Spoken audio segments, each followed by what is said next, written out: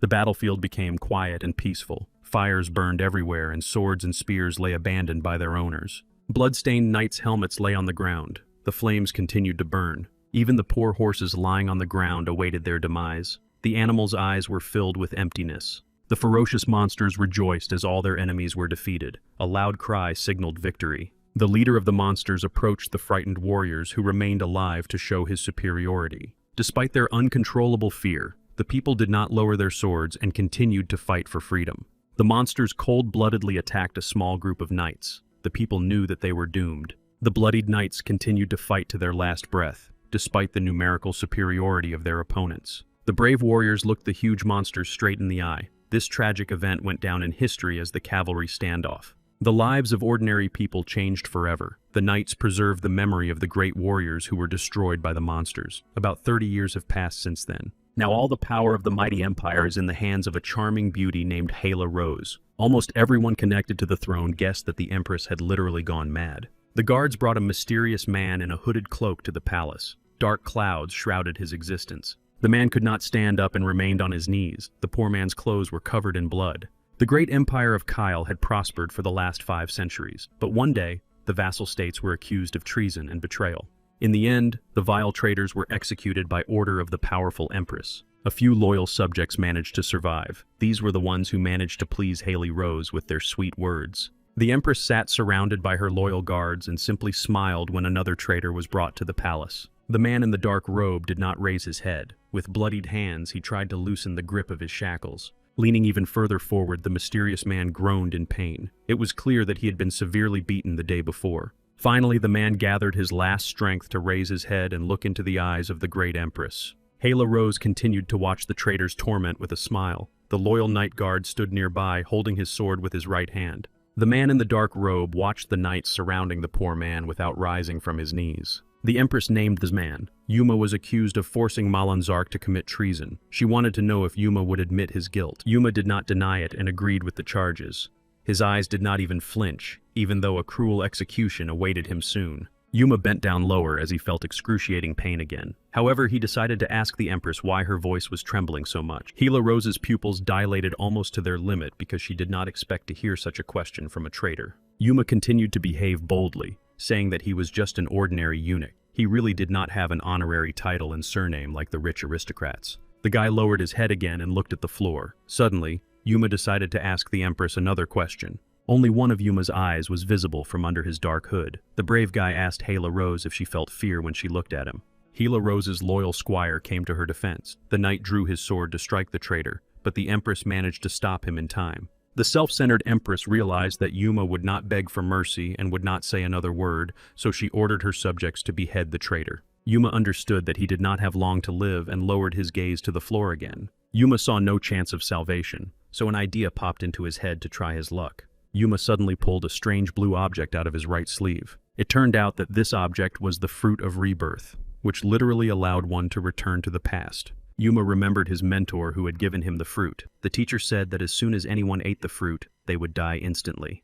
At the time, Yuma did not understand why his mentor had given him the fruit of rebirth. No one knew how many years ago the magic fruit could transport you. Yuma looked again at Yahello Rose, who possessed incredible beauty. He did not understand how she could have changed so much for the worse. Yuma continued to think about the reason for the changes in the empress's character, but the answer never came to him. Yuma nevertheless decided to take a bold step and put the magical fruit of rebirth into his mouth. In Yuma's memory, Yahello Rose had always been a smiling girl with a wonderful sense of humor. The guy did not understand what had caused such intense fear in her. Lowering his head, Yuma suddenly began to moan loudly, feeling a terrible pain in his stomach. The boy's heartbeat quickened several times. It became difficult to breathe, and sweat appeared on his forehead. Feeling that these were the last seconds of his life, Yuma turned to the powerful empress, addressing her as Your Majesty. Yuma wished for Yahello Rose to remain in good health forever, and never forget their youthful years when they were considered true friends. Poor Yuma's eyes reddened and widened from the unbearable pain. He realized that he was leaving this unjust world.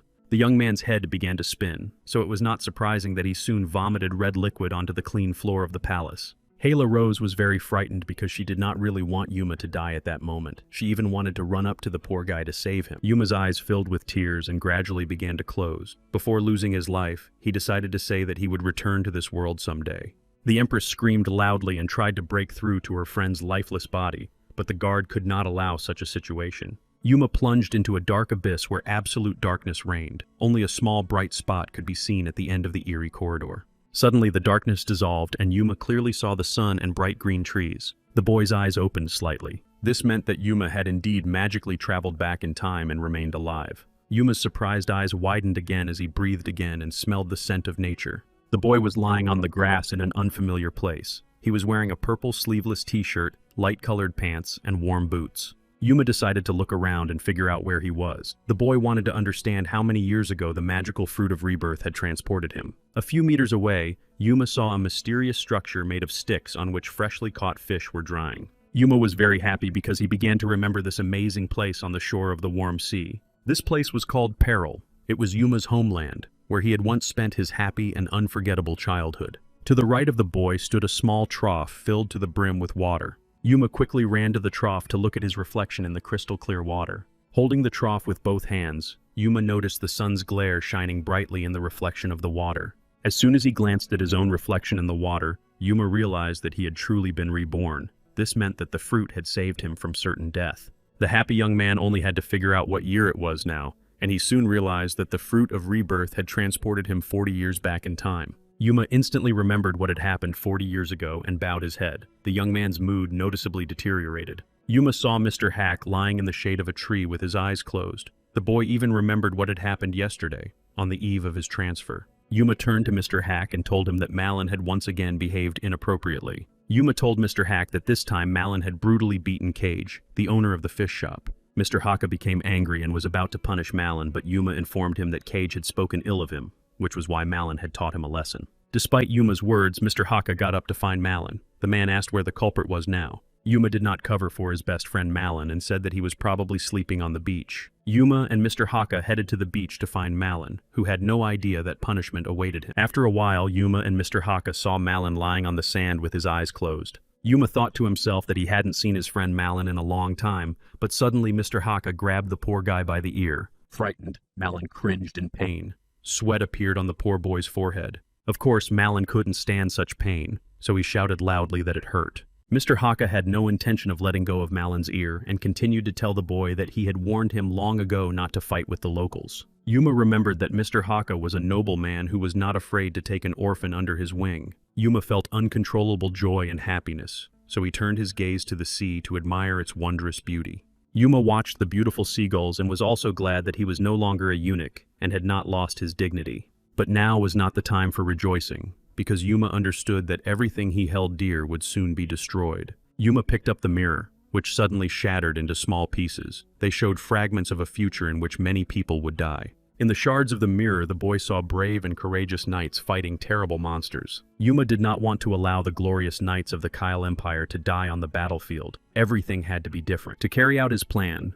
the noble Yuma was ready to take the highest position. Instead of shards, feathers flew, reflecting fragments of a possible future. Yuma saw the villagers who were grateful for their rescue. Yuma watched his friend Malin, who was clutching a sharp sword in his powerful hands. Yuma also did not forget about Hale Rose, for whom he actually had strong emotions and feelings. Yuma grabbed the falling feather tightly and swore that he was ready to do anything to protect everyone who was so dear to him. First and foremost, Yuma planned to protect his dignity and never become a eunuch. However, the poor guy remembered well the day when he unexpectedly lost his dignity, which changed his life forever. An evil and mysterious knight named Marrow turned Yuma into a eunuch. In the area, this warrior was known as Immortal Marrow. Marrow's immortality lay in the fact that he understood perfectly well how to talk and behave with respected and wealthy people. Before Yuma's upcoming rebirth, Marrow decided to return to his hometown on the warm sea coast. Marrow closely watched Yuma and Malin's sword training. Feeling like a so-called boss, he offered to teach the boys something. The cunning man said that if the boys won, he would write letters of recommendation to the orders of knights. The boys, of course, agreed. Yuma and Malin were happy, anticipating a fight with a real knight. This did not mean that the boys were afraid to engage in combat with him. Their expectations were not met, as Marrow was actually much worse with a sword than he was with his nasty, sharp tongue. Marrow left the battlefield with bruises and abrasions, promising to keep his word and write a recommendation to the Order of Knights. The boys had no idea that Marrow would betray them. It was after Marrow's report that Yuma became a eunuch. Malone was assigned the role of apprentice to the treacherous knight. Yuma became a eunuch and could have gained the favor of Hale Rose, power, and money. But the guy didn't need any of that. He felt like a cripple. Yuma had to put up with the contempt of the rich aristocrats who laughed at the poor guy behind his back. Even among commoners, Yuma constantly wore a dark hooded cloak hiding his face. Yuma gritted his teeth and promised himself that he would never allow such a situation to happen again. This time, he would do everything to protect himself. Knight Marrow was supposed to arrive in the village tomorrow morning,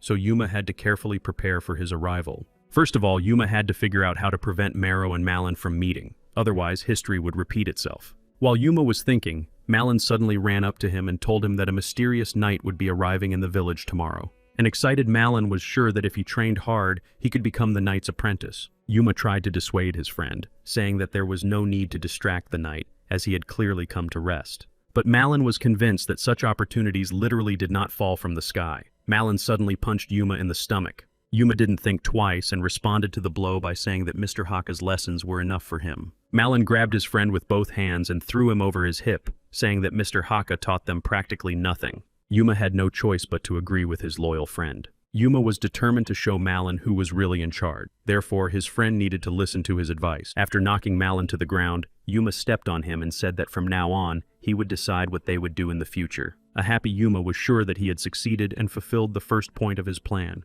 Yuma threw his friend to the ground near a huge green tree. Knight Marrow reflected that he had managed to win because he was ready to give his life. It was his duty as a true knight. Malin listened to the great knight's story with loving eyes and longed to become his faithful disciple. The arrogant knight simply laughed at the naive boy Malin and told him that the owner of the fish shop, Cage, had greatly praised the local youth. Marrow knew that the boys had been training with swords for a long time, so he asked them to show him their skills. A delighted Malin immediately agreed to the knight's proposal and said that the upcoming duel would be an honor for him. Yuma was frightened because last time Malin had easily defeated Marrow, after which Yuma became a eunuch. He had to watch the battle. Malin grabbed his sword with both hands, ready to show what he was capable of in battle. Brave and courageous, Malin stood waiting for a dizzying duel with the great knight and was determined to win. Unexpectedly, Yuma approached Malin from behind and begged him to deliberately give in and lose to the knight Marrow. The naive Malin said that he was not capable of defeating the great knight and would therefore simply give it his all. Yuma asked him once again to lose. Malin just smiled and said that his friend Yuma was greatly overestimating his abilities. With a confident stride, Malin headed for a training duel with Knight Marrow. He was literally on fire. Offended, Yuma didn't know what to do and simply called Malin an idiot. Malin grabbed his sword with both hands and took up a fighting stance. Meanwhile, Knight Marrow smiled and took his sword with just one hand. Mr. Haka joined Yuma to watch the legendary duel between Malin and Knight Marrow. Knight Marrow looked confidently at his opponent and asked him to attack first to see what he had learned. Malin raised his sword above his head with wide eyes and thought that he needed to give it his all. Malin struck his opponent's weapon with incredible force. The sword of the great Knight Marrow suddenly found itself in the air, flying in an unknown direction. Soon, the sword of the Knight Marrow ended up in the ground behind the mighty warrior. Surprised, Malin just stood in front of his opponent and literally did not know what to do next. Yuma, standing behind Mr. Hack, suddenly began to smile. It was as if he already knew what would happen next. Knight Marrow's face contorted with anger. The man felt uncontrollable rage and fury. Yuma turned to Malin and said that he had no right to attack the great knight by distracting him with his loud cries. Yuma continued to humiliate his friend by calling him a coward. Malin was not worthy of training with a knight. Yuma was very upset that Knight Marrow might not believe in his acting abilities. Marrow urged Yuma not to speak negatively about his friend anymore. After all, cowardice could also be part of a strategy. Yuma was happy because Knight Marrow clearly believed his statement. This meant that Marrow was a foolish person. Marrow claimed that cowardice and dirty tricks could one day save their lives. As a token of gratitude, the man was ready to show his true strength. Yuma smiled insolently because he did not believe that the knight was capable of showing true masculine quality. Marrow suddenly picked up his sword and shouted loudly. Everyone around him was frightened by the strange behavior of the clumsy man. Malin was confused and did not know how to react to the situation. Mr. Haka was sure that if Marrow were not an aristocrat, he would have long since been lying in a ditch with a sharp blade between his ribs. A strange bright blue aura suddenly lit up on the blade of Marrow's sword. The brave Knight Marrow shouted that the people around him were actually witnessing the true aura of his great sword. Yuma couldn't help himself and began to applaud the skill of the Knight Marrow, calling this action an amazing phenomenon. Mr. Haka approached the knight to thank him for his time. The man decided to treat Marrow to a beer after such an amazing warm-up.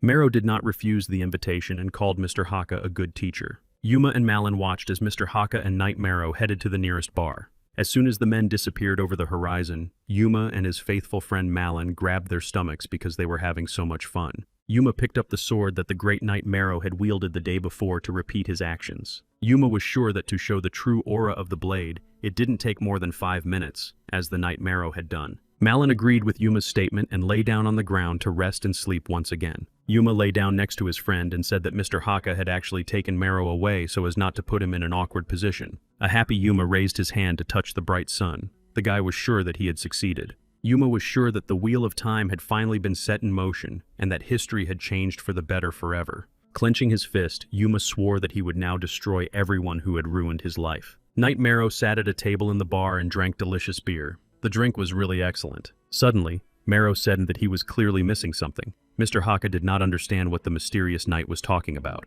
A charming girl who worked as a waitress at the bar approached the table. She was carrying the fish that Mr. Haka had ordered the day before. The self-confident knight showed himself to be a true gentleman by thanking the frightened waitress. Yuma and Malin were returning home after their so-called training and planned to stop by the bar as well. Suddenly, the friends stopped. Yuma suddenly sensed something was wrong and was sure that something was amiss. Yuma and his friend were walking through the city after training, thinking that they would have to meet the arrogant knight who was overweight again. Suddenly, they stopped. Yuma sensed that something was wrong when he heard familiar voices coming from a nearby window. In the bar window, the guy saw Marrow take the hand of a pretty girl who worked there as a waitress. Marrow did not let go of the frightened girl's hand from his slippery paws and invited her to sit down at the table, calling her a lovely beauty. The well-fed knight asked the waitress how old she was, resting her hand on his huge cheek. The girl was in no hurry to respond and claimed that she had too much work to do, but Marrow insisted that there was no one else in the bar but them. Yuma and his friend cringed with displeasure, as they clearly felt sorry for leaving the poor waitress alone with the nasty knight. Marrow continued to pester the waitress, calling her an orphan of war. In the man's opinion, the girl should have been used to this kind of thing. Marrow understood perfectly well why Cage was using the beautiful girl. The owner of the fish shop was a lecherous old man. Mr. Haka claimed that there was a hierarchical system in the empire. If he acted thoughtlessly, everyone around him would be in danger.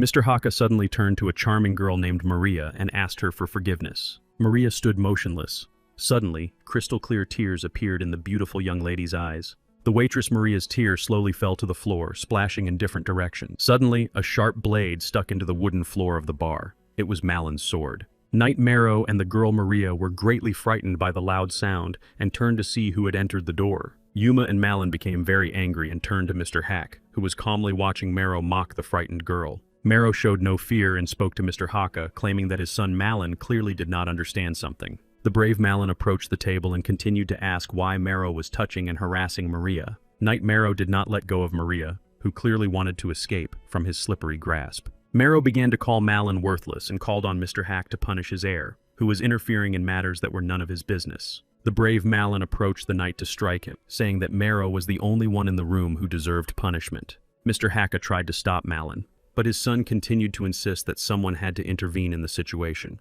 Yuma grabbed his friend by the shoulder to tell him that the great knight Marrow should not be killed. The situation could get out of control. The cunning Marrow was sure that the boy would not have the courage to strike him, since Malin had recently refused to fight him. Marrow continued to stare into the eyes of his opponents without showing any fear. Yuma decided to demonstrate his sword skills and showed Marrow that he could reveal the true aura of his blade. Frightened, Marrow couldn't believe what was happening and declared that Yuma would be beheaded if he dared to attack the great and talented knight. Yuma had no intention of backing down and declared that it was still unknown which of them would end up without a head. Mr. Haka couldn't let Yuma attack the great knight Marrow and shouted loudly to stop the young man. Mr. Haka drew his sword to knock the sharp blade out of Yuma's hands. Yuma prepared to deliver the strongest blow. His gaze said that Marrow would soon truly learn what power was. Knight Marrow felt a terrible and powerful blow and fell to the floor, writhing in unimaginable pain. Knight Marrow's body lay on the ground. The poor man was barely moving, which meant that Yuma had clearly used all his strength. Yuma laughed arrogantly at Knight Marrow, who was practically crying from the pain. Yuma also told him that he had disabled the blade's aura before striking. Mr. Hack's face broke out in a sweat as he realized the horror of the situation. Yuma confirmed that he had dared to take a brave but desperate action by striking the great and famous Knight Marrow. Yuma understood perfectly well that he would soon have to face the dire consequences of his rash action. Yuma called the waitress Maria and told her to go to the Lord immediately. Yuma persuaded the frightened girl to tell the owner of the fish shop that Knight Marrow had harassed her. Cage had to intervene. Marrow continued to sit on the ground. The pain had almost gone, and now the man was thinking about how to take revenge on his offender. Yuma stood over Knight Marrow and was not going to let him go just like that. as he clearly had not finished his conversation with him yet. Knight Marrow's face was covered with bruises and abrasions. The man claimed that Yuma would now lose his life for attacking an aristocrat. The frightened Knight Marrow said he would find the guard and tell him about the situation. Malin and Mr. Haka looked into the man's eyes. Yuma smirked because he realized that he had not struck a real knight, but a cowardly man who was afraid of being beaten again. Yuma crouched down so that the knight could hear him clearly, and said that the guards would be very surprised when they found out that a commoner had beaten the great knight. Yuma knew perfectly well that a commoner could never become a knight, and that the guards would probably take out their anger, accumulated over many years, on Marrow. Yuma mocked the knight, saying that now was the time when tensions between aristocrats and commoners were coming to a head. Yuma assured Marrow that talented and gifted commoners were better than trash like him, and that's why the guards wouldn't punish him. Yuma leaned over to the Knight Marrow to whisper in his ear. The guy told him to get out of the bar immediately. Marrow didn't think for a second and ran away at incredible speed so as not to get beaten up again by the brave and talented guys. Malin raised his finger to express his admiration for his comrade Yuma's actions. It was really cool. Unexpectedly, Mr. Haka approached Malin from behind and without hesitation gave his son a strong slap on the back of the head. Mr. Haka approached Yuma to tell him that he should have refrained from acting and ignored the fact that Marrow was harassing Maria. Malin was upset because he was disappointed in his own father, who was capable of ignoring the violent actions of the aristocrats. Suddenly, Yuma agreed with Mr. Haka's statement because the situation could get out of control. Maria and the boys would be in danger. Mr. Haka suggested packing their things and quickly leaving their homeland, but Yuma said he had a plan that required the boys to split up. Yuma approached the huge palace where the powerful empress lived. The building was truly awe-inspiring. Guards stood at the gate and demanded that Yuma introduce himself and state the reason for his meeting with the Empress. Mr. Haka listened attentively to Yuma, who repeated that he and Maria needed to go to the Lord urgently. Yuma raised his finger and said that the Lord must protect Mr. Haka and Maria and that they would be safe. Mr. Haka would not be able to do without the Lord's help.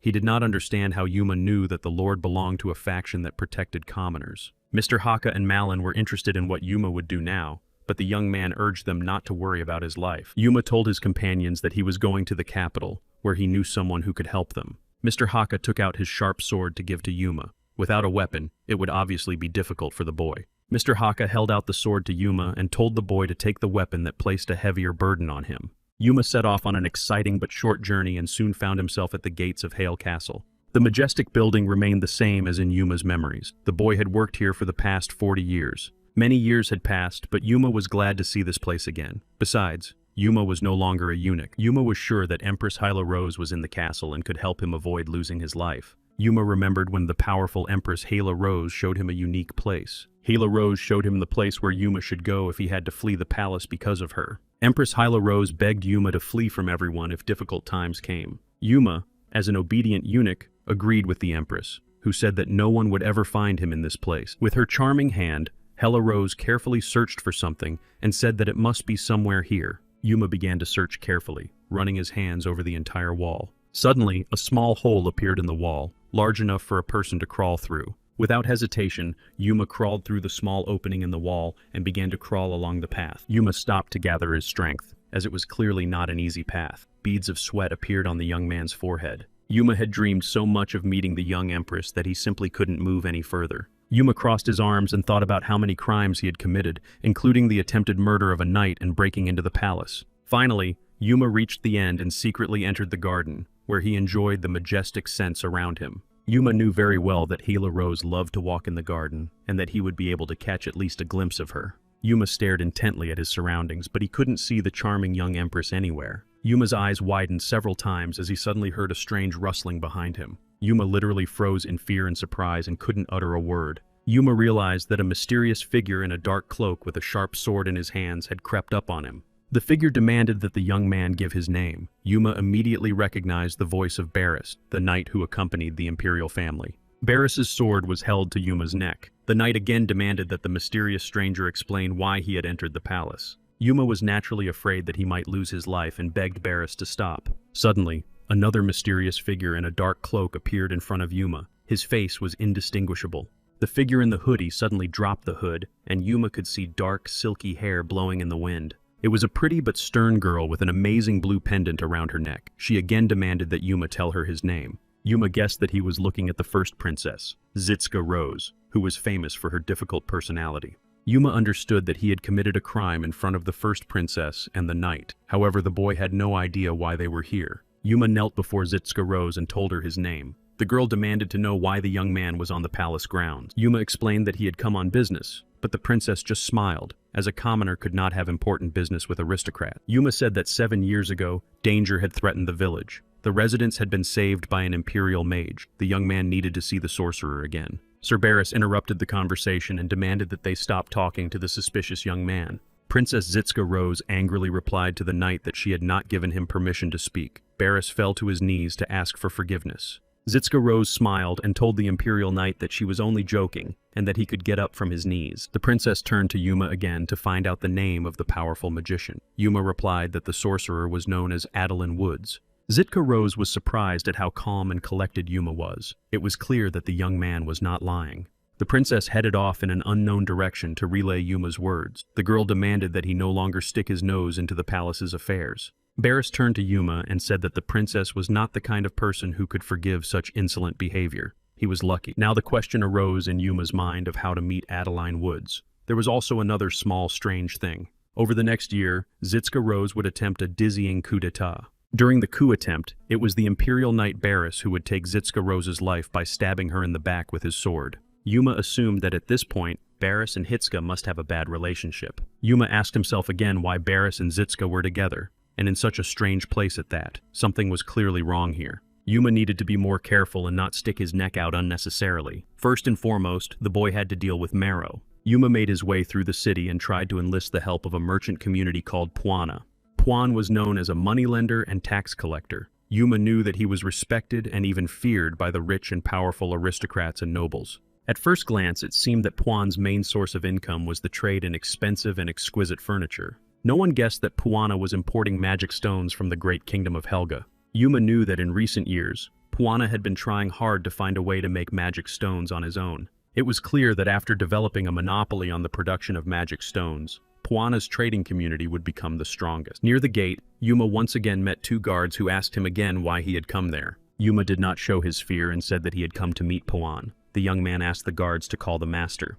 The guards just laughed loudly and asked Yuma not to joke like that anymore, calling him a kid. Yuma drew his sharp sword to prove to the guards that he was not joking. With one swing of his blade, Yuma cut through the guards' spears, who were now clearly not laughing. Yuma promised that he would cut off the guards' long tongues if they continued to laugh at him. The young man introduced himself as an escort for the Adeline family. The guards were frightened and let Yuma into the colorful building. Here, the young man's attention was drawn to the huge red curtains. Yuma sat down at a table where a mysterious man with a mustache was already waiting for him. He introduced himself as Mr. Puan. Puan offered him some delicious, expensive tea that had been brought from the east. Yuma thought to himself that sitting in front of him was the future owner of one of the most powerful trading communities, Puan. While the man with the mustache drank tea, Yuma continued to think, calling him a great moneylender to himself. Mr. Puan smiled and enjoyed the expensive tea. The man's delight was literally boundless. Yuma grew tired of watching Puan rave about the tea and asked him to get down to business. Mr. Puan asked why Yuma had come to him uninvited. The young man replied that he wanted to make a lucrative deal with the man. Yuma said that he knew a unique way to make magic stones, and that he had lied when he introduced himself as an escort for the Woods family. Mr. Puan spat out his tea. The man laughed because he knew that according to the Empire's Magic Academy, there was no way to produce stones. Yuma suggested that Puan sign a magical contract stating that if the young man broke it, he would become a test subject in the study of magic stones. Puan asked what was in it for Yuma. Parent said that he had recently attacked a knight and now needed help. Puan said that money would not help the boy escape the consequences. Yuma needed to go to the casino owned by the Fabian family. At the casino, Yuma had to find a knight obsessed with gambling named Haven Woods. In the first few seconds, Yuma noticed a table with unique knight's armor made of real gold. Haven Woods sat down opposite Mr. Puan and asked the man what he wanted from a simple knight. Puan said that he had heard rumors that a commoner had attacked Knight Marrow and nearly killed him. Haven Woods did not hide the fact that he had heard about the attack on Knight Marrow. The man even knew that the culprit was an ordinary village boy. Puan explained that the culprit's name was Yuma and that he was his nephew. According to Baron Lewis, Knight Marrow had behaved badly towards the girl. Haven Woods demanded that the story be dropped. The man promised that he would soon bring the matter up at a meeting of the elders. Woods was about to leave Puan's house, taking the golden armor with him. The man said that he would not mind meeting Mr. Puan again soon. Everything went as Yuma had said. Now the boy had to return to the business of making magic stone. Yuma felt like a real teacher and began to explain that the method of making stones was actually very simple. Yuma said that first of all, the magic stones had to be carefully ground into a natural powder. Then the stones had to be planted in the ground and watered every day with the blood of magical animals, as if they were seeds. Mr. Poan was very surprised. However, Yuma warned the naive man by telling him what would actually happen when he reached the third step. Yuma said that everything around him would start to explode. To solve this problem, Poan would need only one archmage. Mr. Poan's disappointment knew no bounds, as he understood that there were very few archmages left in the Empire. Yuma tried to calm Mr. Poan down. The guy said that she had just the person he needed in mind. Yuma knew very well that Kale Fabian had been adopted because of his exceptional talent, but now he was an outcast among high society. Yuma carefully observed the behavior of the rich and influential society. Everyone around him smiled sincerely. Kale Fabian held a glass of a drink of unknown origin in his hand and suddenly asked Mr. Poyne what had happened. Mr. Poyne did not hide the fact that he was actually overjoyed to meet a real powerful archmage. Poyne introduced himself as a merchant. Sitting at the table, Kale Fabian said that if Mr. Poyne wanted the power that was in the hands of the Fabian family, he had come in vain. The day before, Yuma had advised Mr. Poan to behave in this manner so as not to irritate Fabian. Mr. Poan loudly declared that what he really needed were people who cared only about blood ties and strong bonds. Archmage Kalian. Fabian clenched his teeth and shut his mouth. The man did not expect such insolent behavior from an ordinary merchant. Unexpectedly, Kalian Fabian could not contain his emotions and laughed out loud. Mr. Poyne was not frightened by the loud sound and repeated that the only person he planned to cooperate with was Kalian Fabian. Kalian Fabian fell silent again and began to stare at the floor, making strange, mysterious sounds. Suddenly, Archmage Kalian Fabian couldn't hold back again and laughed even louder, scaring the people around him. Holding his stomach, the gray-haired old man Kalian Fabian turned to the respected Mr. Poyne and called him a mentally ill person. Mr. Poyne did not show his displeasure. The man clearly did not expect to hear such words from Fabian in such a majestic place. Kalian Fabian continued to drink from his glass and said that he would give Mr. Poyne a chance to speak in the near future. Yuma was sure that the pieces of the puzzle would fall into place, and said that the Kingdom of Matin would be a unique place where stones would be produced. The Kingdom of Matin was the only place capable of repelling constant attacks from the powerful empire. The fact was that it was in the Kingdom of Matin that a squad of professional mercenaries called the Black Wolves had once been created long ago. Every warrior in the Black Wolves squad sincerely hated the Empire and was opposed to any foreigner. Yuma understood that since the Black Wolves were opposed to the Empire, it would not be easy for them to get through to find out about the production of magic stones. Mr. Poyne was not sure he wanted to get involved with savages. After all, the man could lose his life and leave the soldiers to die of hunger. Meanwhile, the weather outside was incredible. The clouds seemed to float across an endless blue slope. The bright sun illuminated the peaks of giant mountains surrounded by green trees and bushes. Mr. Poan claimed that the people of the Empire had come to the Kingdom of Matin voluntarily. The man mentioned his wife, whom he would never see again. Yuma tried to calm Mr. Poan down. The boy claimed that he could protect him from attack. Besides, a real archmage was walking beside them. Mr. Poan was encouraged and said that even if they did not win, they would still be able to get out of Matin alive. Yuma and Kalian Fabian laughed and said that only cowards actually run away from battle. The men were sure that they would fall as brave men. Looking at the beautiful bird, Yuma remembered that none of them had families to worry about. The three men walked on the ground covered with dry leaves. Kalian Fabian suddenly stopped and shouted that they had finally reached their destination. The men stopped near a scary building with a terrifying wolf's head on top. It was the lair of the Black Wolves. It was a strange, mysterious structure surrounded by bright green trees. The surprised trio stopped and looked around carefully. Their gaze was drawn to the huge gates. The frightened companions looked for the guards who were supposed to be guarding the main entrance to the lair of the Black Wolves. There was an eerie silence. Only the singing of small birds could be heard. Suddenly, Yuma felt the mysterious footsteps again. A sharp blade was once again at the young man's neck. Unexpectedly, a familiar voice said that they hadn't seen each other in a long time. Behind Yuma stood his brave and courageous comrade Malin, who had followed the three men and wanted to join them. Yuma instantly recognized the voice of his old comrade and friend and called out his name. Malin ordered Yuma to raise his hands and turn to face him so he could look him straight in the eyes. Frightened, Yuma decided not to resist and slowly raised his hands, turning to face his opponent. Malin sheathed his sword and laughed loudly, saying that Yuma was clearly frightened by such an action on the part of his loyal comrade. A stranger standing near Callie and Fabiana turned to Malin and asked why he was being so friendly with the troublemaker. Malin replied to his partner that he just wanted to say hello to an old friend. Yuma asked the mysterious gentleman to seek help from the Lord, who would help not only them, but also the beautiful girl Maria. Yuma turned to Malin and asked him to infiltrate the lair of the Black Wolves. If they believed that he hated the Empire, he would have to pass a test. Malin hugged his old friend, saying that he was glad that Yuma was alive and well. Before Yuma's rebirth, when he was still a student of the vile Knight Marrow, he miraculously attracted the attention of Duran Zark, who then took him under his wing. Duran Zark focused his attention exclusively on talented boys who were skilled with the sword. Knight Marrow forcibly dragged poor Malin into his wealthy circle, where the boy was considered a so-called black sheep. Malin was a commoner who was lucky enough to become the adopted son of the great and powerful knight Duran Zark. The rest of Duran Zark's entourage had a strong desire to get rid of the nuisance as quickly as possible. The boy Malin, who sincerely believed in the power of true knights, was suddenly confronted with the harsh reality of an unjust world. Malin reflected that even though he was a true knight, none of those around him recognized him as an aristocrat. Lying on the ground, Malin reasoned that those born aristocrats would always get rid of ordinary commoners. Malin turned to his partner and said that all his income went to maintaining his equipment and that he had to become a mercenary after all. His partner tried to support Malin by telling him that he had worked hard to get to where he was. Malin stood opposite Yuma and soon asked him a simple question. Why had he come to the lair of the Black Wolf? Yuma did not want to lie and said that he had come here to ask the great commander Hugo for a favor. Malin quickly realized that the three men had come to rescue him from the clutches of the mercenaries. The guy ordered them to be led inside. Suddenly, the sword of the brave and courageous Malin glistened in the bright sunlight. Malin said he would let Yuma inside if the boy could defeat him in a fair fight. Yuma smiled broadly and began to pull a sharp blade from behind his back. The boy didn't believe that Malin was serious. Entering into a dizzying battle, Yuma still asked Malin if he was sure he could defeat him after just a few training sessions. The swords of the old friends clashed in a terrifying duel. Neither of the boys was going to give up. Yuma was greatly surprised at how much his comrade Malone's strength had increased. After all, Yuma's sword bent under the weight of his friend.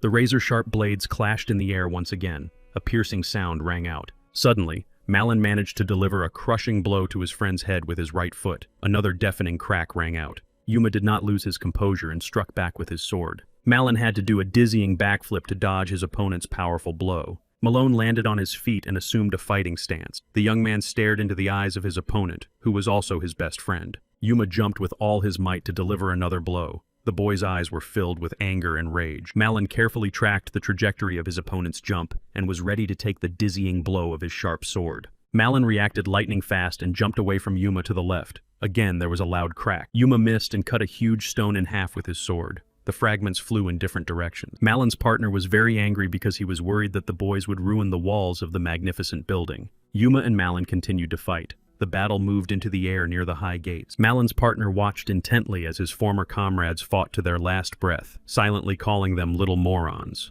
Malin was delighted when Yuma bent down to the ground during the fight. The boy jumped up again to strike the poor guy with his sword. Malin smiled when he realized that the advantage in this battle was on his side. Unexpectedly, Yuma managed to react quickly and parried Malin's blow with his blade. The boys looked at each other again. During the fight between Yuma and Malin, there was another rumble and fragments of stone flew in different directions. Kael Fabian turned to Mr. Poan and asked if the boy had come to him with a request. Poan nodded. Kael Fabian was delighted because he thought he had found a real golden egg. But for Mr. Poan, it was too much. Finally, the fight between Yuma and Malin came to its logical conclusion. Yuma's sword lay on the ground. Malin did not hide his admiration and joy. The boy brought his sharp blade to Yuma's neck to prove his victory. Happy Malin couldn't contain his emotions and demanded that Yuma admit defeat. Yuma didn't hide his disappointment. Pushing his opponent's sword away from his neck, he said that he had only given in to his friend. Malin didn't believe his friend and ordered him to stand up so he could take him to his boss. Malin dreamed of finally defeating Yuma in a fair fight. Malin continued to taunt Yuma and said that in reality, a snake was never a match for a dragon. The heroes found themselves inside a huge building and walked down a dark corridor to the boss of the Black Wolves. Suddenly, Kael Fabian turned to Mr. Poan and said that he needed to pull himself together and not show uncontrollable fear in front of the boss. Malin smiled and said that when you first meet his commander, every cell in your body literally trembles with fear. Yuma decided to joke with Malin, accusing him of needing to change his pants behind the door. Malin did not appreciate his friend's joke, refusing to respond and simply opening the dark door. In an instant, the three guys found themselves inside a huge, tall office. Yuma was happy because he had finally reached his destination. In the center of the hall, on a high throne, sat Hugo, the commander of the Black Wolves. The muscular man was truly fearsome. Hugo called the uninvited guests imperial rats who had recently decided to crawl out of their dirty burrows. Hugo was known as the Orc Slayer. He was the only person who had managed to defeat an orc with the strength of a real dragon. Before the battle between the dragons and demons began, one of the members of the Black Wolves betrayed his commander and cold-bloodedly took his life. If Hugo had been alive, the consequences of the fierce battle would have been much less than they are now. The uninvited guests showed their submission and respect and knelt before the leader of the Black Wolves. Yuma was the first to start the conversation and decided to introduce himself by calling everyone present by name. Hugo did not listen to Yuma's monologue to the end and asked the guy if he was the leader of this small group. Yuma denied his leadership, calling the others simply comrades. Hugo couldn't believe that an aristocrat and a commoner could be friends. Yuma said that it wasn't about the empire, but the commander interrupted him, unwilling to accept the fact that he was being contradicted again by a commoner. The insolent Yuma declared that he had heard that lonely people almost never understood jokes. Mr. Poyne and Kale Fabian stared intently at the floor and did not raise their heads, afraid to meet the gaze of the angry Hugo. Malin, along with his partner and the other members of the Black Wolves, did not know what to do, as this was the first time they had seen anyone contradict their leader. Hugo remained silent and tried to suppress a smile. The muscular man had always loved bold and courageous people who could stand up for themselves. The leader of the Black Wolves calmed down and asked why the trio of travelers had come to him after all. Yuma asked the great leader of the Black Wolves if he had heard of Mirac. Hugo was surprised by the question but replied that all existing power here was exclusively in his hands. At the top of the so-called pyramid was the Great Empress, who had noble aristocrats and nobles under her command. Meanwhile, the aristocrats were forced to obey the empire and everyone associated with Her Majesty, the Empress. In turn, ordinary commoners carried out the demands and obeyed the orders of the aristocrats. The commoners were also lucky because they had slaves under their command who were clearly unlucky in life. However, even the slaves were a little lucky because each slave could have livestock, including pigs, goats, or even cows. Unfortunately, below the slaves were military deserters, whom the empire called maracas. They were the true outcasts of modern society. Yuma asked Hugo for several maracas so that he could later buy land in the territory of Matin. The fact was that he needed guards. Hugo asked Yuma if he planned to use the lowest class of people for his own financial gain. During the war, Hugo destroyed 5 kingdoms. It was because of him that an incredible number of Miraxes appeared in the world. Yuma continued to show his bravery, saying that it was better to use the Mirax than to have them sit idle. Yuma confidently asserted that the Mirax had been wasting their lives for many years. Hugo said that such self-flagellation would affect not only those who were wavering, but also those around the Mirax. Hugo said that he saw in Yuma a true warrior, defined not by the number of heads he had cut off, but by the number of lives he had saved with his words. Yuma was greatly surprised by the words of the leader of the Black Wolves and decided to thank the great mercenary leader. Hugo accepted Yuma's offer without any negotiation. This was not surprising, as he could not argue with the leader of the mercenaries. Yuma and his companions said goodbye and found themselves back in a huge, tall, dark corridor. Yuma continued to walk forward but suddenly decided to stop to catch his breath. Yuma leaned against the wall and covered his mouth with his right hand. The boy could barely stand because he was overwhelmed by uncontrollable fear. Yuma held onto a column to keep from falling to the ground. There was an unbearable buzzing in his head. Yuma admitted that the conversation with the leader of the Black Wolves was much scarier than he had imagined the day before. Yuma was sure that Malin would not be able to restrain himself when he met the powerful leader Hugo. Finally, Yuma left the building. Yuma heard strange rustling sounds again, and his sword once more clashed with the weapon of the mysterious opponent who had approached him. Malin did not want to let his old friend go so easily, so he attacked the poor but brave boy again. The guards watched the fight between Yuma and Malin closely, and did not understand what was really happening in the fishing village of Peril. Suddenly, a razor-sharp spear flew towards Yuma's face. The boy had to react quickly to save his life. Miraculously, Yuma dodged to the left and the spear flew past the frightened boy's right ear. Yuma continued to fight Malin, realizing that he was miraculously lucky to be alive. However, he was unable to avoid injury. Yuma realized that he had a wound on his right cheek from the thrown spear. The former friends stopped abruptly when they suddenly heard footsteps. The boys watched as a mysterious man approached. It was a man who had once decided on a desperate and treacherous act, betraying his leader, Hugo. The stranger approached the frightened boys and said that he knew that sooner or later he would return here again. Yuma was very surprised and did not know how to react to the appearance of this mysterious and strange man. The crazy man suggested that Yuma spar with him. Yuma could not refuse the offer because he never showed his fear. Suddenly, Yuma saw the man's face and immediately remembered the name of the mysterious stranger. His name was Cargo. Cargo took his spear from behind his back and was ready to attack the main character. Yuma stood in a fighting stance to repel the impending attack of the treacherous traitor Cargo. Cargo, with an angry face and a sharp spear in his hands, swung at the brave Yuma, who never backed down from a fair fight. Yuma managed to parry the spear strike. An original question arose in his mind. How did Cargo manage to cold-bloodedly take Hugo's life? The fierce battle between Cargo and Yuma continued. Neither opponent planned to give up. Cargo took a strange fighting stance, hiding the spear behind his back. Cargo planned to deliver the next blow unnoticed. Closing his eyes, Cargo, who now looked blind, struck Yuma's face with his spear in a flash. Yuma watched as his opponent's razor-sharp spear approached his face. He had to think of something quickly to avoid being wounded. Gritting his teeth, the brave Yuma managed to parry Cargo's dizzying blow. Cargo was not discouraged by the fact that his blow had missed its target, and once again took the spear in both hands to throw it at the poor guy. Yuma jumped out of his way of the flying spear, emphasizing his fighting skills. Cargo paused the fierce duel to say that he was impressed by the technique of the young, confident boy. Cargo smiled and looked into his opponent's eyes, waiting for his long-awaited response. Yuma was in no hurry to say anything. Gripping his sword with both hands, Yuma decided to respond to his opponent after all and said that Cargo also possessed incredible skills with a sword and spear. The thought occurred to Yuma that Cargo truly possessed dizzying power, but Hugo was in no way inferior to the traitor. When the weapons of the two rivals clashed again with a loud sound, Yuma continued to think about how he had managed to defeat the great leader of the Black Wolves. Finally, the battle was over. Yuma's friends shouted that it was time for them to leave this majestic land. Before leaving, Yuma turned to his comrade Malin to tell him that he needed to be more careful and cautious when communicating with Cargo. Malin was picking his ear with his right hand and did not understand why Yuma was against Cargo. After all, he was a good man and a good warrior. Yuma got angry and bit Malin on the head, telling him to obey him unquestioningly. In the future, he would understand why Yuma had said that. Yuma and Mr. Poan left the colorful garden located near the lair of the Black Wolves. Yuma was very concerned about Malin's future. Yuma turned to Mr. Poin and told him that he had actually made another important and responsible promise to the great Lord Hugo. Surprised, Mr. Poin asked Yuma what exactly he had promised to do for Lord Hugo, but Yuma was in no hurry to answer the question. Yuma finally decided to answer and said that Mr. Poan would soon have to find a bride for Lord Hugo. Meanwhile, the birds around them began to fly away. Yuma remembered how, before leaving the lair of the Black Wolves, Lord Hugo had asked him to find a beloved for him as soon as possible. Mr. Poin clutched his head because now he had an incredible responsibility, to find a human woman for Lord Hugo.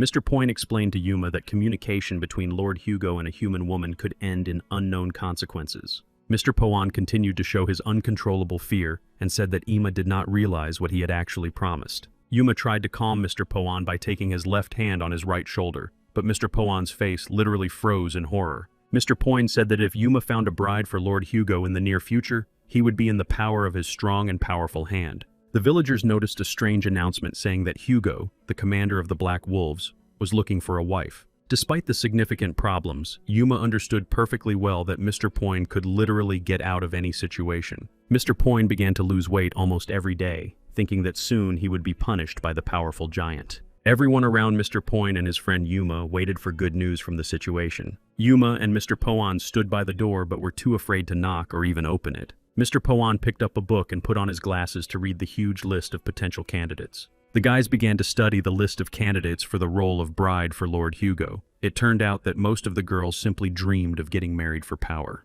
Yuma decided to take a break and sleep, saying that it was obvious and understandable that every girl dreamed of marrying an influential man. Yuma explained that Lord Hugo's future wife could lose her life while performing her marital duties. Aristocrats would not allow their heirs to take such risks. Mr. Poan understood that every girl on the list of brides had already literally resigned herself to the impending loss of her life for the sake of honor and a surname. Poan again decided to ask Yuma a question about the fact that growing magic stones would take a long time, about a year. Unexpectedly, Mr. Poan said that in a year his trading community would most likely go bankrupt. Mr. Poan began to recall the financial investments he had made recently. First of all, he remembered the armor he had bought for the Woods family. Later, Mr. Poan became upset when he remembered the small pile of gold he had had to give as a bribe to the Fabian family. In addition to gold, Mr. Poan had to give the Fabian family precious stones and expensive swords cast from rare metals. Mr. Poan and his trading community also had to send a bag of gold to the Black Wolves mercenaries every month. Mr. Poan's emotions overwhelmed his patience, and the man cried because he really had too many expenses lately. Yuma tried to calm his now comrade again. Nothing could be changed now. First, he had to find a new bride for Lord Hugo. Yuma said that it was urgent to find an aristocrat who would support Juan. Yuma had huge doubts in his head because he didn't understand if he would be able to get support from a respected aristocrat. Yuma and Mr. Poin sat at the table and shouted for the new candidate for the role of bride of the leader of the Black Wolves to enter the room. A lovely, charming girl with dark hair and light blue eyes entered the room and introduced herself as Cindy Mew. The confident girl turned to Yuma and said that she agreed to become Lord Hugo's wife, but she had one important condition. Yuma was very surprised by Cindy Mew's audacity, so he decided to ask what condition the girl had come up with for Lord Hugo. Cindy Mew asked the guys to hire her as a secretary. Yuma and Mr. Poyne exchanged glances but did not rush to answer the lovely young lady. Cindy said that she had worked for a long time at the Fabian family casino, where she often had to wear short and revealing dresses. Cindy told them about Mr. Shirel, who, after drinking strong alcohol, could talk to her for hours on various important topics. In addition, Shirel told Cindy about his secret vault, and only later did the cunning man try to get rid of the unnecessary witness. Cindy Mew offered to tell everything she knew about the location of Shirel's secret vault in exchange for maximum protection. Mr. Poan thought about how his trading community was in the spotlight because of Lord Hugo. He didn't want to get involved. Mr. Poyne tried to politely refuse the nice girl, but Yuma intervened in the conversation and said that Cindy was right for them. Mr. Poyne was surprised. He understood that Yuma had made a mistake. The boy asked the girl what kind of security there was around the secret vault. Mr. Poan was sure that the cunning girl was lying and knew nothing about the secret vault. The man did not realize that he was wrong. Cindy Mew was far from an ordinary pub worker. It turned out that the girl was a member of a special important detachment of the Empire. In addition, this special detachment of the Empire was named after her, Cindy Mew. Cindy said that the secret vault was guarded by only 5 inexperienced swordsmen. In fact, the girl had come to study the trading community of Poan. Mr. Poan continued to disbelieve the cunning girl's words. The man was sure that this business was too dangerous to get involved in. Yuma wondered what would happen if he hired Cindy Mew as a secretary. How would that help them in the future? Yuma agreed to go in search of the secret vault. It was dark outside. Yuma stopped to clarify a few points. He wasn't sure that Malin and his assistant could handle 5 swordsmen. Malin smiled again and said that Yuma clearly underestimated him. The guy's assistant promised that he would protect him under any circumstances. Yuma and his companions were already at the location. The guy was confused as to why his partners had brought so many spears with them. Yuma, Cindy Malin, and his faithful assistant hid in the grass to assess the situation around them. A dizzying silence reigned. Suddenly, Malin's assistant ordered everyone to stay where they were so he could ask Cindy the exact number of guards, swordsmen. Cindy Mew replied without hesitation that there should be exactly 5 guards. The guys carefully examined the towers but did not see a single professional swordsman guarding the vault. And finally, the guys saw one of the so-called guards at the top of the tower. A sword was visible behind the stranger's back. Without much thought, Malin's assistant suddenly pulled out the first spear. Yuma knew that the muscular man would not be able to hit the target. But the man pulled the spear back like an arrow and aimed it at the enemy, who had no idea that he was about to lose his life. The glint of the sharp spear literally blinded the other members of the criminal gang. The guys opened their mouths in surprise because they had never seen spears used as arrows before. The man took careful aim and finally released his spear, which was essentially already an arrow. After hitting his target, the man turned to say that there were only 4 opponents left. Malin gave a thumbs up to show his appreciation for the amazing shot by his loyal assistant and friend. Yuma understood that Lord Hugo would never have let Malin go if he had known that he could lose his life. There was no need to worry about Malin. To climb the high tower, the boys threw a rope with a heavy anchor at the end. Malin managed to hook the anchor onto the tower wall on his first try, and now the boys could safely climb up the rope. Suddenly, the boys heard the voices of the guards, who were literally dying of boredom while on duty. The 2 swordsmen dreamed that a stunning girl would fall from the sky onto them. Then it would be their dream job. Unexpectedly for the guards, a huge spear pierced the back of one of them. The criminal covered the wounded man's mouth so he wouldn't scream. The eyes of the swordsman guarding the tower widened in terrible pain. The guard knew that these were his last moments. The second swordsman did not hear how his partner and comrade was killed and continued to talk about the girl who had to disappear. The guard complained that the missing girl now came to him in his dreams. The man turned around and was surprised to find that his partner was not there. The agitated swordsman began to call out to his loyal partner and comrade, but there was only silence in response. A mysterious stranger crept up behind the guard and had to take his life so that he would not call for help.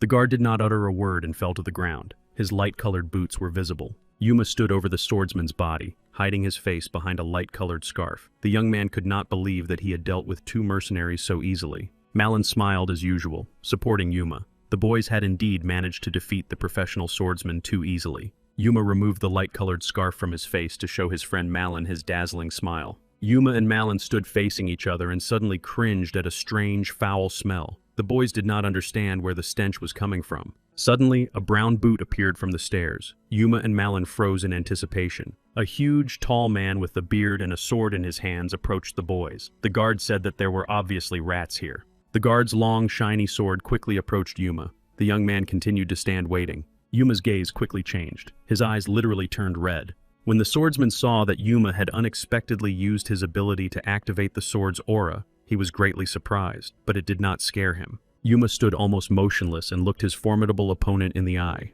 After a few seconds, Yuma turned to the insolent swordsman and asked him if he wanted to test the abilities of the so-called rats. The sharp swords of the two opponents clashed again in the air, making a dizzying sound of metal. Yuma raised his sword above his head, grabbing it with both hands. This gesture was meant to scare the professional swordsman. The bearded man was clearly not a coward, so he continued to attack the young lad. The swordsman tried to crush his opponent, but Yuma's reaction was lightning fast. A piercing bright light flashed around Yuma's boots, which meant that Yuma had once again activated the aura of his sharp blade. The swordsman stopped. His strength was quickly leaving him. The man decided to address Yuma, saying that rats really did possess incredible talent. The proud Yuma did not thank his so-called opponent. The young man understood perfectly well that he would have to take his life. To humiliate the man, Yuma began to smile slightly. The young man asked again if he really had excellent skills. Yuma brought his sharp blade to his face and took a fighting stance to attack his opponent, who was clearly inferior to him in strength. The guard did not have time to dodge the approaching attack, and a small abrasion formed on the man's head. Yuma continued to strike with his sword at the armor of the professional swordsman, who was already about to give up and throw away his blade. With a feint, Yuma managed to hit his target. The guard took his last breaths in life. In an instant, Yuma found himself sitting on his opponent. The young man smiled sincerely as he easily defeated the trained mercenary once again. Yuma raised his gleaming sword to his face again and said aloud that he was very disappointed with his opponent's sword skills. The swordsman continued to stand but already understood that he had to say goodbye to life. The man still held the sword in his hands. He had almost no strength left to hold such a heavy weapon. Yuma spread his legs wider than his shoulders to show his friends that his confrontation had come to its logical conclusion. Yuma once again called his dying opponent a disappointment and smiled, showing his invincibility. Cindy Mallon and his assistant applauded, unable to believe that they had managed to eliminate the secret vault's guard so easily. Soon, the group found themselves in front of the gate to the secret vault. Yuma asked Cindy how to open the door and get inside. Yuma touched the gate with his hand and suggested simply breaking it down by force. The guy asked what metal the doors were made of. Mallon's assistant didn't think twice and already loaded 3 spears to shoot at the gate. The man asked the rest of his companions to step back. A second later, there was a loud crash. The frightened guys covered their faces with their hands so that the fragments would not hurt them. Cindy and Yuma turned and looked with great surprise at the hole in the gate. In the opening, the guys saw a tall pile of gold. Yuma could not believe that a spear could destroy a steel gate. The 4 friends entered the secret vault and began to examine the treasures. Their amazement knew no bounds. Yuma and his companions continued to enjoy the sight of the treasure. There were indeed many precious items here. Yuma smiled slyly and thought that this amount of gold would only last him for the next 2 years. Malone and his assistant received a small, modest bag of gold. Of course, the guys were angry that the reward for the Black Wolves was too small. A carriage with a mysterious passenger inside passed under the arch. It was clear that representatives of a noble family were sitting inside. However, inside the carriage sat Yuma, who thought to himself that he had managed to solve one of the main problems. It was crystal clear to Yuma that as soon as the Poan trading community expanded, new problems and troubles would appear on the horizon. Now Yuma needed to find a worthy person who could support the Poan trading community. Yuma made the only right decision. He needed a respected and powerful aristocrat. Mr. Poan handed Yuma an envelope containing recommendations from Sir Haywan. Thanks to this letter, Yuma could move freely in the avant-garde near the Yornir plain. Yuma thanked his friend. Puan asked why Yuma was heading to the battlefield. The young man replied that he planned to convince Duran Zark to join their company. Surprised, Mr. Puan asked if Yuma had a plan. The young man was confident that he would be able to attract the aristocrat's attention with his skillful abilities. The only problem for Yuma was how to make Duran Zark a future ally. Duran Zark was considered one of the strongest and most skilled warriors during the conquest of the Empire. Duran Zark was rightly called the greatest swordsman in history. His strength was even compared to that of Lord Hugo. Duran Zark was a third-generation aristocrat who was fortunate enough to gain the trust and favor of the Great Empress. Meanwhile, on the plains of Yornir, Avantgarde's dizzying and unpredictable conquest was taking place. Yuma approached one of the many tents near which the emblem of the Great Empire fluttered in the wind. A calm old man handed Yuma some equipment and said that for the time being, he would be enlisted in the ranks of the infantry. The old man was very surprised because he thought Yuma was too young to fight on equal terms with the other great warriors. Two strange, muscular men stood near the carriage and laughed openly at Yuma. One of them invited the young man to visit his tent. Proud Yuma said nothing in response to the men's provocation and simply threw his armor at their feet. Yuma continued to think about how and where to find Duran Zark and win his favor and attention. The perfect moment literally found Yuma, so he decided to respond to the insult by hitting one of the insolent men. The poor man lay onto the ground. The rest of the Empire's representatives quickly gathered at the loud cries. The young man, who had received recommendations from the great Sir Haven Woods, dealt with 20 knights in a matter of seconds. A military tribunal awaited the young man. Armed guards seized Yuma to show him to Sir Duran Zark. No one doubted that the poor man would soon be put to death. Duran Zark read the recommendations from Haven Woods and was very upset that Yuma had already fought with his men on his first day. Yuma was truly remorseful and managed to say that he was very sorry for the inconvenience he had caused. Duran Zark did not believe the young man's words of repentance. The Lord could not believe that the boy had dealt with 20 knights without weapons and without a single scratch. Sir Duran Zark was angry with his guest and was about to say something, but an unexpected event forced the man to fall silent. Behind Yuma, an aura suddenly appeared, emanating from the sharp sword of the brave and courageous young man. Duran Zark was impressed by the skills and abilities of the talented boy. The man noted his strong aura and praised him. Sir Duran Zark began to stroke his beard and thought deeply. The Lord did not know that a commoner was capable of such mastery of the aura of a blade. Meanwhile, the knights beaten by Yuma stood in silence. The wounded men realized that the commander clearly liked the gifted boy.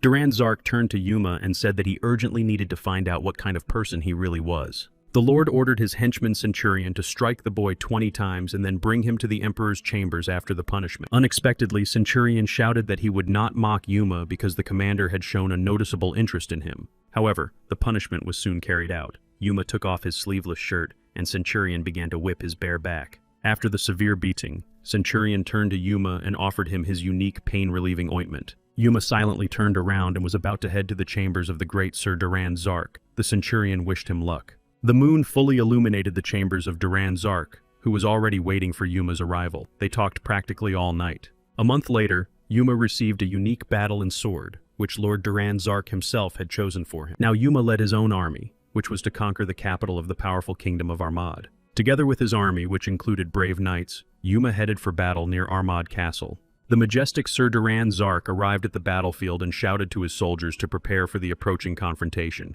The first to enter the dizzying confrontation were the archers, who fired a crazy number of arrows with sharpened tips from their bows. The archers launched their arrows high into the sky. The knights were confident that the target would be hit. Yuma watched intently as a huge cloud of arrows flew toward Armad Castle. As the leader of the brave knights, Yuma ordered everyone to immediately activate their aura for the upcoming fierce battle. The arrows began to descend. The knights waited to see the consequences of their shot. The arrowheads hit the shields of their opponents, who had managed to form a so-called pyramid. Meanwhile, mysterious people dressed in dark robes stood on the tower near the cannons. They were ordered to prepare spells. The opponents fired cannonballs from their cannons, accompanied by a bright blue glow. Yuma had never seen anything like it before. Yuma quickly drew his sharp sword to immediately activate the aura that was supposed to reflect the approaching spells. The bright glow around Yuma only intensified. From the outside, it looked like the boy was literally shooting lightning bolts. The aura of Yuma's blade saved many lives, so the brave leader of the army ordered his subordinates to attack. Behind him, Sir Duran Zark sat on his horse, admiring Yuma's talent and skill. He had not appointed the young man to a responsible position for nothing. Duran Zark smiled once again and muttered that he was once again impressed by the leadership qualities of the gifted Yuma. Armad Castle literally fell. Thick smoke billowed from everywhere and people screamed in unbearable pain. After a long battle, the knights captured several people belonging to the elite ruling class. The bound prisoners knelt near the throne on which Sir Duran Zark had already sat down. Sir Duran Zark sat cross-legged on the prestigious throne. The great warrior thought about the future. Yuma, the newly appointed leader of his army, slowly but surely approached Duran Zark. Yuma addressed the powerful knight Duran Zark, saying that the man had given him a truly strong and powerful sword. Duran Zark confirmed that it was indeed an excellent sword. The man suggested that Yuma keep it. Yuma began to doubt whether he was worthy of keeping such a weapon. After all, this sword even had its own name, Ascalon. Even before Yuma's rebirth, Ascalon actually belonged to Duran's first son, Damien Zark. It turned out that expensive, rare, heavy Saracon steel was used to create this elite sword. This unique metal was mined near the eastern region of Saruka. It was indeed very difficult to find. There was nothing in the world that Saracon steel could not cut or break. That was what made it so unique. Almost every warrior dreamed of getting their hands on this magnificent sword, which had already taken the lives of 2 dragons. Of course, Yuma dreamed of getting such a unique weapon, but deep down, he still had some doubts. Duran Zark noticed the expression on the young warrior's face, which clearly spoke for itself. Sir Duran Zark decided to ask Yuma again if he wanted to keep Ascalon and own it for the rest of his life. However, there was one important condition. Yuma had to become the adopted son of Lord Duran Zark. Yuma smiled slightly and thought that if this were his first life on this earth, he would agree without much hesitation. Unexpectedly for Duran Zark, Yuma suddenly said that he would like to work for the Poan trading community. Duran Zark was even a little offended and crossed his arms over his stomach. The man replied that in that case Yuma would not be able to own Ascalon. Yuma tried to appease the offended lord by offering to take the boy as his apprentice. It was the best solution for both of them. Sir Duran Zark began to stroke his beard again and pondered the proposal of the bold and courageous young man. Duran Zark approached Yuma and said that it would be more profitable if he became his adopted son and successor, but the young man did not want to be adopted. Duran Zark turned away from Yuma and thought that the young man was too stubborn to repeat his offer. Yuma clearly would not agree. Lord Duran Zark smiled and thought that he could train the young man well physically, and then he would definitely change his mind. Yuma agreed without much hesitation and simply stood looking into the kind eyes of the great warrior Duran Zark. The decision was made. Duran Zark sat back on the throne and said that he would soon take Yuma as his apprentice. Suddenly, Duran Zark stood up abruptly and ordered Yuma to follow him. A new dizzying battle awaited them. Duran Zark was sure that this time Yuma would have to work hard and train with the best warriors almost every day. Duran Zark approached the door and said that the knights of Heihazeo would clearly not be weak and would not give up easily. Yuma thought seriously, as he had not recently encountered a warrior who could defeat him in a fair fight. Yuma, accompanied by Sir Duran Zark, headed for the majestic plains of Yornir. Yuma and Sir Duran Zark stopped near the gate to the Haseo military camp. Here they were met by two guards. One of the armed guards was very surprised by the approach of the mysterious strangers. The guards blocked the entrance to the military camp of Haseo and demanded that the guests introduce themselves and state the reason for their visit. Despite the shouts of the strict and confident guards, Yuma's heavy boots continued to approach the gates of the military camp of Haseo. Sir Duran Zark looked at the two guards with a menacing gaze and was surprised that the men did not recognize him. Sadi stood next to Yuma. Yuma couldn't believe that they had personally come to the military camp of their enemies, with whom they planned to fight in the future. The insolent guards clearly did not recognize the uninvited guests, and therefore asked them again why they had come. The men were sure that they had not come here for a drink. The guards continued their interrogation and asked again what could have brought the mysterious strangers to the Haseo camp. Commander Hichijo suddenly approached Duran and Yume, who was also surprised by the appearance of strangers in the midst of combat. Sir Duran Zark was surprised that the great Commander Hichijo had personally met him and Yume, so the man decided to get straight to the point. Duran Zark looked bravely at Commander Hichijo and proposed a battle between elite knights. Hichijo laughed and decided to ask the travelers why he should agree to such a foolish proposal. Duran Zark replied without hesitation that Hichijo would never be able to win against his mighty army. Regardless of whether Duran Zark himself would participate in this knightly battle, the man demanded to immediately engage in combat.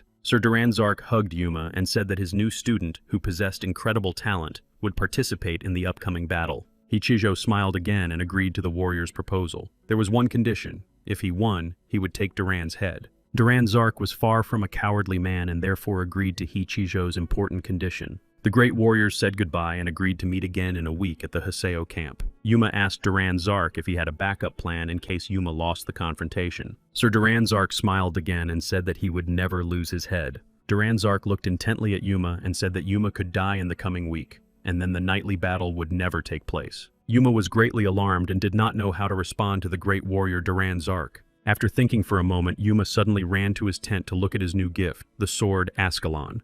With a quick movement of his hand, Yuma instantly pulled back the curtain into the tent and, already inside, stared intently at the expensive weapon. Ascalon lay in the same place where Yuma had left it the day before. None of the warriors would dare touch this weapon without permission. Taking the sword in his right hand, Yuma once again felt literally invulnerable. A thought arose in Yuma's mind in which he accused Sir Duran Zark of recklessness and godlessness. Yuma pulled back the tent curtain and hurried out with the weapon in his hands. Yuma's gaze suddenly changed dramatically, as he did not expect to see what happened next. Several spears were pointed at poor Yuma. The armed knights were clearly trying to kill him. Behind the armed knights stood Sir Duran Zark, who ordered his soldiers to attack Yuma as if they wanted to take his life. Duran Zark said that the first part of the training was learning the basics, and the second was real combat. Sir decided to move straight to the second aspect of the rules. Duran Zark also said that if Yuma was caught, he would have to run 1,000 laps around the training ground. Yuma did not understand what to do, as it was practically impossible to escape from the trap.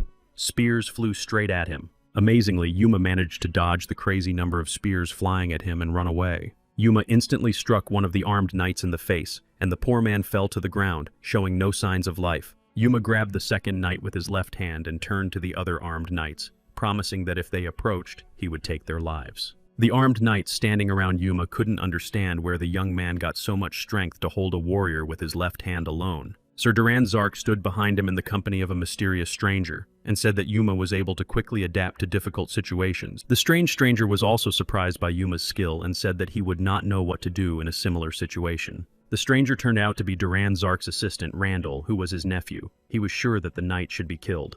Duran Zark was outraged and did not believe that his own nephew was capable of killing his ally. Randall said that it was the easiest way. Yuma continued to hold the wounded knight in the air and said that if anyone took even one step, they would end up in his place. Randall smiled and looked at Duran Zark. The boy replied once again that taking a life was the easiest way for a warrior. Yuma suddenly summoned the aura of his mighty sword and struck the ground with it, causing Randall to lose his footing and fall to the ground. Duran Zark laughed and turned to his nephew, saying that he was too easy a target. Yuma found himself surrounded by armed knights again. The boy thought that they would never end.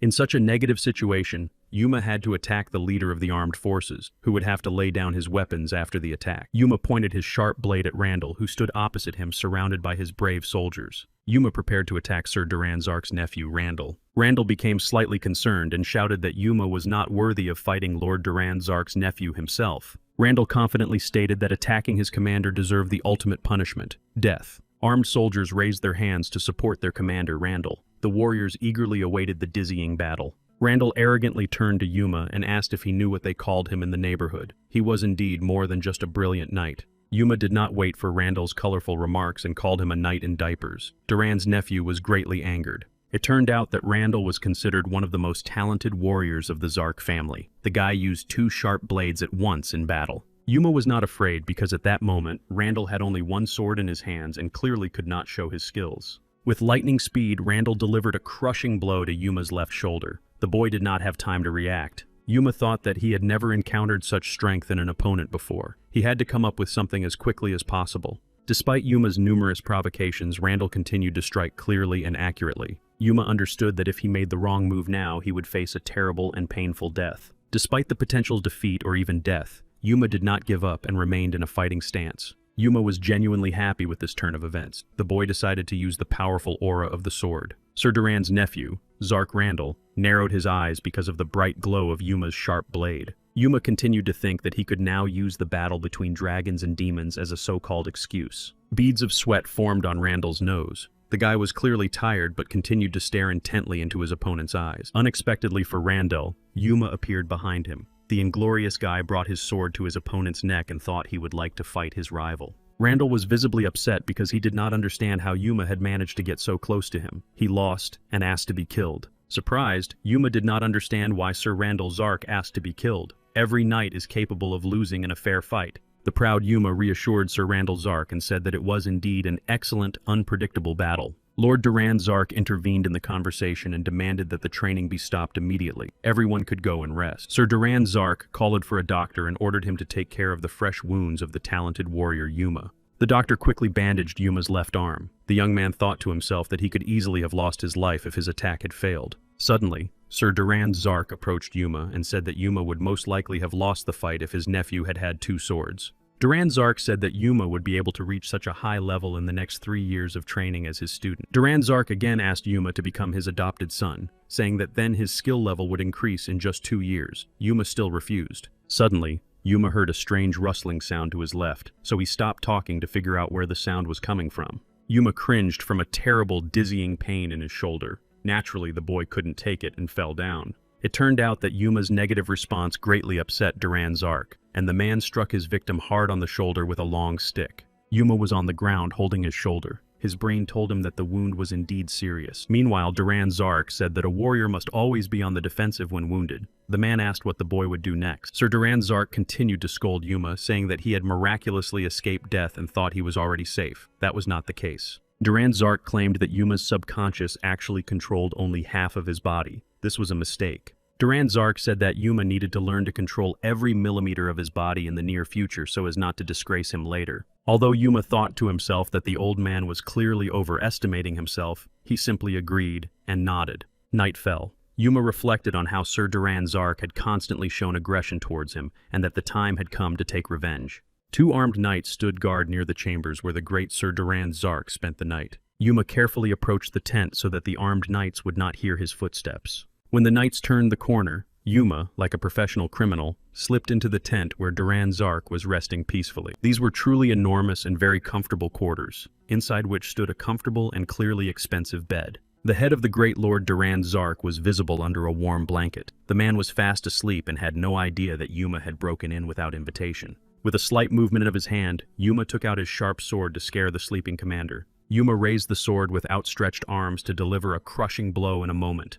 The guy was really ready to avenge his pride. Suddenly, Duran Zark approached Yuma and asked if he was really capable of taking his teacher's life. Every student must try it at least once. The talented Yuma's eyes widened to the limit. Surprised, the young man simply froze and stood rooted to the spot. Suddenly, there was a loud sound from the blow. Lord Duran Zark did not forgive his student's serious mistake. The armed guards reacted to the unperturbed cry. The knights instantly ran into the tent to save their commander's life. One of the armed knights on duty asked Lord Duran Zark how he was feeling and if he was all right. Duran Zark held Yuma, who had lost consciousness, by the scruff of his neck with his right hand. The Lord asked that the boy be taken to his chambers and allowed to sleep. The next training session was to begin in 2 hours. Yuma had to regain his strength and heal the wound on his shoulder. Duran Zark, accompanied by Yuma, was already standing on the grass. The man asked if the boy had slept well, as difficult training was about to begin. A dizzying surprise awaited Yuma. Lord Duran Zark said that for the next 6 days, the boy would eat nothing. Yuma was very frightened and once again thought that the Lord was trying to kill him. But the man said that he would not lose his life due to lack of food. Duran Zark smiled and said that if Yuma still couldn't withstand the test, then his fate was just that difficult. Yuma and Duran approached the tall grass. This is where the next task would take place. Yuma had to count every blade of grass in the area. Suddenly, Lord Duran Zark bent down to take off Yuma's shoes. The boy had to complete the test barefoot. Duran Zark continued to scare Yuma and said that he had to cover every blade of grass with his aura while his eyes were completely closed. Yuma replied that it was very difficult for him to cover his own hands with an aura, so he would clearly not be able to pass the difficult test. Yuma suggested that Lord Duran Zark try the task himself first. Of course, the man agreed without hesitation and took off his boots. Standing barefoot on the grass, Duran Zark turned to Yuma and said that he should not doubt the abilities of his brave mentor. A few seconds later, a light appeared under Lord Duran Zark's feet, which then spread to every blade of grass in the area. Yuma was so surprised that he couldn't utter a single word. The boy didn't understand how the old man managed to pass such a difficult test. In amazement, Yuma simply opened his mouth and watched intently the talent and gift of the brave and great warrior Duran Zark. The aura created by Duran Zark quickly spread across the clearing. Every blade of grass began to sprout. Lord Zark turned to his student and said that sooner or later he would be able to repeat such a magical feat. Yuma's mouth remained open in amazement. It was difficult for the boy to imagine how Duran Zark actually fought during the battle between dragons and demons. In addition, it was also difficult for Yuma to imagine how the evil demons were ultimately able to take the life of the great warrior Zark. The first day of training arrived for Yuma. The boy stood and tried to complete the task set before him. For the first time in a long time, Yuma suddenly felt a terrible hunger. He was ready to give up for a crumb of bread. On the second day, Yuma had his first successes. The blades of grass began to glow softly. The boy watched the beautiful butterflies. Hundreds of blades of grass in the area were destroyed forever because they could not withstand Yuma's dizzying aura. On the third day, Yuma watched the birds flying by closely so that he could later try to connect his mind with them. Finally, Yuma managed to merge his own mind with the beautiful world around him. A squirrel and a pigeon sat on the boy's shoulder. The fourth day of dizzying training began. The sun illuminated everything around him with its bright rays. A huge herd of bulls suddenly rushed past Yuma, but the talented young man was not afraid and did not even open his eyes. On the fifth day, the situation became seriously aggravated. Yuma's head was constantly filled with terrifying visual and auditory hallucinations. Yuma was overjoyed when the hallucinations and constant noises in his head finally disappeared completely. On the sixth day, almost all of the energy Yuma had accumulated was depleted. The situation was clearly getting out of control, and something had to be done. Yuma held on with his last ounce of strength, but suddenly, the poor guy simply lost consciousness from exhaustion. He fell onto the grass. Yuma continued to lie on the cold, icy ground, showing no signs of life. It seemed that the guy would never open his eyes again. Yuma seemed to have fallen into a black abyss from which he clearly could not escape. Here he found himself completely naked. Thoughts flashed through the frightened boy's mind. Had he lost his life again? And most importantly, too quickly. Yuma was very upset that on the eve of his death he had to simply count every blade of grass in the endless meadow. With every passing second, Yuma fell deeper and deeper into complete darkness. The young man blamed Duran Zark exclusively for what was happening. Yuma understood that on the eve of his death, Lord Duran Zark had forced him to perform a task that was too difficult for him to accomplish. Yuma swore to himself that if he opened his eyes, he would rid the world of the arrogant and conceited Lord Duran Zark forever. Yuma thought that if he shouted Duran's name as loud as he could, the great lord would hear him and come to his aid. Unexpectedly for Yuma himself, he opened his eyes and saw the blue sky. The boy did not understand what was happening.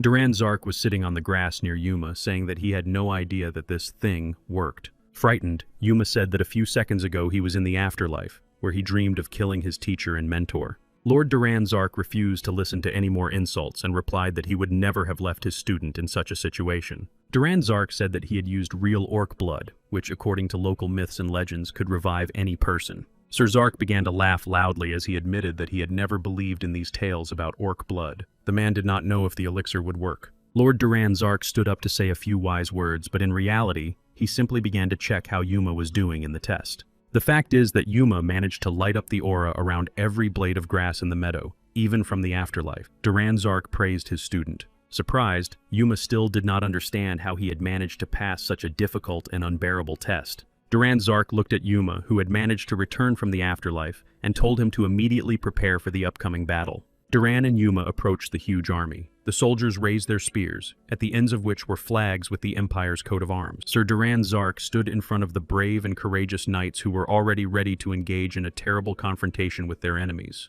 Duran Zark shouted to Commander Heichijo that a week had already passed. The man asked if he had chosen the best among his fighters. Heichijo laughed and told Duran Zark to worry about his head, as Yuma would clearly lose the upcoming battle. One of the knights stepped forward to read the list of rules for the upcoming battle. No one was to interfere in the fight. The losing knight had to acknowledge his defeat and surrender. If Sir Kyle Duran Zark and his army were defeated, they would be escorted to the great nation of Haseo. On the side of the mighty Sir Duran Zark, the young but talented Yuma would fight. It was the first time the boy had worn such heavy armor. On the side of the nation of Haseo was the destroyer of Snowfield, the so-called Immortal Tenzu, who had never known defeat in his life. Yuma closely watched the preparations of the Knight Tenzu, about whom rumors and gossip spread at the speed of light. Virtually every inhabitant of the great empire knew perfectly well that three powerful families lived here, among which was the Zark family of swordsmen. The second family that enjoyed tremendous respect from the community was the Fabian family of magicians. No one forgot the name of the third family either. It was the Rolmondi clan of spearmen.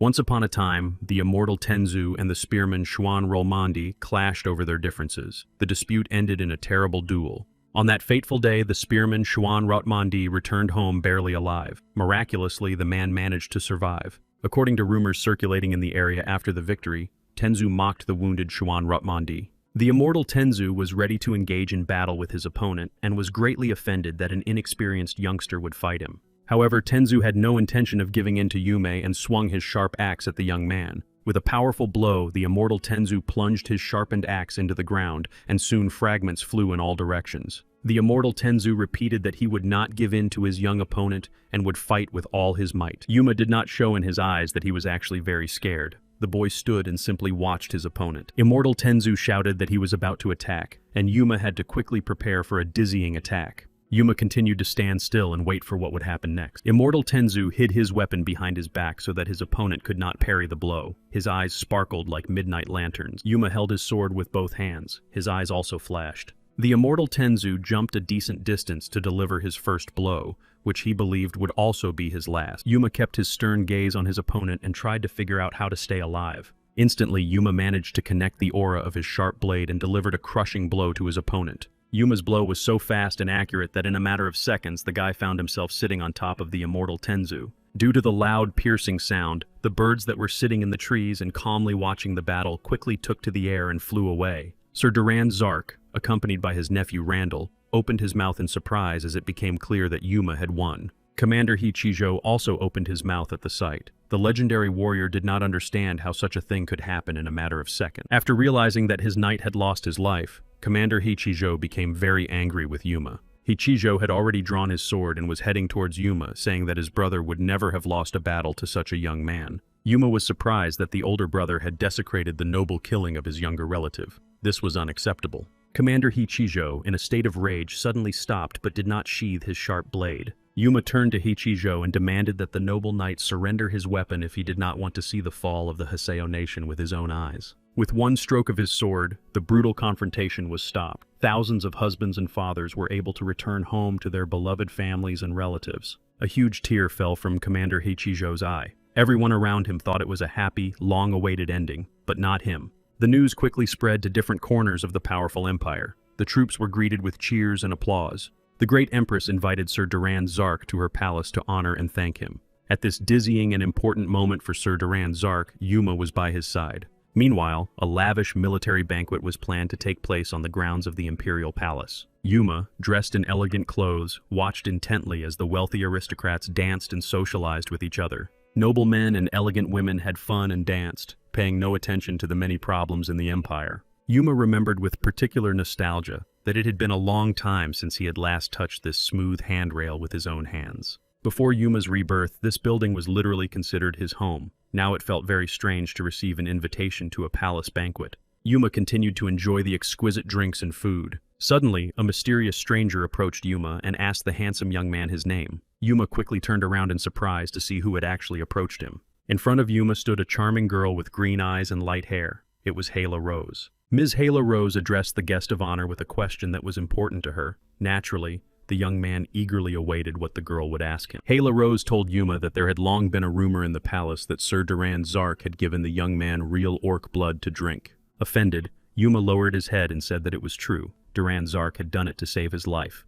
Yahello Rose thought for a moment and later replied that she would ask Sir Duran Zark himself about the incident. Yuma wondered why Lady Yahello Rose had asked him about orc blood. Yahello Rose found Duran Zark among the other guests of honor and shouted at him, asking why he had taken her mother's orc blood. Sir Duran Zark and Yuma approached the throne, where the powerful and cunning empress was already waiting for them. The empress asked Yuma what he wanted as a reward for his significant contribution to the victory. Yuma thought for a moment and replied that he wanted to seriously study the so-called orc blood. In order to thoroughly understand the origin of orc blood, Yuma would ask for Kale Fabian's help.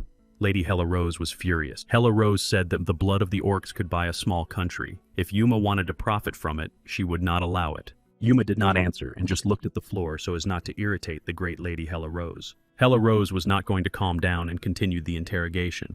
Yahello Rose even wanted to throw a glass of drink at poor Yuma so that he would finally start answering her questions. Meanwhile, Yuma began to remember that in his past life, Yahello Rose had repeatedly helped him get out of difficult and complicated situations. Yuma truly had warm feelings for the charming Miss Yahello Rose. But poor Yuma could not forget that it was Miss Yahello Rose who was responsible for his rebirth. She had ordered his death. Yuma tried to leave his resentment in the past and began to smile strangely and mysteriously. Yahello Rose was surprised by the appearance of this eerie smile. Yuma finally asked if the blood of the orcs could help the great Kale Fabian in his crazy experiments. Yuma decided to share with Yahello Rose his childhood story when his life was hanging by a thread, but the powerful mage Kale Fabian saved him. Suddenly, a woman's anxious voice, which Yuma had known for a long time, was heard. It was Princess Zitka Rose. Princess Zitka Rose approached Yuma in the company of a beautiful girl named Adeline Woods. Zitka Rose asked her friend if this was the man who had saved her village long ago. Yuma thought to himself that the princess was mocking him.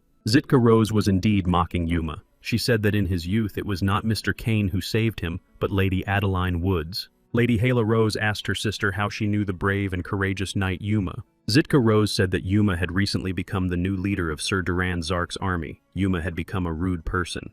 Yahello Rose was mad with rage because her sister, a commoner, dared to ignore her words and questions. For the first time, Yuma felt like a small shrimp between two huge, toothy sharks that couldn't share their prey. Yuma firmly decided to stop the heated argument and said that he had never renounced the words he had spoken in the past. Yuma claimed that he had been saved many times while living in different villages. Therefore, Mr. KL and Lady Adeline Woods were responsible for him being here now. It was clear from Princess Hitsuki Rose's angry face that she did not believe a single word Yuma said. Yuma began to smile and asked both princesses to share his glass with his savior. Adeline Woods. Princess Hitsuki Rose said that she would not mind drinking in the company of a veteran of numerous battles. Yuma gladly agreed and replied that it would be an honor for him to share a glass of wine with the charming princess. Yuma, Adeline Woods, and Zitsuka Rose made their way through the center of the hall, where they were escorted by noble aristocrats and dignitaries. Princess Zitsuka Rose led the team behind her and suddenly pointed to the wine barrel standing nearby. Yuma was truly perplexed, as he did not understand why he had come here at the behest of the proud Princess Zitsuka Rose.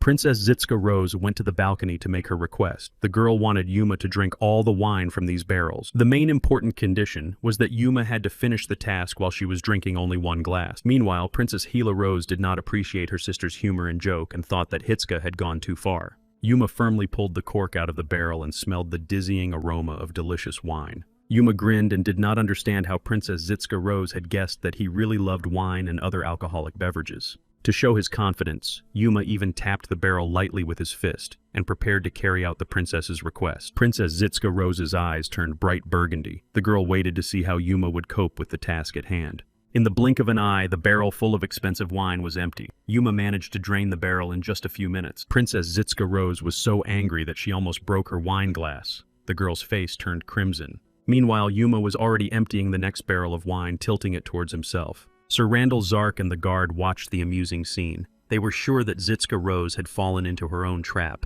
Princess Zitsuka Rose deeply regretted her decision and, in order not to show weakness, also drained her small glass. The charming Princess Zitsuka Rose placed the empty glass on the railing. It seemed as if it would break at any moment. Zitsuka Rose loudly ordered Yuma to stop. It was not as spectacular a sight as she had imagined beforehand. Princess Zitsuka Rose asked Yuma how he would rate such an expensive drink. After all, the barrels had been standing there for several years. Yuma replied that it was a wonderful and very tasty drink. The boy was ready to open another barrel. Zitsuka Rose laughed. Yuma stood near the empty barrels right in the center of the hall and said that he really liked that there were so many spectators here. Zitsuka Rose continued to mock Yuma and told everyone standing nearby that he had managed to defeat the immortal Tenzu with a single blow. Zila Rose immediately intervened, saying that the boy had just drunk 5 barrels of wine in front of everyone. Zitsuka Rose replied that the people around them might think that Yuma had received favor from her sister. Princess Zitsuka Rose addressed an important question to her mother, the Great Empress, and asked for her opinion. The Empress was standing near Sir Duran Zark and replied to Zitsuka that she should do as she wished. Zitsuka Rose turned to her sister Hyla again and told her not to interfere in her conversation with Yuma. Hyla Rose was not going to give up and leave, and asked Zitsuka if she realized what impression she would make on the guests. Princess Zitsuka Rose thought about it. The girl was really curious about what the invited guests were thinking about her now. Unexpectedly, Princess Hyla Rose suggested taking some important action that would radically change the situation. Zitsuka Rose wanted to place bets. The princess was sure that Yuma would lose and was ready to bet a solid fortune on his opponent. Zitsuka Rose looked around for a worthy opponent for Yuma who, in case of defeat, would have to fulfill a special requirement. Princess Hyla Rose laughed at her sister's suggestion. She knew that Yuma could defeat any knight. Yuma thought for a moment and remembered that when he found out that Zitsuka Rose was planning a senseless rebellion, a tragedy had clearly occurred in her head. It was obvious that the treacherous Princess Zitsuka Rose really didn't care about anything that was happening around her. Meanwhile, night had fallen on the street. Due to the complete darkness, it was almost impossible to see people. Sir Duran Zark shouted for the battle to finally begin. Duran Zark ordered the opponents not to use their auras because he was concerned for the safety of the invited guests. Yuma stood opposite a strong knight who had agreed to engage in a fair fight with him. It was Xuan Rollman. The long-haired man stood completely calm, awaiting the upcoming confrontation. The Rolmondi family was widely known in elite circles for its skilled spearmen. However, it was Xuan Rolmondi who once lost a battle to the great and terrible immortal Tenzu. After the terrible duel, Xuan Rolmondi spent a long time healing his wounds and praying to the gods for having miraculously survived. A thought flashed through Yuma's mind that Xuan had clearly gone mad, since he knew that he had defeated the immortal Tenzu. The spearman Xuan Rolmondi approached Princess Zitsuka Rose to kiss the beautiful woman's hand. Xuan Rolmondi knelt before the princess and expressed his gratitude for being able to fight in her honor. Zitsuka laughed when she saw that Yuma was the first commoner to have the good fortune to kiss the hand of Hyla Rose. Hyla Rose couldn't believe that her sister Zitsuka had said such things about the knight Yuma out loud. She was ashamed, but not for herself. Princess Hyla Rose loudly declared for all the guests to hear that she saw nothing wrong with Yuma being a commoner. Princess Zitsuka Rose was both angry and surprised by her sister Hyla's words. To prove her intentions, Princess Hyla Rose leaned toward Yuma's head, who did not understand what was happening. Princess Gila Rose closed her eyes and gently kissed Yuma on the forehead. It was a sign of favor. Yuma was completely baffled as to how the great Princess Gila Rose dared to kiss a commoner in front of the guests. Sir Duran Zark opened his mouth in surprise. The other guests simply looked away and did not want to watch what was happening. Princess Zitska Rose was finally convinced that her sister Gila had lost her mind and was behaving inappropriately. After the kiss, Gila Rose asked Yuma to defend her honor and return as the victor. The bewildered Yuma could find no other answer than to say he understood and call Gila your highness. Before picking up his sharp sword, Yuma admitted to himself that he was beginning to feel slightly intoxicated after drinking several barrels of wine. Yuma reached out to take the sword, but his hand clearly did not obey him and began to tremble. Sir Chuan Rolmanati watched his opponent's trembling hands closely. The man smirked. Chuan Rolman stood in the middle of the hall with a long spear in his hands. The guests of honor were waiting. Yuma stood opposite his opponent. In his hands, the young man held his favorite sword, which had never failed him. Before the fight, Chuan Rolmandi admitted that on the eve of the battle with Tenzu, he was greatly exhausted by the confrontation with 500 knights. Chuan Rolmandi took the spear in his hands and told Yuma not to hope for an easy victory. Slightly intoxicated, Yuma realized why Chuan Rolman had agreed to the upcoming duel. Yuma shouted loudly that Chuan Rolman should not make excuses to him. If Tenzu were alive, he would not have allowed himself to do such a thing.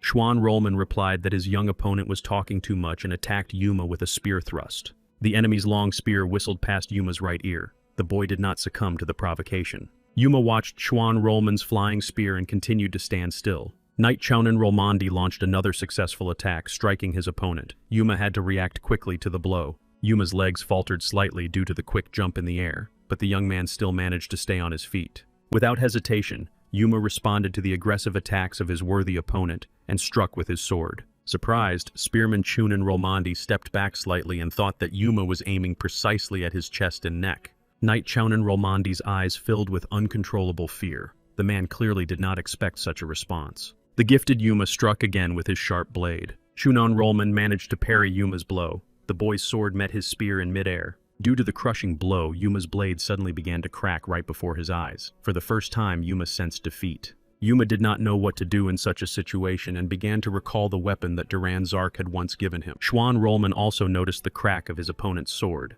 The man smiled, realizing that Yuma could not win without a weapon. Despite his damaged weapon, Yuma was not going to give up and swung his sword widely. Chuan Rolman gathered his courage and lunged with his long spear straight at the frightened Yuma's head. Yuma managed to react to his opponent's sudden movement and blocked the attack with his blade. When Yuma's sword shattered into small pieces, he began to remember which of his servants had given him the fake blade.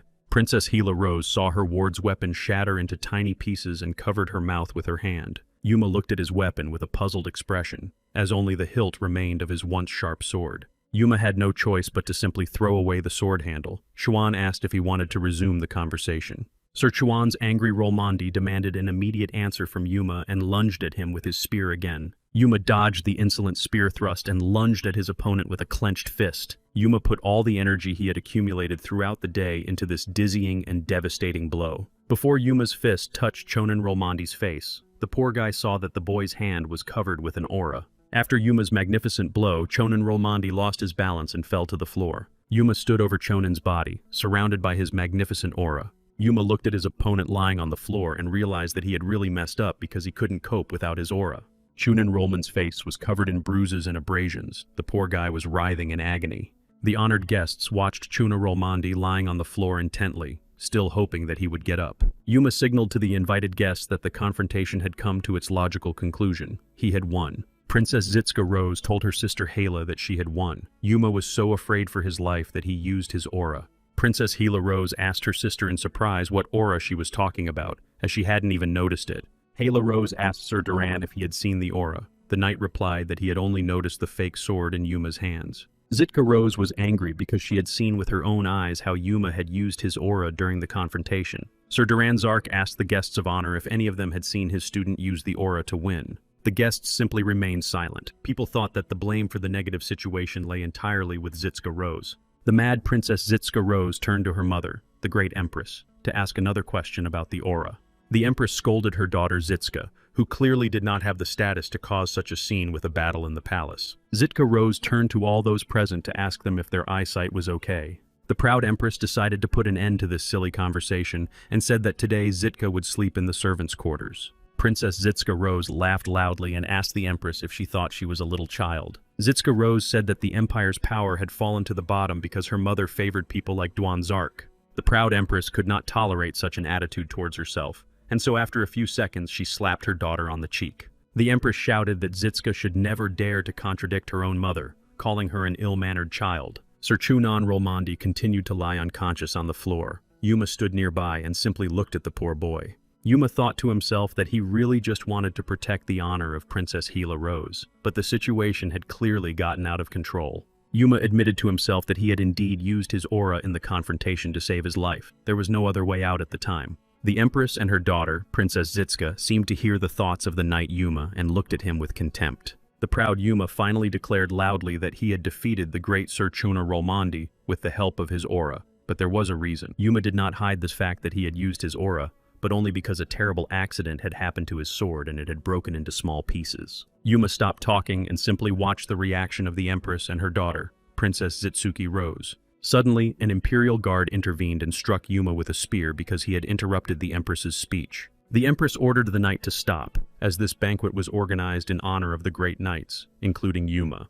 The Empress added that if anyone dared to spoil the dizzying celebration, she would personally punish the offender. Thus, the commoner Yuma made an incredible impression on the other rich and respected aristocrats. Sir Duran Zark did not plan to tell his student Yuma that he had indeed shown courage in front of the respected guest. The weather changed dramatically and it began to rain heavily. Yuma always loved the smell of fresh air. It was literally pouring rain, and therefore it was almost impossible to see anything on the street. Meanwhile, the weather inside the huge royal palace also changed. Someone was walking down a long, dark corridor.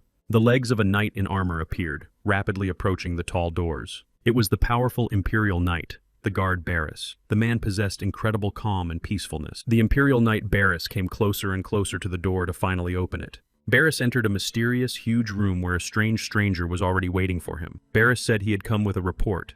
The mysterious man stood by the window and simply looked at the street where it was raining heavily. He asked Barris how things were going. Imperial Knight Barris quickly replied that everything was going according to plan. The stranger asked again about Princess Zitska Rose. Barris replied with an expressive look that Princess Zitska Rose was also behaving according to plan. The man before whom the Imperial Knight Barris knelt smiled and said that Zitska would be very upset when she saw how the situation was unfolding. It was the Emperor's husband, Grand Duke Winstling. He was glad that the promised day was approaching. Suddenly, Duke Winstling noticed a mysterious carriage passing by on the street. In fact, Yuma was sitting in the carriage, thinking that he had finally managed to win the favor of Sir Duran Zark. However, Yuma did not rush to rejoice as he felt inside that something was not right. Yuma headed to the Poan trading community where he met his loyal friend, Mr. Poan. Mr. Poan greeted Yuma with shouts. The man said that the Kingdom of Helga and the nation of Haseo had stopped cooperating with him for strange reasons. Mr. Poan knelt before Yuma and was practically crying because he did not understand how to proceed in the future. Yuma did not respond to Mr. Poan and simply watched his companion's dizzying hysterics. Yuma understood that this was punishment for the cold-blooded killing of the immortal Tenzu.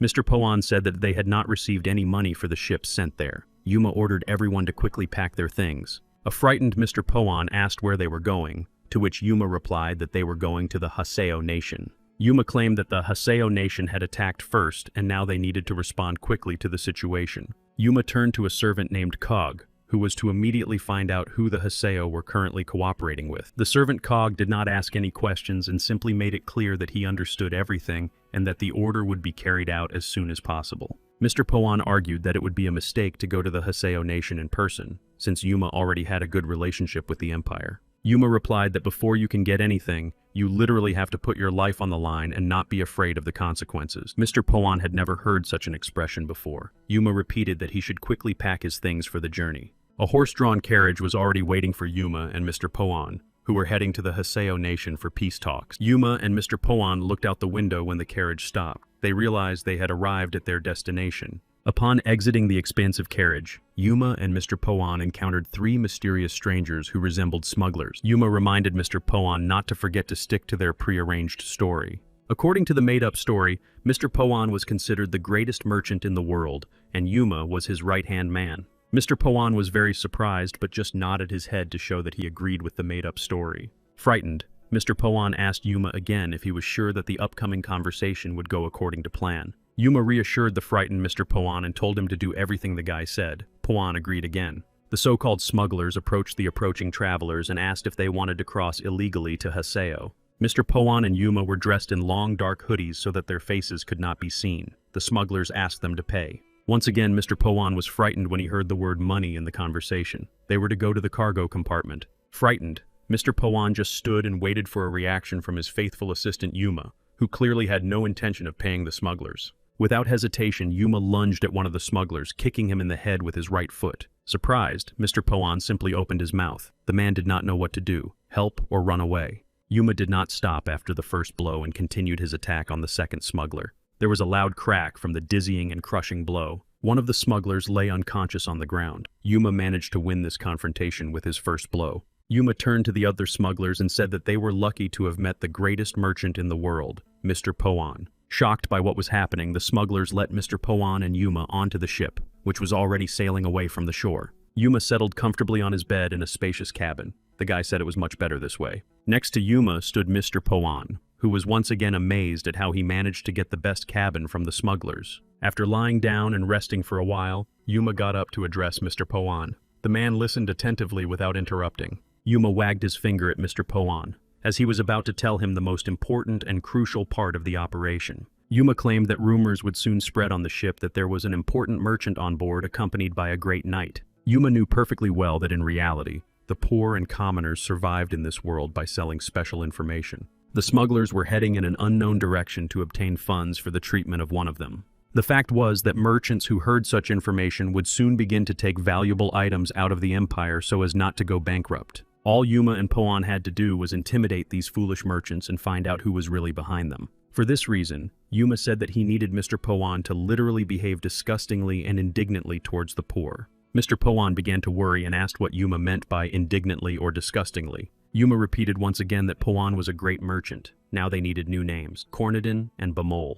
Yuma understood that they would be in trouble if someone accidentally recognized them, so the boys had to quickly change their appearance. A mysterious bell hung near the door, which soon rang out with a dizzying chime. Someone had arrived. Yuma and Mr. Poan guessed that important and wealthy people had come to see them, so they hid their faces behind scarves. Yuma hurried to open the door to the mysterious strangers, warning Mr. Yuma to behave arrogantly toward them. The doors to Mr. Poan and Yuma's cabin opened with an unpleasant, piercing creak. Standing on the threshold was a mysterious man who introduced himself as Homer, the owner of a large store. He planned to discuss important matters. Mr. Poan settled into his so-called arrogant role and asked Yuma to watch the doors, calling him by his alias, Bamol. Mr. Poan again instructed Yuma, telling him that no human soul should warm their ears near the door. Mr. Poan put on a beard and turned to his guest, Omer, saying that he had a very ugly face. He had dealt with such people before. Mr. Omer, who owned a large store, came to Poan's cabin accompanied by armed guards. Omer's guards clearly did not like Mr. Poan's insolent remarks and therefore tried to attack him. Yuma, who introduced himself as the Great Knight Bamel, instantly came to Mr. Poan's defense. With lightning speed, Yuma punched one of Mr. Omer's armed guards in the face. A small scuffle ensued as a second guard came to the aid of the wounded guard. The imposing man with a weapon in his hands rushed straight at the brave Yuma, who was already preparing to respond to the attack. Yuma did not take his eyes off his opponent, who had no idea how powerful his rival was. With a sharp movement, Yuma tripped the approaching armed guard, causing the man to crash to the floor. The armed guard quickly got up to attack again, but a blow to the face from Yuma stopped his attack. The owner of the large store, Mr. Omer, opened his mouth in surprise, as it was the first time he had seen his guards defeated so quickly. Mr. Omer watched intently as his armed guard fell to the floor unconscious. Mr. Omer was very frightened, thinking that Yuma would soon strike his pleasant face. However, Yuma was in no hurry to humiliate Mr. Omer and simply looked him straight in the eye with a stern gaze. Mr. Omer couldn't take it anymore and asked Mr. Poan and Yuma if they knew who he really was. For disrespecting himself and Mr. Poan, Yuma grabbed Mr. Omer's finger with his strong hand and was ready to break it. Yuma turned to the frightened Mr. Omer and told him to bring someone much more important than himself to their cabin. Mr. Omer cringed from the dizzying pain and replied that no one would have anything to do with scum like them. There was another loud crack. Mr. Omer paid for his unkind words and ran away from the cabin. The weather on board the ship was dizzyingly warm. The sun was shining brightly. Gradually the sun sank below the horizon, and an incredible sight could be seen. The sunset over the sea. Dark night fell. Complete darkness reigned all around. There was almost no one on deck. More crazy sounds came from Mr. Poan and Yuma's cabin. Someone was repeatedly punched in the face. The next guests who had planned to talk to the so-called great merchant carried away the wounded. The cabin door closed again and again in front of the noses of the next uninvited guests. Yuma and Mr. Poan rubbed their fists and realized that several hours had passed and none of the important rich people had come. Mr. Poin noticed that they would soon be broke because of the rent for this expensive room. However, Yuma didn't really care about money. He had a completely different plan. Once again, someone knocked on the door of their cabin. Yuma prepared to engage in a dizzying battle with the mysterious strangers. The door began to open slowly. The hand of the mysterious guest appeared. Soon, in addition to a strong hand, a pipe appeared in Mr. Poan and Yuma's cabin, emitting thick smoke with an unpleasant odor. It was an incredibly beautiful girl with dark hair who exuded arrogance and self-confidence. Yuma just glanced at the charming girl and realized that she had come at the right time, as the guys were already getting nervous. The attractive girl turned to Yuma and said that she had heard that a certain imperial descendant was acting like he owned the place. The charming girl looked into Yuma's eyes and asked him if he was the one who felt like he owned the universe. The cute but cheeky girl with the pipe asked again who was acting like they owned the world. Yuma turned to Mr. Poan and said that this girl was the one they had been waiting for several days. Mr. Poan asked how Yuma could be so sure about the charming girl. Yuma replied that she had an incredible aura. The passionate girl, accompanied by 2 muscular bodyguards, did indeed have a stunning aura. The girl asked what kind of deals the guests were offering here that they could afford to stage such scenes. When Mr. Poan coughed, Yuma demanded that the girl get rid of the awful smoke because his master was feeling unwell. The insolent girl was in no hurry to comply with the request and asked what would happen if she refused. Yuma quickly answered the question by pulling out his sword and cutting the smoking pipe in half. The girl was frightened because she understood perfectly well that Yuma could easily strike further and hit her charming neck. The armed guards reacted quickly and tried to attack the insolent and self-confident young man. The mistress of the armed knights stopped them and said that everything was going according to her plan. The passionate girl said it was too late, as Yuma had already managed to deliver his incredible blow, cutting her smoking pipe in half. Yuma turned his back on the charming girl, indicating that she could go to the cabin to negotiate with Mr. Poan. Meanwhile, Mr. Poan, out of fear, put his hands on his desk and tried to catch his breath before the important conversation. Mr. Poan turned to Yuma and said that for some strange reason, he literally couldn't move. The insolent girl turned to Yuma and said that he would be next. Yuma was very confused. Yuma watched as Mr. Poan lay on the table and did not move. The boy asked the girl what she had actually done. The self-centered girl asked Yuma if he wanted to show off his bravery. She knew that the poor guy couldn't move either. Yuma stood in front of the charming girl and really couldn't take a step.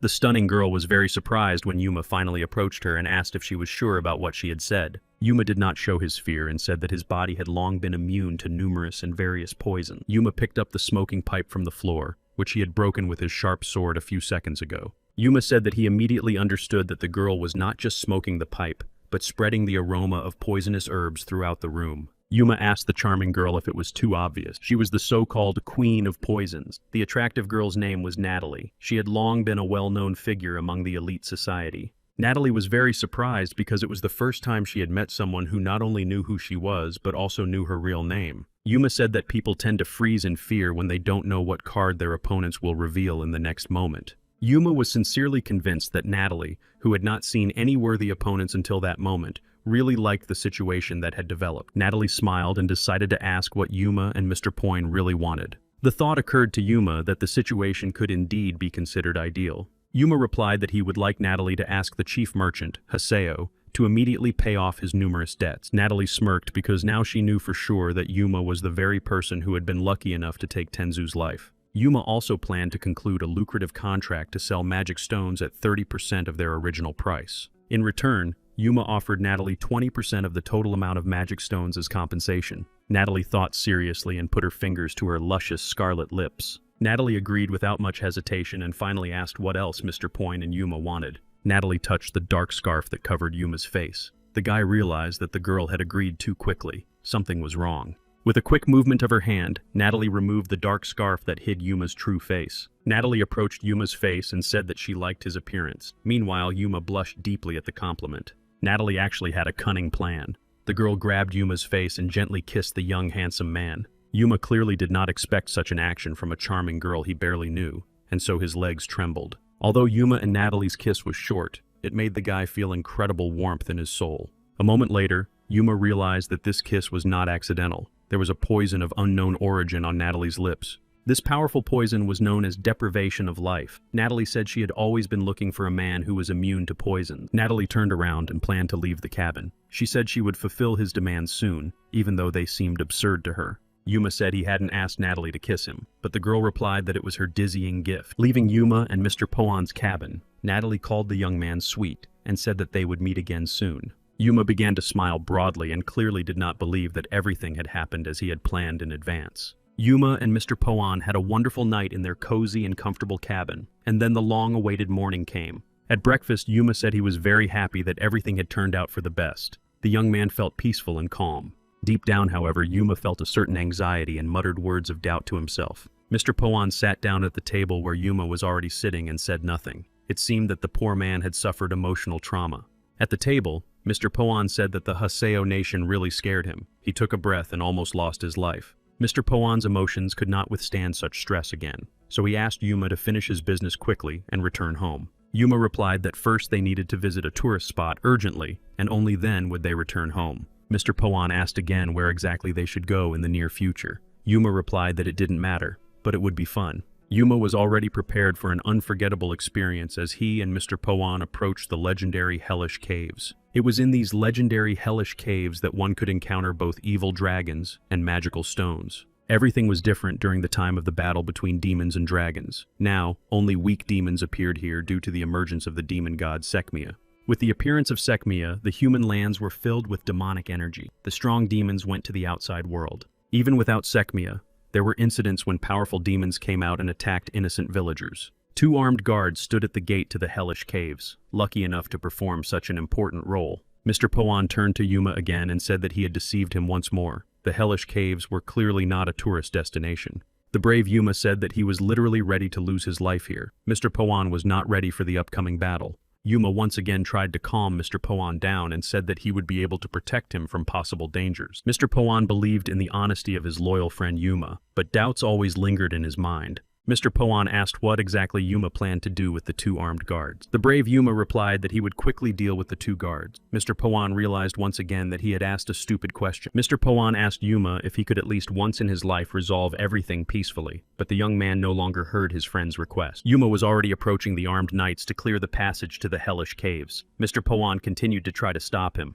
Yuma finally heard that Mr. Yuma was asking him some questions. However, it was too late. The guards were already lying unconscious on the ground. Mr. Poon asked again why Yuma always chose the worst and most difficult options out of all the available ones. Yuma ordered Mr. Poon to follow him closely because the caves were really dangerous. The young knight Yuma's eyes widened as he heard a strange sound. To avoid an unexpected battle that could cost Mr. Poon his life, Yuma decided to use his aura. Yuma stood still in a fighting stance. He was ready to attack the uninvited guest or even a demon. In the end, Yuma ordered Mr. Poon to wait outside, as he did not expect it to be so dangerous here. It turned out that Yuma had just killed Cello's cub, and now the guy had to engage in a dizzying battle with the parents. Despite the fact that the Cellos were demons, they had a strong maternal bond, like their distant relatives, the spiders.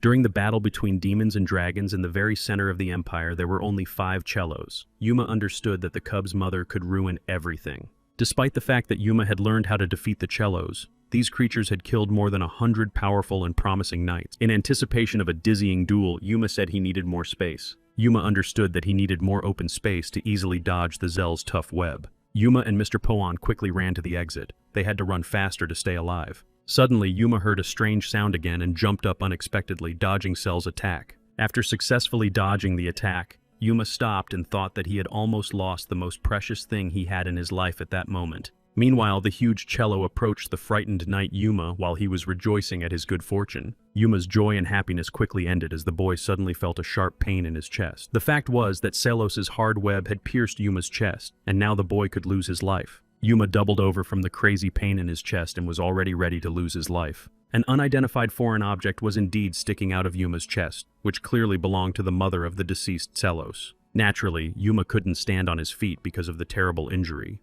The poor guy just collapsed to the ground. Cell quickly pulled his tentacles and web out of his chest, forcing Yuma to get back on his feet and prepare for another attack. Yuma grabbed his chest with his left hand and tried to conserve as much energy as possible for the upcoming encounter with the mighty Chelov. To improve his maneuverability, Yuma quickly threw off his dark hooded cloak. Yuma stood in his sturdy armor which had once been given to him by Sir Durand Zark. The young man understood that without his armor, he would have lost his life long ago. Chelov retreated, thinking that Yuma had long since lost his life and was lying unconscious on the ground. Yuma drew his sharp sword and continued to walk slowly but confidently into the unknown. Yuma stopped when he saw several strange cocoons on the ceiling. The boy realized that he had arrived at his destination. The cave was indeed frightening, as Cello's young began to gather around Yuma. A small cello cub slowly descended onto Yuma's head to attack its innocent victim. Yuma stood rooted to the spot and watched the numerous cocoons, which were clearly impossible to count. Suddenly, one of the small Zelov cubs decided to deliver a dizzying blow to Yuma's head,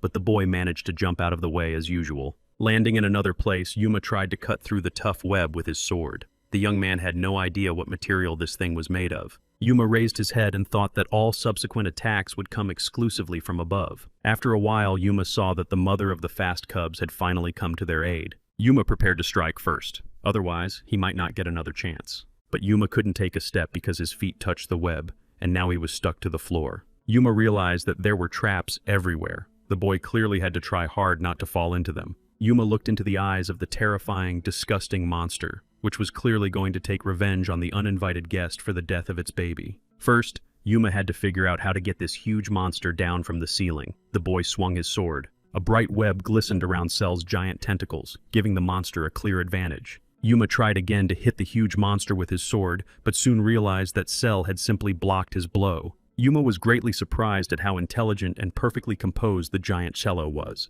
In any case, Yuma had hit the tentacles of the huge cello, as a strange purple liquid began to drip onto the floor. The ferocious monster continued to groan in pain. Yuma's sharp blade had wounded him. Despite his injury, Cello continued to attack, and his anger grew with every passing moment. It was too difficult for Yuma to move around in the small, dark cave, which was also full of traps. Cello attacked the poor guy again with his heavy, nasty tentacles. The guy jumped back again. Slipping on the web, Yuma performed an amazing somersault. The boy thought that the fight should be moved to another, more spacious place. Miraculously, Yuma managed to land not on the web, but simply on the floor. The boy stood up confidently but continued to fear the monster. The eyes of the huge, terrifying monster, Zell, literally glowed in the complete darkness. It was a terrifying sight. Yuma decided to try a different tactic and began striking the webs on which the cocoons hung with his sword. Nothing helped. Cell felt confident. Yuma understood that without his aura, he would not be able to cope, but using it here would be dangerous. Yuma realized that there was simply no other way out but to cover himself with his aura.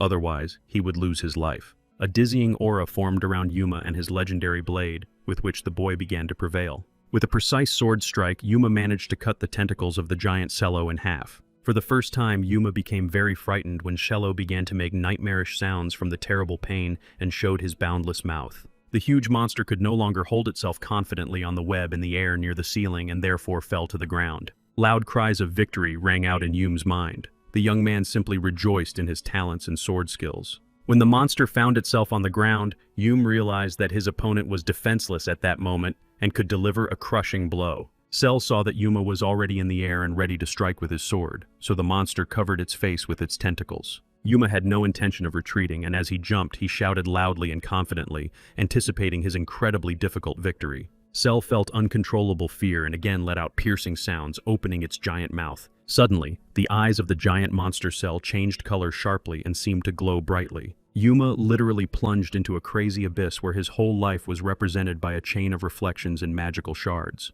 First of all, Yuma saw in the shard how, because of the legendary knight Marrow, he became a eunuch and considered himself a cripple and a disabled person ever since. A second later, in the next fragment, the boy saw the fire that would later destroy his village and kill his close relatives. In the reflection of the next fragment, Yuma saw several bodies lying unconscious on the ground. They were his relatives. A little later, Yuma witnessed the deaths of thousands of powerful knights who fell at the hands of demons and dragons. In addition, Yuma even watched the death of the great and immortal Tenzu. In the next moment, Yuma saw himself in his past life before rebirth, kneeling before the powerful Empress. Yuma saw how Empress Hyla Rose gave the order to her guards to take his life and felt no pity for him. The eyes of the charming Empress Hyla Rose were still filled with tears, although the girl carefully hid it. Soon after, Yuma saw how, after rebirth, Princess Hela Rose was not ashamed and kissed him on the forehead before the battle. After an incredibly short film from the fragments of his own life, Yuma's eyes filled with bitter tears. Yuma stood and cried, not understanding how such a terrible and terrifying monster could show him the story of his life. After regaining his composure a little, Yuma tried to throw these bitter images out of his head and wave them away with his hand. Yuma said he would never have believed that a simple big spider had a real demonic eye. Yuma turned to Chelov and asked how he managed to prepare so quickly for his unpredictable attacks. Wiping the last tear from his face, Yuma admitted that this giant and terrifying Chelov really scared him. Yuma stood with his sword in his hands and simply waited to see what would happen next. However, during the fierce confrontation between demons and dragons, and even after it ended, Yuma swore that he would never lose a battle. Chelov took advantage of the situation and tried to knock the sword out of the boy's hands with his large tentacles. Yuma did not expect such a perfect attack from the nightmarish spider and unexpectedly fell to the ground, dropping his sharp blade. Using the power of his aura, Yuma quickly picked up his sword and jumped into the air again to deliver a crushing blow. The cunning and nimble Cello tried again to stop Yuma by blocking himself with several tentacles. Yuma failed to hit the target immediately and landed on the ground, waiting for his next jump. Yuma realized that he had to make a quick decision and struck Cello with his sword. A blue liquid flowed from the enraged monster. Cello again emitted loud, piercing sounds similar to human screams. The giant spider did not give up. Yuma realized that another powerful attack was coming, which he would have to quickly dodge. Yuma tried to take a step to the side but saw that his legs were completely entangled in the cursed web. The situation was spiraling out of control as small offspring of the vicious Cello suddenly began to run towards Yuma. Yuma only had time to shout that he couldn't stand the pain when suddenly a red liquid began to flow from his mouth. Yuma understood in his mind that he could not lose to some scary but ordinary spider. Yuma began to recall the lessons of the legendary teacher Sir Duran Zark, who taught the boy how to use his enhanced aura. To carry out his plan, Yuma needed to concentrate hard and gather his energy into a single point. Yuma tried with all his might to use his already legendary glow, and unexpectedly, he succeeded. The cave shone with an aura. Yuma said that he could release his own energy for a final and decisive blow to his opponent. Yuma tensed with all his might and directed a beam with maximum energy straight into Cell's huge mouth. There was a dizzying sound and a crash. It became clear that Cello had simply shattered into thousands of tiny fragments. The cave literally shook. There had never been such a crazy incident here before. Huge, sharp fragments began to fall from the top where the small Cello cocoons hung. Yuma stared intently at the spreading blue liquid. That was all that remained of the giant, vile spider. Yuma rejoiced in his dizzying victory and began to shake the blue liquid off himself, preferring to wear only clean armor. To defeat the huge Selov, Yuma literally had to put all his energy into a crushing blow. Yuma was left without strength and simply fell to the ground, breathing heavily. Lying on the cold ground, Yuma said that next time he would have to come here only with a team of knights. Yuma told himself that he didn't even have the strength to get up. If another monster attacked right now, he would surely lose his life. Yuma reasoned that he could be killed by the hand of a vicious, ferocious orc. It would be a very sad end for a knight. Suddenly, Yuma felt a strange but warm breath on his lips. The young man was very frightened. It seemed to Yuma that he had been kissed by another terrible, vicious monster. A yellow liquid ran down his lips. Opening his eyes, Yuma screamed. The young man was already saying goodbye to his beloved relatives and thought he had swallowed a deadly poison. Yuma tried to wipe the deadly poison from his lips. He did not understand what this nasty stuff was. The frightened Yuma's eyes widened to the limit. The guy kept wiping his own mouth, thinking he would be saved. Suddenly, a familiar female voice sounded. It was Natalie, who said that it was actually an expensive medicine. Natalie claimed that she had just saved Yuma's life and now he was indebted to her. Yuma was very surprised to see the charming queen of poison, Natalie, here in the hellish caves. The boy wondered how she got here. Natalie said that Mr. Poan was crying loudly in front of the main hall of the trading community. Natalie claimed that Yuma would have died if she and Mr. Poan had not come to the cave. Natalie claimed that Yuma would have lost his life if she and Mr. Poan had not come to the cave. Mr. Poan hugged his friend Yuma tightly. The boys stared intently at the queen of poisons, Natalie. Natalie claimed that Yuma definitely had power, but would not live long if he threw himself into certain death. Exhausted, Yuma agreed with Natalie in his mind. The girl was indeed right. Yuma remembered that if this situation had happened before his rebirth, everything would have been different. The image of the deceitful and vile knight Marrow came to Yuma's mind, and there would have been no point in that.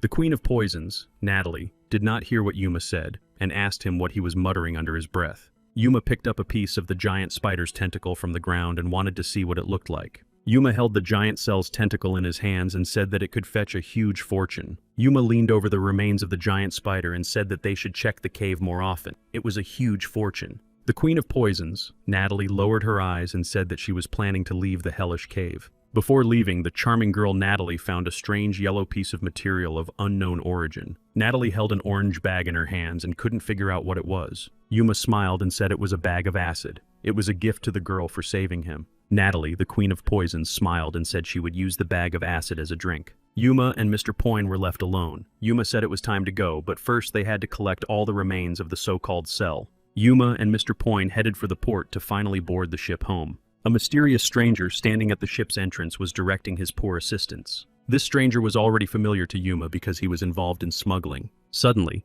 two strange but confident figures appeared in front of the smuggler. It was Yuma and Mr. Poyne.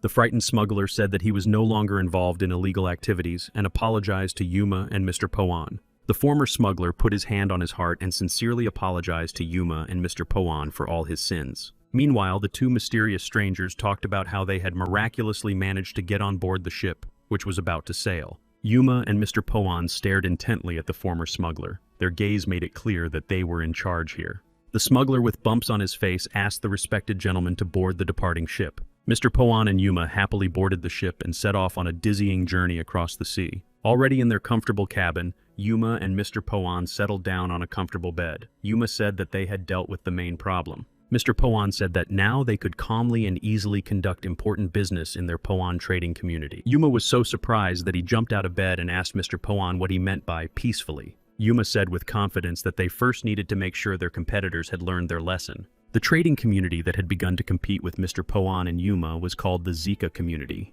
Yuma knew very well that this trading community was under the protection of the great and powerful Rolmondi family. The manager of the Zika trading community was the illegitimate son of the Rolmondi family, named Hiza Rolmondi. Yuma stopped at the gate and told the armed guards that he wanted to meet with the manager of the Zika trading community. Yuma walked down the corridor but still did not understand why he was helping the illegitimate son. He had heard the name Zika somewhere before. The servant stopped Yuma near the tall doors. The man said that he needed to enter here. Before entering the door, Yuma noticed a girl standing nearby who worked here as a servant. The pretty girl working here as a servant turned away so as not to look Yuma in the eye. Yuma looked closely at the charming girl again but said nothing. The maid opened the door that Yuma was supposed to enter. The young man felt an incredible desire to meet the manager of the trading community. Entering the huge hall, Yuma first noticed that there were empty bottles on the floor that had once contained alcoholic beverages. Yuma made a dissatisfied face and thought to himself that the people here drink too much alcohol. Yuma stood like an aristocrat and tried not to show his fear. The young man decided to introduce himself.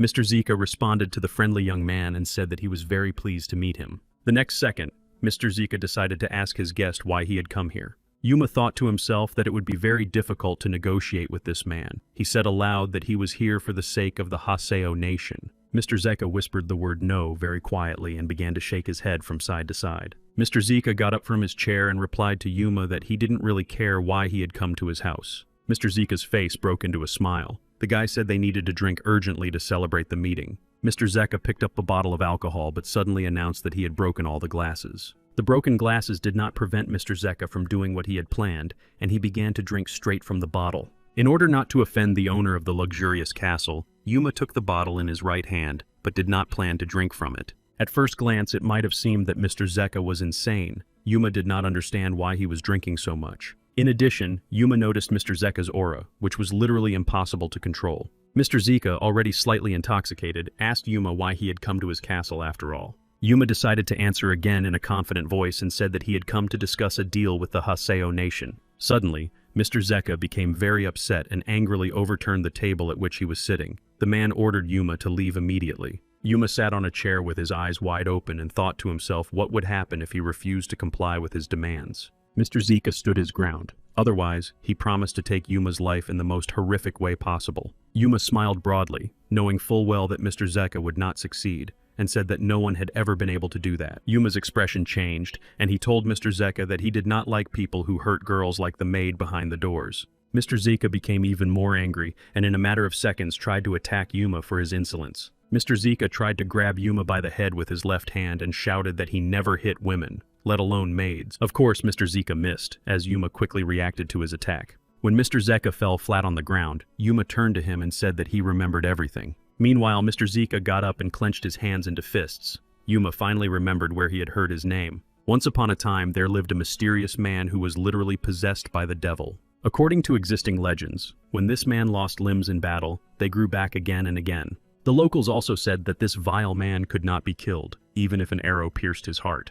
The possessed man emerged victorious in dizzying battles almost every time. Countless great knights lost their lives trying to stop this ferocious, uncontrollable monster. Only now did Yuma realize that the name of this man possessed by the devil was Zeke Dean. Mr. Zeke Dean's eyes literally reddened with rage, and the man was ready to deliver a crushing blow. Broken bottles that had once contained alcoholic beverages lay scattered around Mr. Zeke Dean. Yuma stood opposite Mr. Zeke Dean and was already preparing to repel his next attack. Sweat beaded on Yuma's face. His gaze made it clear to his opponent that he would never be defeated. Clenching his fist, Yuma noticed that after several blows, Mr. Zeke Dean did not have a single scratch. Yuma understood that Mr. Zeke Dean was strong enough even when he was not possessed by the devil. Yuma thought again that if he could come to an agreement with his opponent, he would fit perfectly into his team researching magic stones. However, it was clear that Yuma would not be able to come to an agreement with Mr. Zeke Dean just like that. His opponent was ready to attack. Yuma had to come up with an original way to save his own life and not take his opponent's.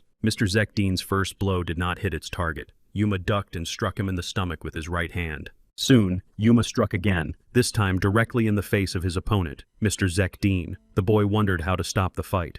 After a dizzying blow from Yuma, Mr. Zeke Dean found himself on the floor and soon began to insult his opponent. Mr. Zeke Dean picked up a long spear that was lying nearby so that he could easily take Yuma's life. Mr. Zeke Dean stood up and was ready to strike his first blow with his sharp long spear. Yuma clenched his teeth and was ready to dodge his opponent's attack once again. The boy thought about how to stop the fight.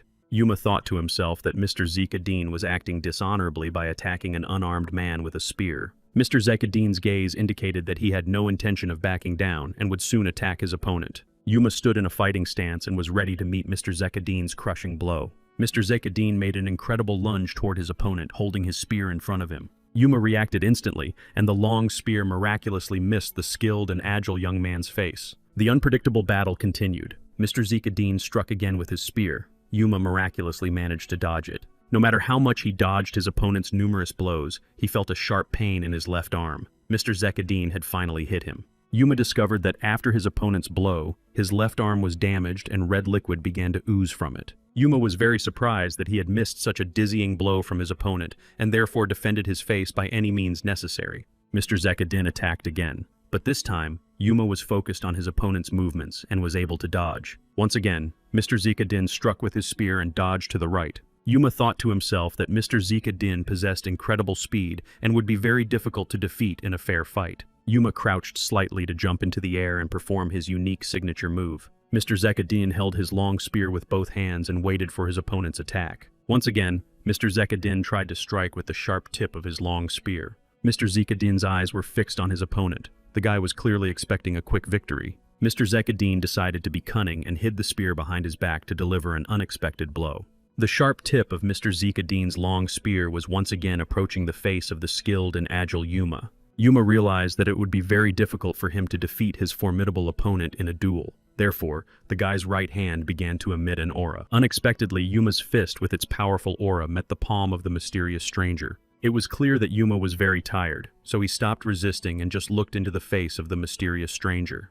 An elderly man with gray hair stood next to Mr. Zeke Dean and silently looked into Yuma's face. This mysterious stranger turned out to be a great and powerful man named Hayes Rolmondi. Mr. Hayes Rollman was the head of the family and was considered a cold-blooded aristocrat who maintained the purity of his lineage. According to legends and myths, Mr. Hayes Rollman was second in power only to Sir Duran Zark. Mr. Hayes Rolmani literally never missed an opportunity to argue with Sir Duran Zark during ministerial meetings. Mr. Hayes Rolmani turned to Yuma and said that Sir Duran Zark's student had nearly killed his illegitimate son. Yuma replied without hesitation that if he had not resisted, he himself would have lost his life long ago. Mr. Hayes Rolmondi looked furiously and angrily at Sir Zeke Dean, who simply remained silent and listened to his so-called father. Mr. Hayes Rolmondi said that at first glance Yuma was no different from the others, but in reality, he hides his strength behind a gentle nature. Mr. Hayes Rollman also noted that Yuma continued to stand his ground even in front of such a powerful man as himself. Mr. Hayes Rollman made no secret of the fact that such talent, if it fell into the hands of his rival, Duran Zark, would be worth much more. Mr. Hayes Rolmanzi loudly told Yuma to leave his castle and never return. However, Yuma was in no hurry to comply with Mr. Hayes Rolmanzi's demands and said that he needed to talk to Zeke Dean. Mr. Hayes Rollman did not respond to the young man, and soon the poor fellow had no choice but to leave the castle and go out into the street. With slow but confident steps, Yuma walked along the path from the castle and thought to himself that the situation was out of control. Yuma couldn't believe that Mr. Hayes Rollman would now be working with the real monster, Zek Dean. Yuma was sure that Hayes Rollman had started working with Zek Dean only because he had incredible talent. It was hard for Yuma to imagine that a supporter of pure blood heritage could work with an illegitimate heir. Yuma looked at the windows with huge red curtains hanging in them and thought to himself that there was something else going on in this situation. Meanwhile, Lord Zek Dean was lying on the floor receiving heavy blows to the head. A poor maid sat unconscious nearby. Mr. Hayes Rollmandy continued to kick Lord Zek Dean in the head and had no intention of sparing this monster. He could take Lord Zek Dean's life. Meanwhile, the brave Yuma was already approaching the huge gates that, at first glance, opened the gates to paradise. The guards asked him his name. The red-haired girl asked Yuma if he considered the grand and colorful Zarkov estate to be his personal bar. Naturally, Yuma replied that he had never thought so. The boy closed his eyes and asked for forgiveness. Sir Durand Zark joined the conversation between Katerina Zark and Yuma and asked the girl not to scold the frightened boy. Katerina Zark was the youngest daughter of the great Durand Zark. The insolent girl asked Yuma again why he needed to come here for alcohol. Katerina Zark turned again to her noble father, Durand Zark, and said that he should not listen to what this commoner was saying. An angry Katerina Zark left the room where her father and Yuma were sitting and finally said that there was something wrong with them. Sir Durand Zark said that if he had known that Katerina would grow up like this, he would not have had more than 3 children. Sir Durand Zark drank his delicious tea and asked Yuma to return to the conversation about elite alcohol. Sir Durand Zark finished his strong tea and asked Yuma why he wanted a 40-year-old wine from the province of Shaley. Yuma confirmed that he would not mind trying this expensive drink, as he knew that only wealthy aristocrats could afford it. Meanwhile, Yuma also took a cup of tea and said that he needed this expensive wine for a special and picky customer. Yuma again said that his high-ranking customers simply adored alcoholic beverages. Lord Zekadin sat at his table in complete solitude, as usual. His servant told him that Knight Yuma had come to see him. Yuma opened the door where Lord Zekadin was sitting and looked at him with a proud gaze, feeling his superiority. Lord Zekadin smiled and asked Yuma if he had come to organize a second round of unpredictable battle. Yuma denied that he had come to fight, as last time he had not even had time to talk about important and real matters. Lord Zekadin slammed his hand on the table and asked Yuma in an angry voice what he had come to his house for. Yuma began to smile to appease his interlocutor's anger and said that he had come to enjoy a glass of fine wine. Yuma poured a glass of 40-year-old wine from the Shali province into Lord Zika's glass. Naturally, he couldn't resist and began to drink. Lord Zekadin practically drained his own glass of wine in one gulp, which greatly surprised Yuma. Lord Zekadin grimaced and said that it was like drinking liquid fire. The young man thanked him once again for the expensive gift. Yuma was glad that the owner of such a huge castle liked his expensive gift. Already intoxicated, Zekadin offered to tell Yuma an unpredictable story as payment for his gift. Lord Zekadin began his story by saying that once upon a time there lived a charming girl who worked as a servant. She possessed incredible beauty. The attractive girl bore a striking resemblance to the goddess Sebra, but she was an ordinary peasant girl living in the village of Tezi in the hilly region. And one fine day, Mr. Hayes Rollmandy, who had come to the village of Tezi on some important business, found her. Lord Zekadin asked Yuma, who was listening attentively to his story, what he thought the Lord had done with this beautiful girl. Lord Zekadin continued to tell the story with tears in his eyes. He said that this girl was his mother. His maternal grandparents tried to talk to the harsh tyrant, but Hayes brazenly got rid of the witnesses. Lord Zekadin continued and said that his mother jumped off a huge cliff when the boy was only 6 years old. After that fateful day, Hayes unexpectedly noticed the boy's talent as a spear thrower. Mr. Hayes Rollmandy watched the talented boy's skills closely and one day decided to approach him and speak to him. Zekadin heard for the first time from his so-called father that he planned to take him with him and subsequently adopt him. Yuma was deeply moved and said that the story he had heard was indeed terrible and unjust. Lord Zekadin looked toward the door and unexpectedly called for a mysterious girl named Lisa. A lovely girl named Lisa, who worked here as a maid, entered the room. Lord Zekadin said that he had refused to adopt him every time. Lord Zekadin clearly demonstrated what the cunning Mr. Hayes Rollmandy had done to his people. The girl was covered in bruises. The modest maid Lisa tried to intervene in the conversation, saying that it was all in the past, but Lord Zekadin slammed his fist on the table and glared angrily at the frightened beauty. Lord Zekadin yelled loudly at Lisa, saying that she had no right to tell him to agree to the adoption. Yuma continued to watch as Lord Zekadin accused the innocent girl Lisa of sharing Rollmandy's bed. Lord Zekadin replied to Yuma that such a situation could not be taken lightly. Yuma's patience ran out. The brave young man decided to stand up for the frightened maid, so he grabbed Zekadin by the collar.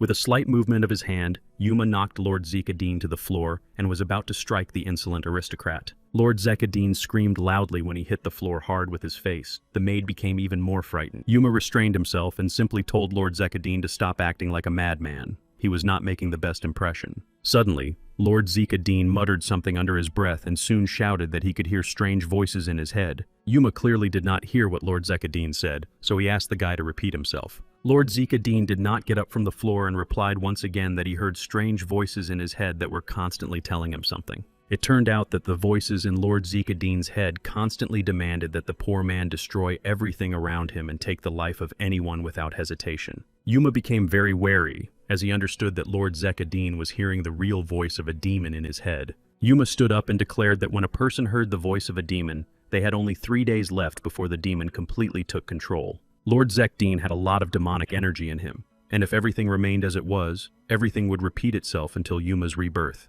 Yuma couldn't allow the situation to take a catastrophic turn, but a new question arose in his mind. Yuma didn't understand why the great Mr. Hayes Rolmondi was so obsessed with Lord Zekadine. People like Zekadine, who were literally mutilated by demonic energy, were useless to Hayes Rollman. The answers to the questions in Yuma's head never came. Despite numerous problems, Yuma understood that he had to help Lord Zekadine no matter what.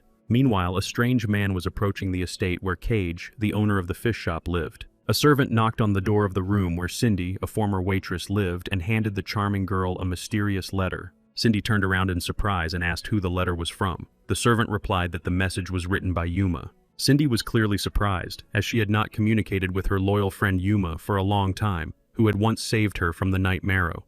The letter said that Cindy must protect a maid named Liz from a treacherous trading community called Zika. Yuma also said in the letter that he needed to organize an expedition of mercenaries to explore the hellish caves. In addition, Yuma asked Mr. Poyne to continue searching for brides for Hugo by any means necessary. Meanwhile, Yuma, accompanied by Lord Zekadine, was traveling along the Egon mountain range. Lord Zekadine told Yuma that he would only be a burden if he kept losing his temper. Yuma boldly replied to Lord Zekadine that he should not worry about it and continue to follow in his footsteps. Yuma turned and smiled, saying that he would hit him until he calmed down. Lord Zekadine realized that Yuma was not joking, so he simply remained silent and continued to walk forward with confident steps. Lord Zekadine took Yuma's words seriously, and he felt somehow calmer. Yuma also noted the Lord's hairstyle, which suited him very well. Lord Zekadine and Yuma approached a huge palace with the head of a black wolf visible at its top. Lord Zekadine was impressed by the scale of the dizzying structure and said that he had heard various stories about wolves a long time ago. Lord Zekadine looked up again to assess the heads of the black wolves. Before entering the lair of the black wolves, Lord Zekadine asked Yuma how they could stay alive if they were connected to the Empire. Yuma tried to calm the distraught Lord Zekadine,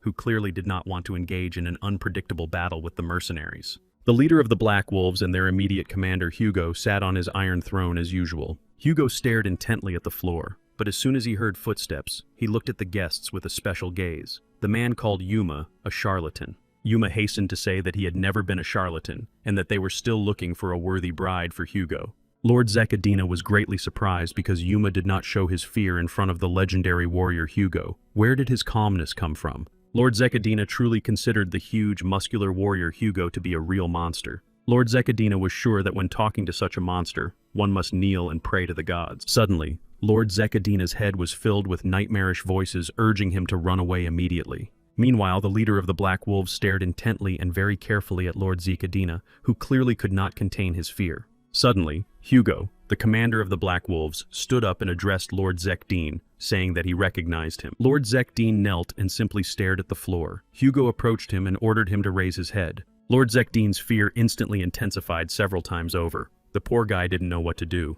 From uncontrollable fear, Lord Zekadine's eyes began to fill with light, indicating that demonic energy had awakened. Hugo, commander of the Black Wolves, continued to look at the cowardly guy and even thought for a moment. Lord Zekadine tried with incredible effort to restrain the demonic energy, but with every second it became more painful for him. Lord Zekadine got up from his knees and literally began to turn into a vicious, ferocious monster. Lord Zekadine's teeth became long and fang-like, and a green fireball flew out. The commander of the Black Wolves, Hugo, seemed to pay no attention to the situation and simply snapped his right hand against Lord Zekadine's forehead. Before striking, Hugo, the commander of the Black Wolves, said that this was clearly a neglected case. Yuma couldn't believe what he was seeing and was very surprised. He thought that Lord Zekadine would never open his eyes again. Lord Zekadine hit his head on the ground at lightning speed and began to scream loudly from the terrible and unbearable pain. The commander of the Black Wolves, Hugo, turned to Yuma and asked where he got this trash. Yuma replied that he found it in the capital of the empire.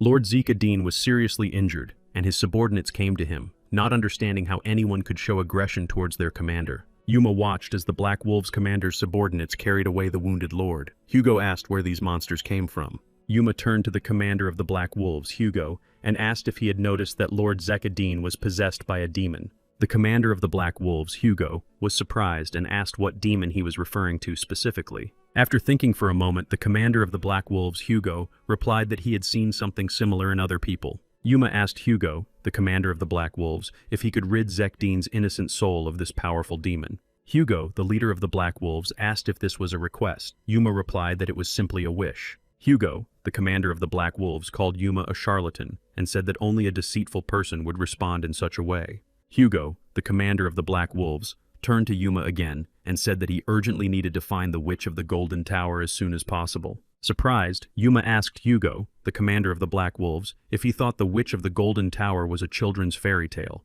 According to existing legends and myths, somewhere in the ocean there was an island, the so-called refuge of ancient artifacts. This island was called Inzvikan. It was here that the famous Golden Tower was located. The local residents in the area seriously believed that a powerful and cunning witch with incredible strength lived in this tower. Many states, including the mighty empire, sent an incredible number of ships to explore this Golden Tower of Inzvikan. However, after numerous expeditions, those who returned said that Inzvikan was just an abandoned island in a deserted ocean. Yuma, accompanied by Lord Zeka-Din and his faithful friend Malin, was already standing on the pier to find a ship. Zeka-Din turned to Malin and asked if he would stay with them until the end of the trip. The guy replied that his commander had forced him to come. As soon as Lord Zeka-Din heard Malin's answer, he simply agreed and nodded his head, confirming that he had no objection to such cheerful company. Meanwhile, Malin asked Lord Zeka-Din how he was feeling after his dizzying injury, the blow from the commander of the Black Wolves. Zeka-Din replied that his head had become much clearer, even after drinking a strong alcoholic beverage. Lord Zeka-Din decided to ask Yuma again about the powerful and cunning witch of the Golden Tower, Inzvikan. He thought it was just a legend. Yuma smiled and said that the commander of the Black Wolves, Hugo, was not lying, so he said they would see how the situation developed in the future. Meanwhile, Yuma, accompanied by Lord Zeka-Din and Malin, was already approaching the mysterious old man standing near the pier. The strange bearded old man replied that his ships never go to Inzvikan because it is an abandoned island and it is very far away. Standing next to the old man was a cunning assistant who said that it would take about a week to sail to Inzvikan. Yuma and his assistants went to another stranger to ask him about Inzvikan. The man replied that it was a deserted island. Yuma began to worry greatly because no one agreed to sail to Inzvikan. Would they have to build a boat themselves? Suddenly, a silent old man who had been watching them all this time addressed the sad company. Yuma and his loyal companions jumped in surprise. The boys clearly did not expect to hear a stranger's voice behind them. The bearded old man decided to ask Yuma where exactly they were headed. Yuma boldly replied that they were looking for a way to quickly get to the legendary island of Inzvikan. The bearded old man told them to get on the boat. He was ready to fulfill their request. The trio of loyal and devoted friends asked if the old man really agreed to their proposal, and began to rejoice. The silent old man simply nodded and pointed to his ship, indicating that they should board it. However, Yuma and his faithful companions looked at the old man's vessel and realized that they would not get very far in that rusty tub. Yuma and his loyal assistants had no choice but to agree. The main characters set off on an exciting journey. Throughout the day, Yuma and his companions had to sail towards dizzying adventures. Night fell. At night, the main characters tried to sleep, but the calm ocean suddenly decided to form a strong storm. Yuma, Malin, and Lord Zeka-Din lay and looked at the sky. Everyone claimed that they felt very sick. Even Yuma, who thought he was never prone to seasickness, was broken. Everything changed dramatically when the main characters suddenly saw a mysterious and enigmatic ship approaching their vessel. Soon, Yuma managed to see that a real pirate flag was visible at the top of the sails of the approaching ship. It was obvious that the treacherous pirates were going to try to board Yuma's ship, so they rammed it from the side. The trio of cunning and arrogant pirates turned to the main characters and demanded that they immediately hand over everything they had. Malin was the first to respond to the pirates' demands, saying that their boat was about to fall apart anyway, and there was no need to sink it. Suddenly, Yuma noticed that the captain of their ship was fidgeting and doing something. The main characters asked him what he was doing. The poor old man began to take out the remains of bread, a rope, and his broken sword, and was already planning to give these things to the pirates. Yuma told the old man that the pirates would kill them all anyway, to which the bearded captain replied that it was fate. Yuma stopped the frightened old man and told him not to interfere in their conversation and not to worry. The pirates did not expect a rope with an anchor at the end to suddenly fly onto their ship. The pirates guessed that it was a hook. They could not believe that young people could stand up to them in battle. The brave and courageous Malin was the first to climb aboard the pirate ship.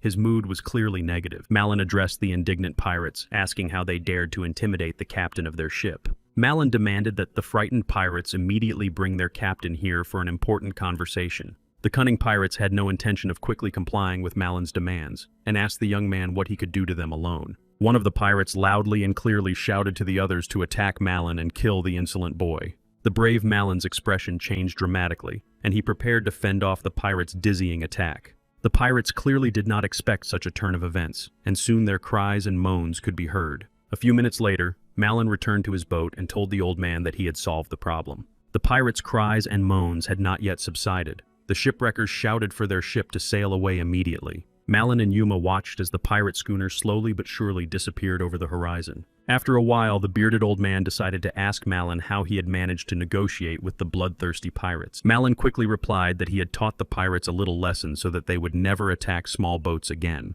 The wise old man looked silently into Malin's eyes, still unable to believe that the young man had managed to deal with a gang of robbers all by himself. The old man turned away and, without saying a word to the rest of the crew, simply threw several gold coins into the ocean. Malin was very surprised and tried to stop the foolish old man. The young man asked why he had thrown the money into the sea. The old man turned and replied that he did not need the money. After all, it would not disappear if it did not remain in his hands. Malin continued to be indignant and advised the old man to take the flags at the port and hang them on his boat. The wise old man repeated once again that if he suddenly lost his life, it was his fate, and nothing could be changed. The three main characters were astonished by the strange philosophy of life of their gifted captain. Yuma thought hard and believed the captain's words. It was indeed a strange and unpredictable situation. Yuma stared intently at the gloomy old man and still could not understand what was really happening to him. The main character's dizzying journey across the endless ocean came to its logical conclusion. The old man managed to deliver the main characters to the island of Innsvikan. The guys said goodbye to the captain and thanked him for everything he had done for them.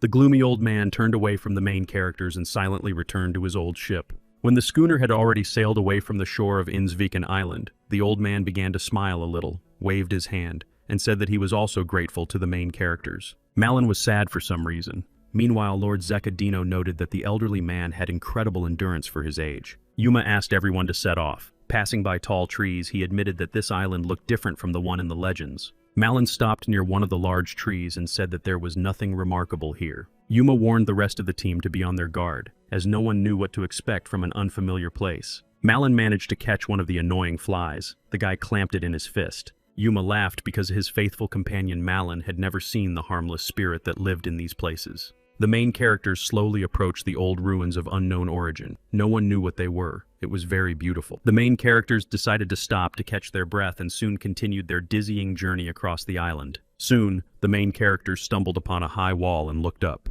This was the Great Golden Tower. The main characters realized at the same time that they had arrived at their destination.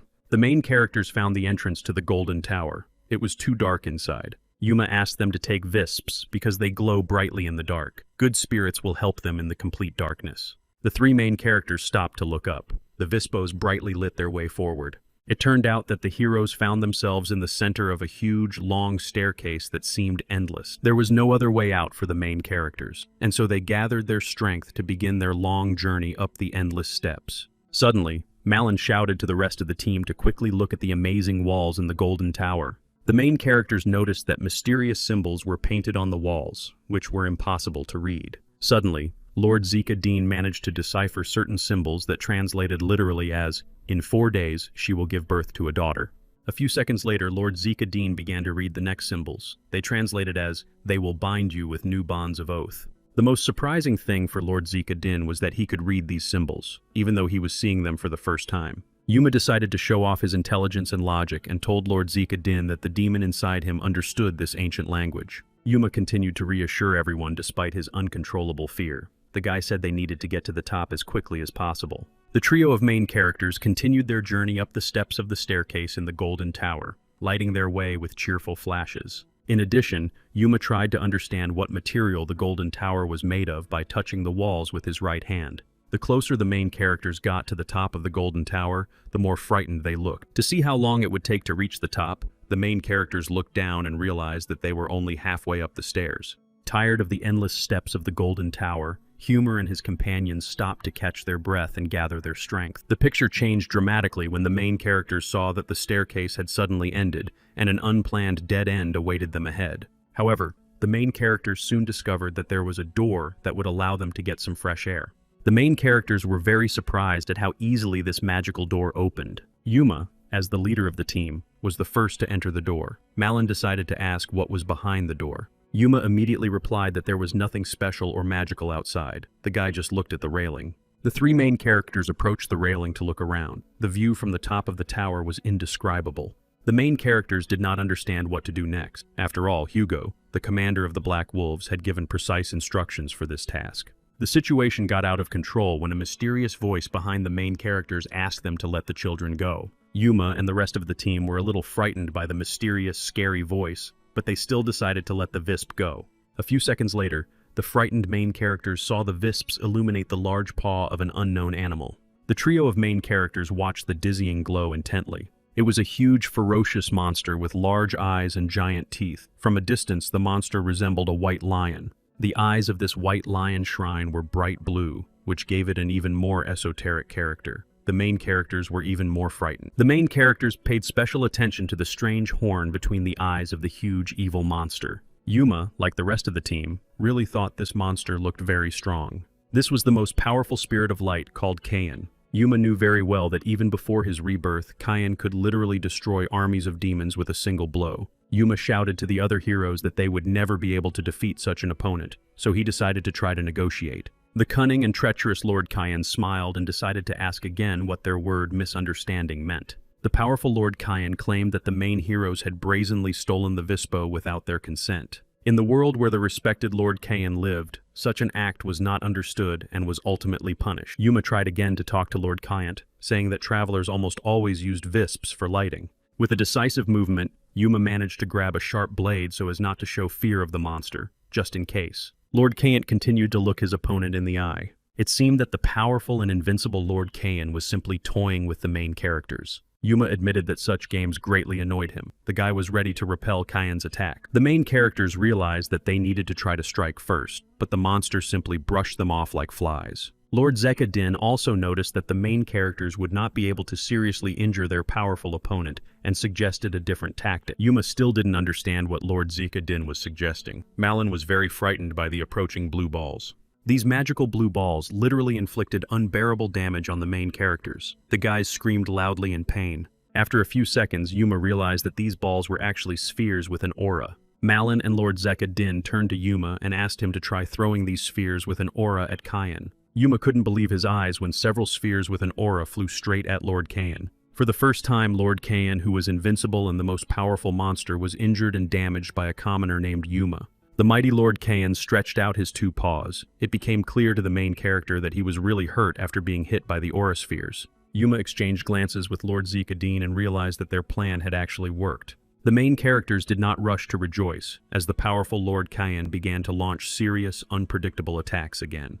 The main character understood that after each of their attacks, the monster's strength increased several times over. Yuma admitted that throwing his aura spheres required too much energy, and therefore he would use up all his strength within a few minutes. Yuma once again reasoned logically, and said that the main characters would not be able to cope with such a powerful and formidable opponent at this time. Yuma said that if they could not cope with Lord Kain at the moment, they would have to switch to blocking and defense. A few seconds later, the heroes saw Zekdin's long spear on the floor, broken into small pieces. Yuma and Malin were very frightened for their loyal comrade Lord Zekdin and tried to protect him from Lord Kain's attack. Yuma remembered how he had received the legendary sword Ascalon from Sir Duran Zark, and Malin had received Wilric as a gift from Hugo. Meanwhile, Lord Zekdin doubled over in pain as his demonic energy began to rapidly escape. Yuma noticed that Lord Kain continued to strike his friend Lord Zekadin. However, Lord Kain's numerous blows did little harm to Zekadin. Yuma began to realize that Lord Zekadin's wounds were healing spontaneously, and that he was being completely overtaken by demonic energy.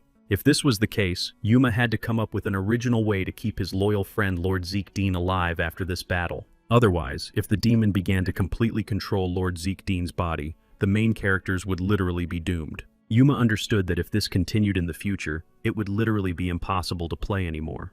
The main characters understood that at any moment they could lose their lives due to the clash between the demon inside Lord Zekdeen and the monster Kain. Poor Yuma and his loyal companion and friend Malin did not know what to do, and their heads were spinning with various ideas. A dizzying, piercing crack sounded when no one expected it. Lord Kyant continued to stare at his opponents with angry eyes. Suddenly, a strange flash appeared. A mysterious female hand emerged from the bright sunlight. Malin asked his friend Yuma if he was hallucinating, or if he could see a strange, mysterious hand in the bright light. A few seconds later, a beautiful, seductive leg began to appear from the light, in addition to the mysterious hand. And in an instant, a mysterious girl with long white hair and unknown beauty appeared before the main characters. The lovely girl of indescribable beauty stood opposite the so-called demon that had emerged from Lord Zekdeen's body. The dazzling beauty slowly raised her hand and pointed it toward Lord Zekdeen's demon. The main character's attention was particularly drawn to a strange, mystical red stone on the girl's head. The stunning girl with the stone on her head clenched her hand into a fist, and it was clear that something was about to happen. Lord Zekdeen began to scream loudly and piercingly. The main characters realized that he was really in a lot of pain. Gradually, Lord Zekdeen's growling and screaming began to subside. It seemed that the demon was gradually leaving his body. Yuma saw that the demon in Lord Zekdeen's body was literally feeling sick, so he hit him on the head. Lord Zekdeen's body once again found itself on the cold ground. The girl and Lord Kayant watched silently. The girl turned to Lord Kayant and admitted that the main characters were clever, enough playing with them. The monster again claimed that the main characters had grabbed the Visps for no apparent reason and were doing terrible things to them. The girl repeated that it didn't matter whether Lord Kayant did it for protection or for fun, the unpredictable fight had to be stopped. The stunning beauty slowly approached the body of Lord Zekdeen, which was still lying on the ground. The girl stopped near Lord Zekdeen's head and simply remained silent. Meanwhile, Lord Zekdeen writhed in agony and tried to gather his strength to finally get to his feet. With surprised eyes, Lord Zekdeen finally looked at the charming girl who had saved him from the demon. Finally, the girl introduced herself and gave her name, Krishna. Welcome to the tower. Krishna continued to smile sweetly and looked into the eyes of the wounded Lord Zekdeen. Yuma decided to ask again what the name of the charming lady with the red stone on her head was. It turns out that Krishna is a dragon who led the defense of humans, cold-bloodedly taking the lives of powerful demons. Krishna's appearance on the battlefield between dragons and demons literally changed the course of important things and events. However, according to history, Krishna fought the demons until her last breath and ultimately lost her life during the battle. The locals erected a colorful monument to Krishna so that they would never forget the true hero. For a long time, citizens constantly came to the monument to say goodbye to the courageous national symbol. Yuma raised his fist to show Krishna his admiration. Yuma was really pleased to stand next to such a legendary hero as Krishna. Malin did not understand what was happening and asked Yuma what he was doing. Yuma replied that he needed to pay his respects to the blue dragon. Krishna turned to the main characters and said that they didn't need to go so far to talk to her about important matters. Krishna smiled broadly and said that she didn't have any problems like the powerful Lord Kayan. Krishna approached the main characters and looked intently into their eyes to understand the purpose of their visit. Krishna turned her attention to Lord Zekdeen and replied to the main characters that she already knew why they had climbed the Golden Tower. Krishna raised her right hand above Lord Zekdeen's head and said that he was the heir to a truly powerful dragon. Krishna confirmed what the other main characters already knew, that there was something dark inside Lord Zekdeen that he wanted to get rid of. Suddenly, a bright, dazzling glow formed in Krishna's hand. The girl said that she would show the Lord what he desired with all his heart. Lord Zekdeen began to see strange images in his mind. The first image centered around Krishna's older brother, whose name was Katuriaina. The blue dragon fell in love with a simple, ordinary man. For breaking the rules, people sent them to a dungeon, a golden tower. And after some time, the fruit of their dizzying, uncontrollable love was their wonderful newborn daughter. This unfortunate baby was named Pitsinkarta. When she grew up, she decided to escape from this dark and scary place. On her way, Pitsinkarta met a man and gave birth to a child who looked like her father. However, the man kept her child as a hostage. This treacherous man tried to use Pitsinkarta's power on his side during a cold-blooded battle. Pitsinkarta took part in fierce battles. After the end of the fighting, the people refused to return the child. The cruel people erased her memory. Due to the rules of the dragons, Pitsinkarta could not remain in the world of dragons and therefore went to Earth to the demons. Years passed, and the child gave birth to the next generation, up to the generation of Zika's mother, in which dragons remained in the distant past. Krishna is sure that someone summoned Pitsinkarta to use her power again. But Pitsinkarta was no longer the same as before. She had turned into the evil of the demonic world.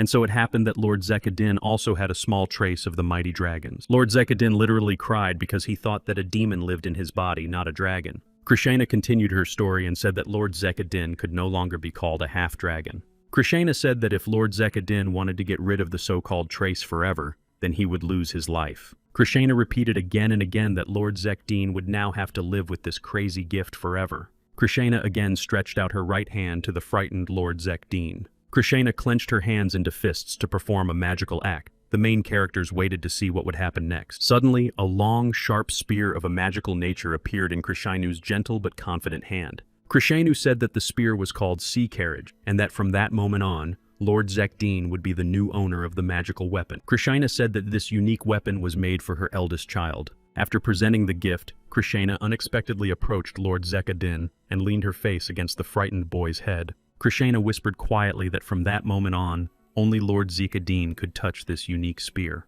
No one was allowed to touch the Sea Carriage spear with their hands, including Pitsankarta. Suddenly, the red stone on Krishna's head began to emit a dizzying bright light. A few seconds later, Lord Zekadin began to scream loudly for some unknown reason. Thick black smoke of unknown origin literally poured out of Lord Zekadin's mouth. Gradually, the thick black smoke began to spread around Lord Zekadin. No one understood what was happening except Krishna. Soon, in a mystical way, the thick black smoke began to form a small sphere. Krishna seemed to be controlling it. After a few seconds, the thick smoke that had burst out of Lord Zekadin's body turned into a small dark ball. Krishna continued to perform some mysterious magical ritual and sent light from her hand toward the Lord. With her delicate, beautiful hand, Krishna touched Lord Zekadin's chest. The small dark ball formed by thick smoke moved closer and closer to Lord Zekadin's chest. Krishna said that this was the only way out. Now the spear Sea Carriage would protect the Lord from this mysterious ball. Malin asked Yuma if the boat would return for them. The main characters remained silent.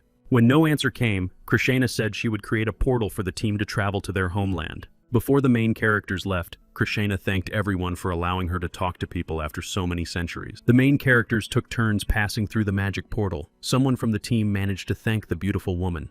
Krishna was about to leave but suddenly turned around to look at Lord Zekadin one last time. Before leaving for his homeland, Lord Zekadin bowed to Krishna and thanked her again for everything. Krishna smiled sincerely and was genuinely glad that the main characters turned out to be noble people. Krishna said that the great time of the mighty dragons had fallen on their fragile shoulders. Krishna also said that if any of the main characters ever found themselves in trouble, they should simply call her name. The main characters watched intently as Krishna returned to her own world. Yuma touched Lord Zekadin's shoulder and said that it was time for them to leave and not think about useless things. The main characters finally returned to their native colorful lands, which they clearly missed. Already in their native lands, Yuma told Malone that their paths were diverging for now, but they would see each other again soon. Yuma, accompanied by Lord Zekadin, sat in a carriage and quickly approached their destination. Yuma turned to Lord Zekadin again and asked if he was feeling better after his dizzying encounter with Krishna. Lord Zekadin looked out the window and said that he was feeling much better, but his head was still in complete disarray.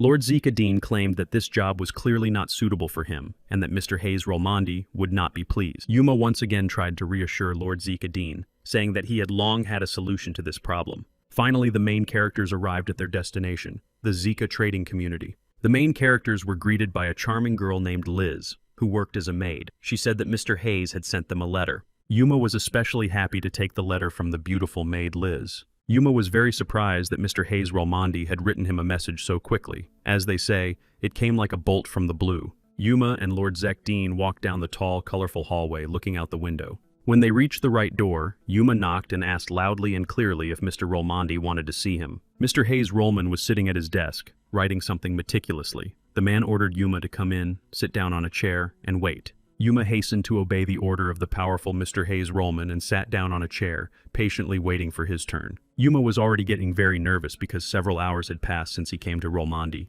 A thought arose in Yuma's mind. Why did Hayes Rolmondi call him if he was so busy with some important business? Suddenly, Mr. Hayes Rolmondi asked Yuma if he had ever seen his teacher, Zark, work for so long. Yuma did not lie and replied that he had never seen Sir Duran Zark sit at her desk for so long. Hayes Rolman said that he found it amusing to hear that the commander-in-chief had left the work to members of his family. Hayes Rolman immediately asked the next question. What did Yuma think? Should this happen in a proper country? To use other people because of one's power. It was difficult for Yuma to find an answer to this difficult question. Yuma decided to answer that this country was not the best, but it was the most powerful. Mr. Rolmondi shouted loudly that Yuma had probably forgotten where he was. Mr. Hayes Rolmondi stood up and approached Yuma, saying that he did not even understand these basic things. Mr. Hayes Rollman approached Yuma closely and said that he would now ask a direct question to which he wanted to hear the truth. Mr. Hayes Rollman's question was related to Lord Zika Dean. The man was trying to find out what Yuma had done to him. Mr. Hayes Rollman stood near Yuma and waited patiently for an answer to his question. Yuma mentioned the name of the blue dragon Krishna, who ultimately helped Lord Zeku Dean cope with his magic. Mr. Hayes Rolmondi became angry and said that he would never believe that the young men had managed to find Krishna. Yuma asked Mr. Hayes Rolmondi if he had noticed that Lord Zek Dean now had the spear Sea Carriage in his hands. It was a weapon that could only be created by someone with the true spirit of a dragon. Yuma firmly insisted that Lord Zeku Dean's mother was a distant relative of a powerful dragon. Yuma pointed out that Mr. Hayes Rollman had used the descendant of Pitts and Carta for his own material gain. It was a mistake. However, Zek's mother did not remember her child because people had erased the poor girl's memory. Yuma did not know what would happen to Hayes if the truth came out. Mr. Hayes Rolmondi never allowed anyone to speak to him in such a tone, so he grabbed Yuma. Hayes Rolmondi held poor Yuma by the neck and leaned the frightened young man against the wall. Mr. Hayes Rolmondi's hand squeezed Yuma's neck tighter and tighter, and he literally began to suffocate. Yuma managed to say that Lord Zekadin had managed to make a deal with Miss Krishane and that this would help him in the future. In other words, if Rolmanati used Lord Zekadin's power, he would have to flee the Empire at full speed. Mr. Hayes Rolmanati became even more angry and began to call Yuma the most uncivilized name. Yuma continued to say that nothing in the Empire could save Mr. Rolmondi from the wrath of the fiery dragon. Nevertheless, Rolmondi let Yuma go, and now he was leaving the castle. The young man clearly did not expect such a strong grip from the old man. Yuma looked at the windows where Rolmancy lived and deeply regretted that he would now be unable to use the power of Lord Zekdeen. Yuma smiled boldly and brazenly and said that now Hayes Rolmancy was completely dependent on him. Finally, Yuma could return home to the trading community of Puana with peace of mind. Naturally, the wayward traveler Yuma was greeted by his loved ones and those dear to him. Yuma was already standing in front of a dizzying crowd of people that his charming friend Cindy had found for him. Yuma turned to Cindy and said that she had done a really great job and found worthy workers for their common goal. Although they were just ordinary mercenaries, they did not leave the most favorable impression. Experienced workers looked at Yuma with incredible surprise and tried to remember where they had seen his face before. The mercenaries remembered how, a long time ago,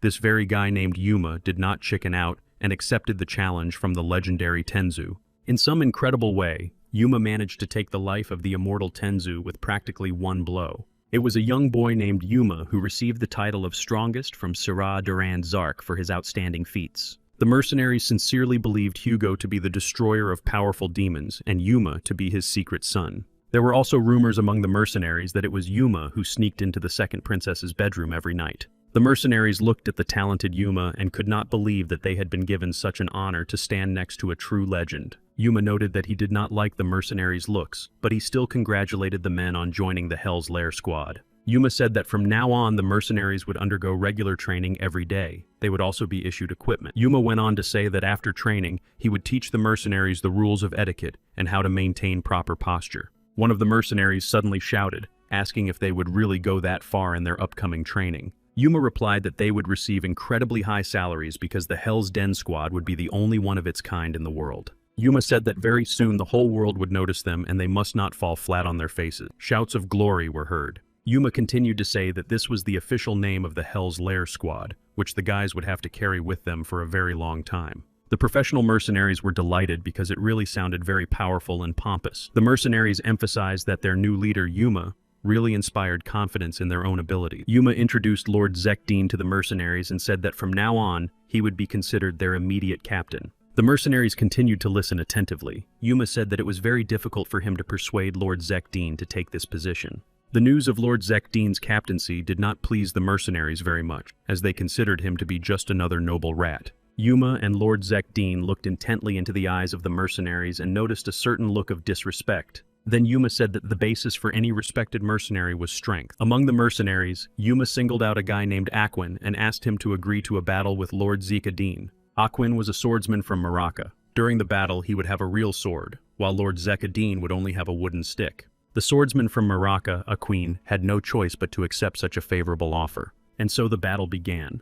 Lord Zekadeen was greatly surprised when he saw how fast his worthy opponent was. Aquin missed slightly and struck the ground with his sharp blade. Lord Zekadin used his aura in time and managed to instantly dodge Aquino's dizzying blow. Lord Zekadin's aura almost completely covered his long wooden stick. The swordsman from Mirak Aquino was already preparing to deliver another powerful blow. There was a loud crunch. Aquina's sharp sword struck right in the middle of Lord Zekadin's wooden stick. Amazingly, the wooden stick remained intact. Lord Zekadin's aura literally saved his weapon. The mercenaries watched the fight closely and realized that Zekadin had long since ceased to be the best warrior. Meanwhile, Lord Zekadin began to wonder why he had agreed to take on such a responsible position. Lord Zekadin sat at the table and held his head. The guy said that now he had no support from Hayes Rolmondi and he couldn't pay. Suddenly, Yuma entered the room and started shouting about why Lord Zekadin was still in this miserable place. Yuma offered Lord Zekadin to become not just a mercenary, but the captain of a real hellish den squad. Yuma promised to pay generously. Lord Zekadin simply laughed because he found the name Hell's Den very funny. Yuma reassured Lord Zekadin again and asked him to join his alliance. Yuma promised to treat him well. Returning from his own thoughts, Lord Zekadin wondered why he had succumbed to the blow of this sword. The swordsman from Maraka, Aquin, was already running at Lord Zekadin at lightning speed. The swordsman Aquin made a dizzying lunge and tried to deliver the strongest blow with his sword. Aquina's attempt failed because Lord Zekadin instantly dodged again. Lord Zekadin thought that he simply had no chance of losing this magnificent battle with the swordsman Aquina.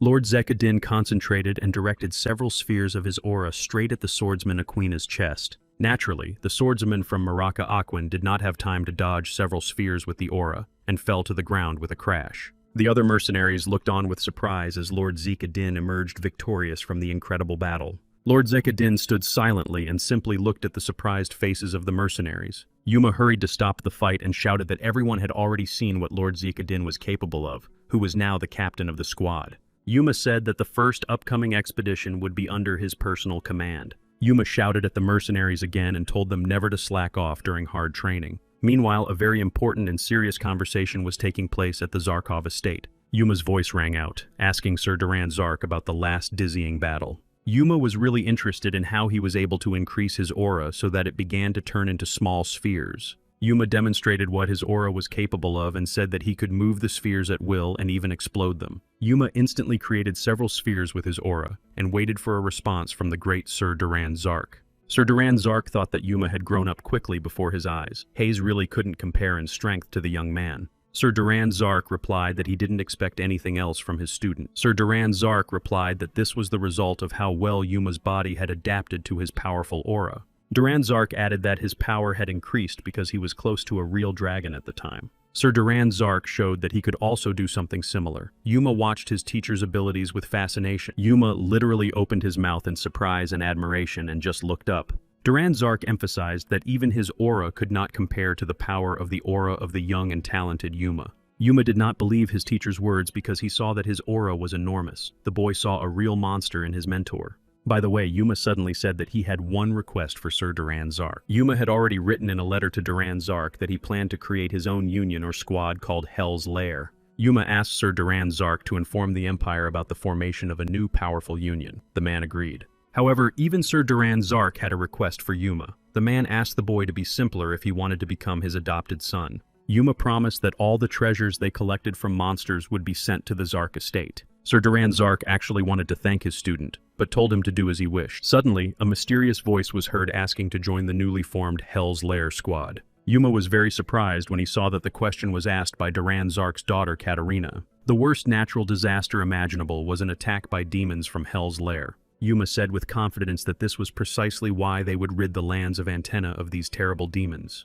Yuma continued to talk to the armed knights and said that the caves were a very dangerous place. Yuma continued to talk and keep up the knights' spirits, saying that they would be able to prove themselves to the whole world. Of course, Yuma understood that not all knights would be able to handle the task at hand. Yuma turned to Duran's daughter, Catherine Zark, and asked her if she was sure she wanted to join the hellish lair. Yuma continued to dissuade Catherine Zark from making a rash decision, but the girl repeated that all Zarks were capable of standing up for themselves. Catherine Zark put on her knight's armor and said that demons had recently been discovered on the Zark estate.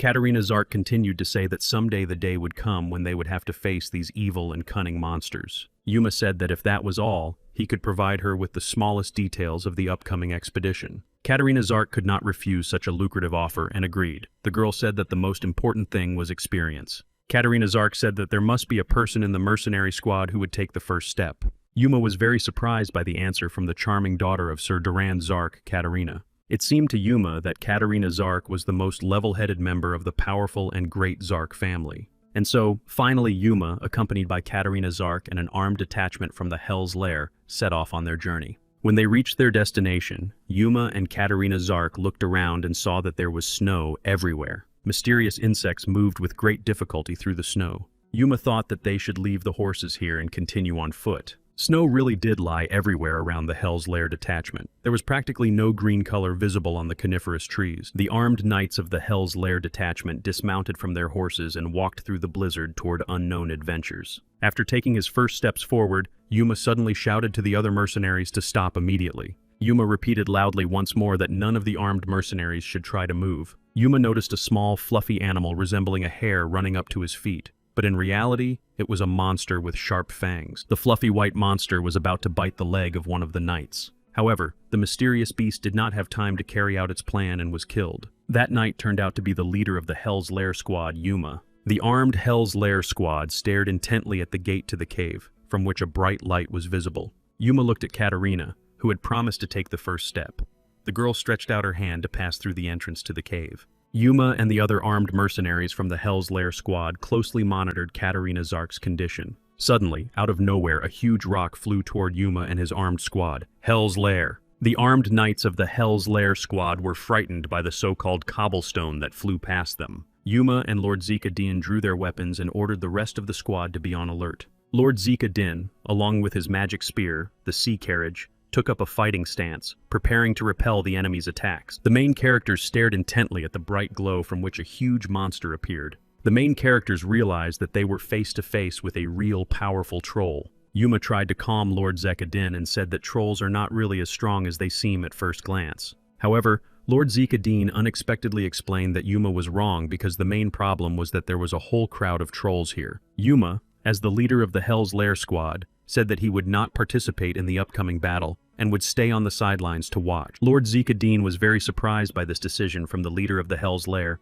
and thought that this was the first time he had seen Yuma chicken out. Lord Zika Din gritted his teeth and prepared to attack the crowd of angry, fierce trolls. Taking the sea carriage spear in his hands, Lord Zika Din ran towards the trolls. Yuma remained on the sidelines and simply watched the unpredictable battle. He noted that Lord Zika Din had made an excellent strike. The crowd of powerful and ferocious trolls watched as one of their limbs fell to the floor. Yuma emphasized that he knew very well that trolls had a special ability to regenerate at lightning speed. Meanwhile, the other armed mercenaries saw one of the trolls quickly heal and decided to attack immediately. The armed knights of the Hell's Lair squad attacked one of the largest trolls as a group. The mercenaries of the Hell's Lair squad struck several blows, and one of them continued to shout for the attack to continue. The swordsman from Miraka Queen took his sword and went around the large troll from behind to deliver an invisible blow. The powerful troll let out a loud, piercing scream from the blow of the swordsman from Miraka Queen. Yuma thought that the main attacker was being assisted by ordinary mercenaries, who were also being covered by a queen and Genzel. Yuma was overjoyed because he realized that he had not wasted his money on training his mercenaries. The entrance to the cave was gradually being cleared, and now the armed squad could safely move forward. The armed squad Hell's Lair moved forward slowly but surely. Yuma and Lord Zika Din ordered the rest of the mercenaries to stop. All the other armed mercenaries looked up sharply. Yuma saw a tall tower with a mysterious blue stone at the top. This meant that they were in the deepest part. The knights of the Hell's Lair squad were very happy and even began to hug each other. The armed Hell's Lair squad, including their immediate leader Yuma, looked at the blue stone with surprise. Reaching the top of the tower, Yuma and Lord Zika Din stopped and thought that it was a very suspicious gem. The main characters thought it was a trap. Lord Zika Din said that their opponents had too low an opinion of them. As the true leader of the Hell's Lair armed group, Yuma took the suspicious gem with his right hand. Lord Zika Din and the members of the Hell's Lair team were frightened, but Yuma said that this stone could not be left here. Suddenly, there was a loud crack and a piercing sound. Naturally, all the members of the Hell's Lair team, including their leader Yuma, were on alert. Yuma and Lord Zika Din stood patiently and waited to see what would happen in the next second. Suddenly, they turned around. Behind Yuma and Lord Zika Din, a crowd of green monsters with large fangs and knightly armor was slowly approaching. Yuma's eyes widened several times, and he asked the other members of the Hell's Lair squad if they could see the approaching orcs. One of the knights behind Lord Zika Din and Yuma said that orcs were actually much weaker than trolls. However, Yuma was not quick to rejoice at the knight's words, as fighting a crowd of orcs was comparable to fighting 1,000 worthy knights. Yuma ordered everyone to prepare and regroup. The main priority was to protect Lady Katarina Zark. Katarina Zark said that there was no one in the Zark family who could not defend themselves in battle. Yuma quietly said that he trusted the skills and abilities of the talented daughter of Sir Duran Zark, Catherine. He admired her. Yuma concentrated and instantly created several spheres with his aura to attack the crowd of orcs. The bright light literally blinded the entire cave. It was unbearable for the eyes. In addition, Yuma took his sharp weapon in his hands and struck the largest monster several times. A bright light from Yuma's piercing aura shone around the crowd of green orcs. The monsters screamed in terrible pain. Yuma raised his hands, in which his legendary sword glistened, and said that this battle had come to its logical conclusion. Yuma delivered the final crushing blow, after which the crowd of orcs almost completely disappeared. Yuma's gaze changed greatly as he once again achieved a great and long-awaited victory over the monsters. None of the armed knights of the Hell's Lair squad were in a hurry to rejoice, as their comrades came to the aid of the orcs. This time, the crowd of green monsters was even larger. None of the main characters were going to run or surrender. The armed Hell's Lair squad waited to see what the crowd of angry green orcs would do. The powerful orcs looked into the eyes of the frightened people and were already preparing to launch a dizzying attack. Yuma, as the immediate leader and commander of the mercenaries, was the first to take a step towards the crowd of orcs. Naturally, Yuma's eyes were filled with incredible confidence. Yuma launched several dizzying attacks at the huge crowd of green orcs. Meanwhile, Katarina Zark and the rest of the Hell's Lair team stood behind and watched. Katarina, daughter of the powerful and great Sir Duran Zark, opened her mouth in surprise when she saw Yuma's aura. Yuma continued to deliver crushing blows to the crowd of orcs. His body was completely covered in blue liquid. Yuma truly showed how a true leader should behave. The young man practically single-handedly dealt with the monsters. Meanwhile, dark night fell on the street. An eerie silence reigned around them.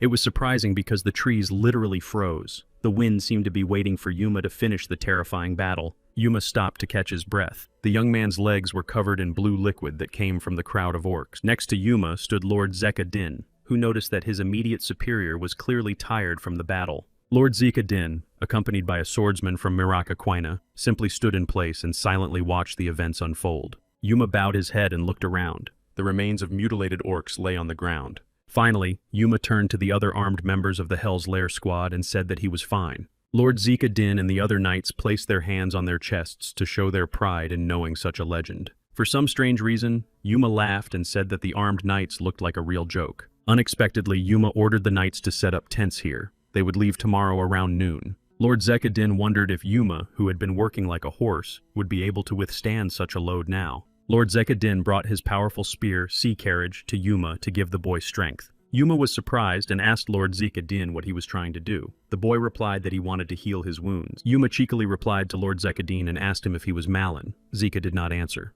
Yuma saw a small pond nearby and said that he planned to cleanse himself of the blue liquid. Before bathing, Yuma also turned to the charming Katarina Zark and said that she should also cleanse herself with water. Katarina Zark wondered how Yuma managed to defeat 470 orcs when the squad was only trying to deal with 46 monsters. Katarina Zark continued to think that only an army of about 3,000 soldiers could defeat such an army. Only Yume was capable of dealing with such a dizzying army of ferocious orcs. Meanwhile, the weather outside was incredibly colorful. The snow reflected the moonlight. Yume plunged into the warm water and began to cleanse himself of the nasty blue liquid. Yuma wanted to dive into the water head first. Small droplets slowly dripped from his hair. Yuma looked down at the water and asked Katarina Zark if she wanted to ask him the long-awaited question. Meanwhile, Duran Zark's daughter Katarina leaned her back against a tree and simply remained silent. Katarina Zark replied that she had also planned to bathe in the same place and was simply waiting for her turn. Yuma smiled and said that he was just finishing his water procedures. Katarina Zark decided to be bold and asked Yuma to sit there for a while longer. It turned out that Katarina Zark actually planned to bandage Yuma's wounds and help him regain his energy more quickly.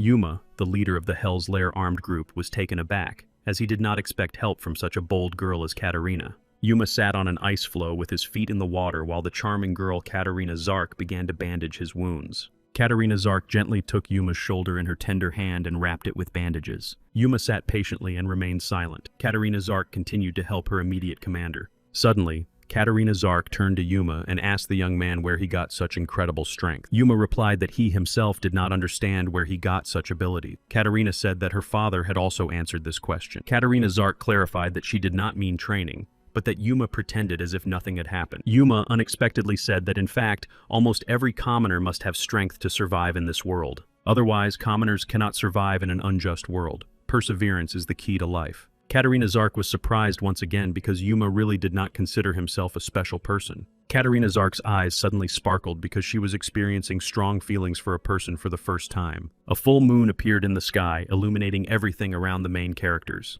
Katarina Zark denied that Yuma was an ordinary person, as she considered him a gifted knight. Yuma interrupted Katarina Zark and said that one cannot be vain after winning a terrible battle. Katarina Zark began to think to herself that this was not Yuma at all, but just another hero from a romance novel. Katarina Zark really thought that compared to him, she was just an immature child. The next moment, Katarina Zark found herself at the table surrounded by several maids who were asking her something. A week had passed since the last expedition. Katarina Zark wondered what Yuma was doing now. Katarina Zark couldn't stand it and abruptly got up from the table to go for a walk and see for herself what Yuma was doing. The offended maid shouted something after the charming girl, who was no longer listening and was simply leaving the room. Katarina Zark headed to the Puana trade community to talk to Yuma and Lord Zekadine. The invited guest was greeted with due honor. The servant said he was here, pointing to the large door. Katarina Zark continued to wonder what the life of a real traveler was like. Before going inside, Katarina Zark felt some doubt again, but she made up her mind. As soon as Katarina Zark entered the huge room, she noticed a huge number of empty bottles. Yuma, surrounded by several strange strangers, sat on the floor and shouted loudly that the alcohol was completely gone. Katarina Zark, accompanied by polite servants, was literally speechless with surprise. Yuma was delighted when a servant entered the room. The guy demanded that the servant quickly bring a new bottle of alcohol. Katarina Zark was literally angry and disappointed. The girl clearly expected to see a different picture. Katarina Zark did not try to find out why Yuma was behaving this way and simply ran out of the room at lightning speed. Before running out of the room, Katarina Zark decided to talk to the servant. She said she needed to leave the room urgently. Katarina Zark was thinking about how she had been interested in what Yuma was doing all day, and he was just drinking with his friends. Yuma managed to see Lady Katarina Zark entering the room and tried to stop her before she ran away. In his mind, Yuma simply apologized to the charming girl Katarina Zark. Yuma heard a mysterious sound and realized that someone had approached the door again. They were already here. The door to the room began to open slowly. Yuma waited impatiently. Several armed knights stood on the threshold and introduced themselves as a garrison unit. They demanded that Yuma come out. The knights claimed that they had heard rumors that Yuma was planning to organize a battle with his personal troops. Yuma thought that the aristocrats would never leave him alone. In their eyes, every mercenary was a real criminal. Yuma asked the armed knights what terrible battle they were talking about and why they saw him that way. The angry knights replied harshly that they had not come here to play games. They wanted a clear answer. Yuma replied that they were not his personal army. The young man had formed a squad called Hell's Lair, which had been approved by the Empire. Yuma said that they were just resting now because their last expedition had been very difficult. The knights stopped listening and replied that Yuma's squad had committed a terrible crime and would therefore be punished. One of the knights said that many nobles were dissatisfied. The guards promised that they could deprive all members of the squad of their limbs. Yuma simply nodded in response and realized that the nobles and aristocrats had hired this knight specifically to provoke him. Yuma placed the half-empty bottle of alcohol on the table. The cunning Yuma looked the armed knights in the eye and said that they could try to attack him. The armed knights from the garrison squad drew their swords as soon as they saw Yuma put the half-empty bottle on the table. Yuma repeated once more that the uninvited guests could try to attack him, but the consequences would be painful for them. The armed knights from the garrison unit, led by Sir Jack, were already planning to attack Yuma. However, the boy managed to stop them. One of the knights suddenly shouted that Yuma was a student of the famous and powerful Lord Durand Zark. Sir Jack declared that everything they were doing was right, so why should someone's name get in their way? Sir Jack held his sword in his right hand and pointed it at Yuma's face. The man said that the boy had asked for it. Yuma's gaze suddenly took on a confident tone. His previous intoxication suddenly disappeared. Sir Jack shouted loudly for Yuma to stand still, otherwise he would take not his limbs, but his head. Unexpectedly for the armed knights of the garrison, a bright glow formed around Yuma, which was actually his aura. Sir Jack's sharp sword collided with incredible force with the bright glow created by Yuma. When he heard a crack, Sir Jack thought he had succeeded. However, his sharp blade shattered into pieces. Sir Jack was surprised and did not understand what had happened. He just stared at the sword hilt that remained in his hands. Yuma slowly stood up, approached Sir Jack, and said that if that was all he was capable of, he could do little for the Empire. Yuma continued to talk to Sir Jack and told him that if he didn't want to rot in his position, he needed to start thinking sensibly. Meanwhile, an incredible story with an unpredictable ending was unfolding in the Imperial Palace. A loyal servant approached the Empress and said that another report had been delivered to the Imperial Palace. A commoner was undermining the power of the empire by devaluing the laws, undermining the authority of the garrison, and threatening the knight. The harsh empress took the report that had just been brought by the servant and clenched it in her fist. In the next moment, the angry empress ordered her subjects to summon Yuma to the palace immediately. The message quickly reached Yuma, who soon got into a carriage and headed for the imperial palace. A few minutes later, Yuma, accompanied by his faithful servant, walked down the red carpet to the wise empress. As Yuma walked accompanied by Her Majesty's servants, he thought to himself that he had returned to this familiar place. The harsh empress was already eagerly awaiting Yuma's arrival. Yuma thought to himself that he never thought he would end up here again as a teenager. These were new and vivid sensations. Bowing before the wise empress, Yuma suddenly heard a familiar female voice asking him why he had taken so long. Yuma noticed a mysterious stranger standing on his right whom he had seen before.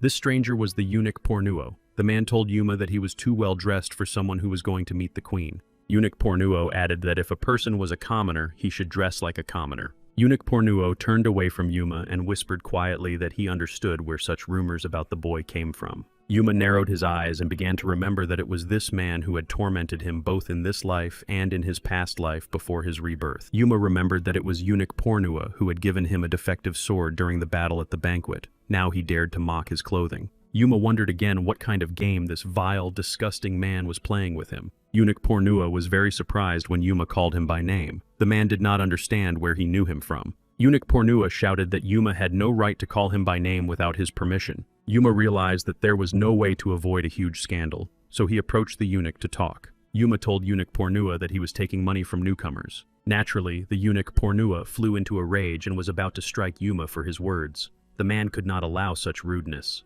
Yuma stopped the angry eunuch Pornua and asked him if the empress knew about his relationship with the blonde woman from the palace. Eunuch Pornua was again stunned and could not understand how Yuma could have found out about this. Before leaving, Yuma reminded him of the wonderful trick eunuch Pornua had performed with his sword at the banquet. Yuma made it clear to eunuch Pornua that they would soon meet again and have a heart-to-heart talk. Eunuch Pornua watched Yuma leave and stood silently, wondering what would happen to him now after his conversation with the empress. A servant of Her Imperial Majesty shouted loudly that Yuma had finally arrived. The servant opened the doors so that Yuma could enter and speak with the powerful queen. The empress sat on her favorite iron throne and eagerly awaited the arrival of her invited guest. The empress began the conversation and explained that the latest complaint about Yuma had become a real nuisance for her. The empress accused Yuma of horribly breaking a magnificent knight's sword and then knocking him out 5 times. The empress's voice sounded eerie. The woman continued to say that Yuma was just an ordinary commoner. Suddenly, the empress asked if there was anyone else behind Yuma besides his great mentor, Sir Duran Zark.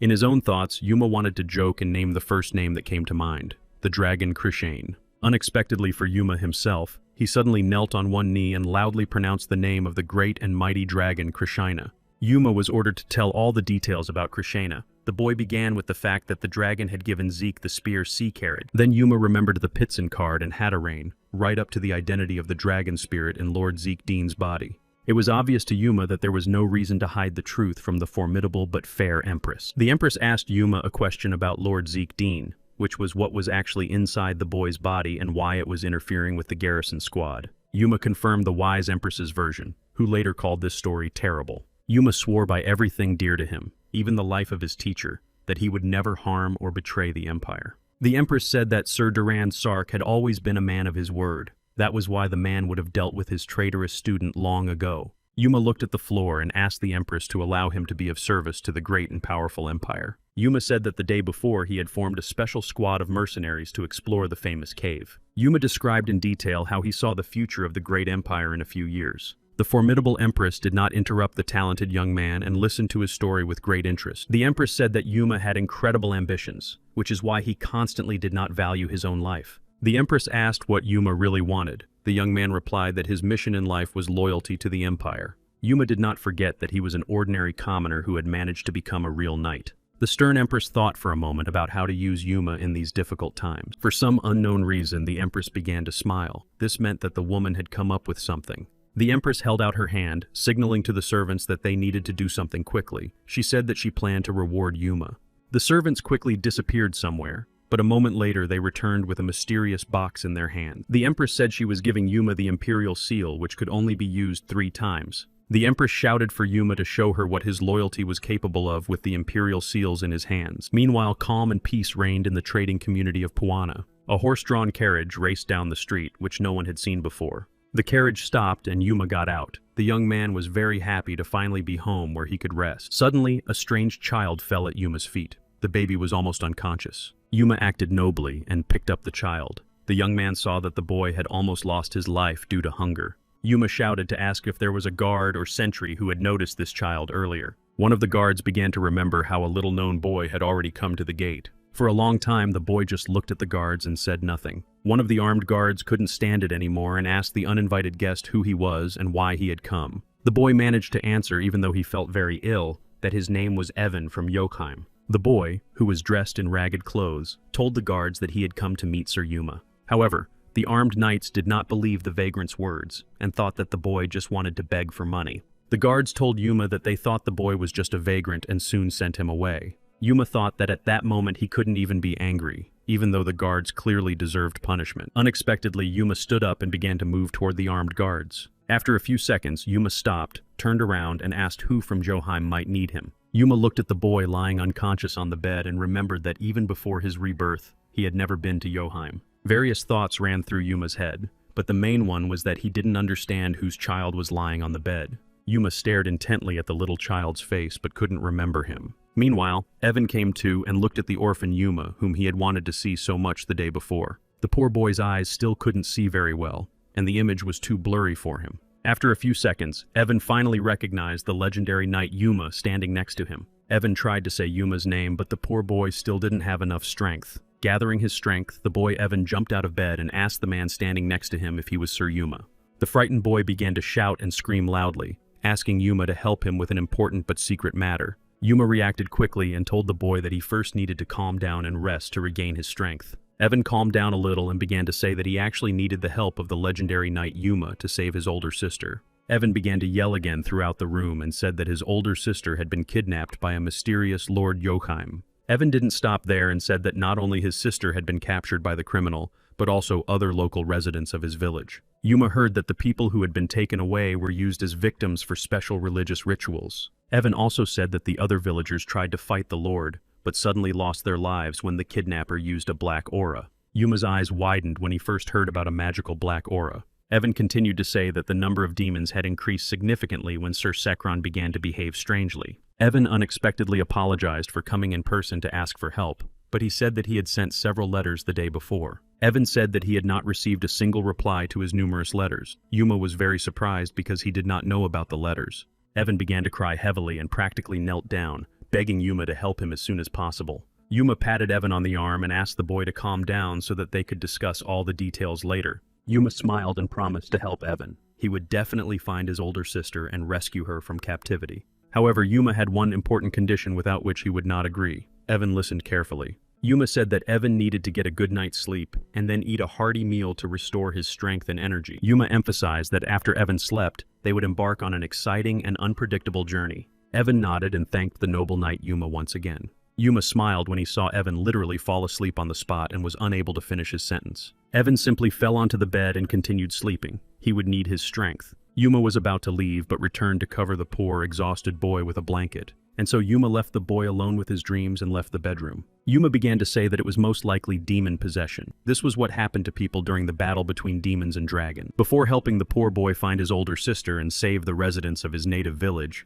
Yuma had something to do. Yuma was determined to find all the letters that Evan had sent him before. Yuma understood perfectly well that someone from the Imperial Palace was probably to blame for him not receiving these letters. Yuma wanted to see the Imperial seals he had received the day before from the powerful and wise Empress once again. Yuma decided to show this magical box to his loyal assistant and friend, Mr. Poan, who asked what the boy had done again. Mr. Poan explained that these seals work on the principle of do as you see fit. Yuma explained that during his conversation with the formidable Empress, he had a useful lever that he was ultimately able to use to his advantage. Meanwhile, Mr. Poan was wondering what Yuma had actually done to receive such a generous gift from the Empress. Yuma began to feel a little sad, but soon replied that at first he did not want to do it. However, Yuma had no choice but to agree to what he had planned. It would be the right thing to do. Mr. Poin realized that a surprise awaited him. A woman joined the conversation between the two friends and asked why Yuma had called her so far away. Standing in front of Yuma and Mr. Poan was the charming Queen of Poisons, Natalie, who smiled sincerely at the men. Mr. Poan cried out in surprise and asked the Queen of Poisons, Natalie, how she had ended up here. Natalie held out a mysterious letter in her right hand and said that it was very rude of Yuma to make her be a courier. The Queen of Poisons, Natalie, turned to Yuma and asked if he considered her his puppy. Meanwhile, Mr. Poin suddenly began to choke because he smelled a strange odor around the Queen of Poisons, Natalie. Yuma turned to Mr. Poan and asked him to leave because he and Queen of Poisons Natalie needed to have a serious talk. Mr. Poan quickly obeyed Yuma's order and soon closed the door behind him. They were left alone with Natalie. The Queen of Poisons Natalie was deeply offended and made it clear to Yuma with her gaze that she was not going to forgive his antics. Yuma tried to calm the gentle but very cunning Queen of Poisons Natalie and said that he had actually called her because he missed her very much. The insolent and self-confident Natalie forced him to stop talking and start explaining himself as quickly as possible. Yuma began his conversation with Natalie and said that Yokheim had asked him for urgent help, but he couldn't ask the royal palace for help. Yuma continued his conversation and said that now he would only ask for help from the person he truly loved.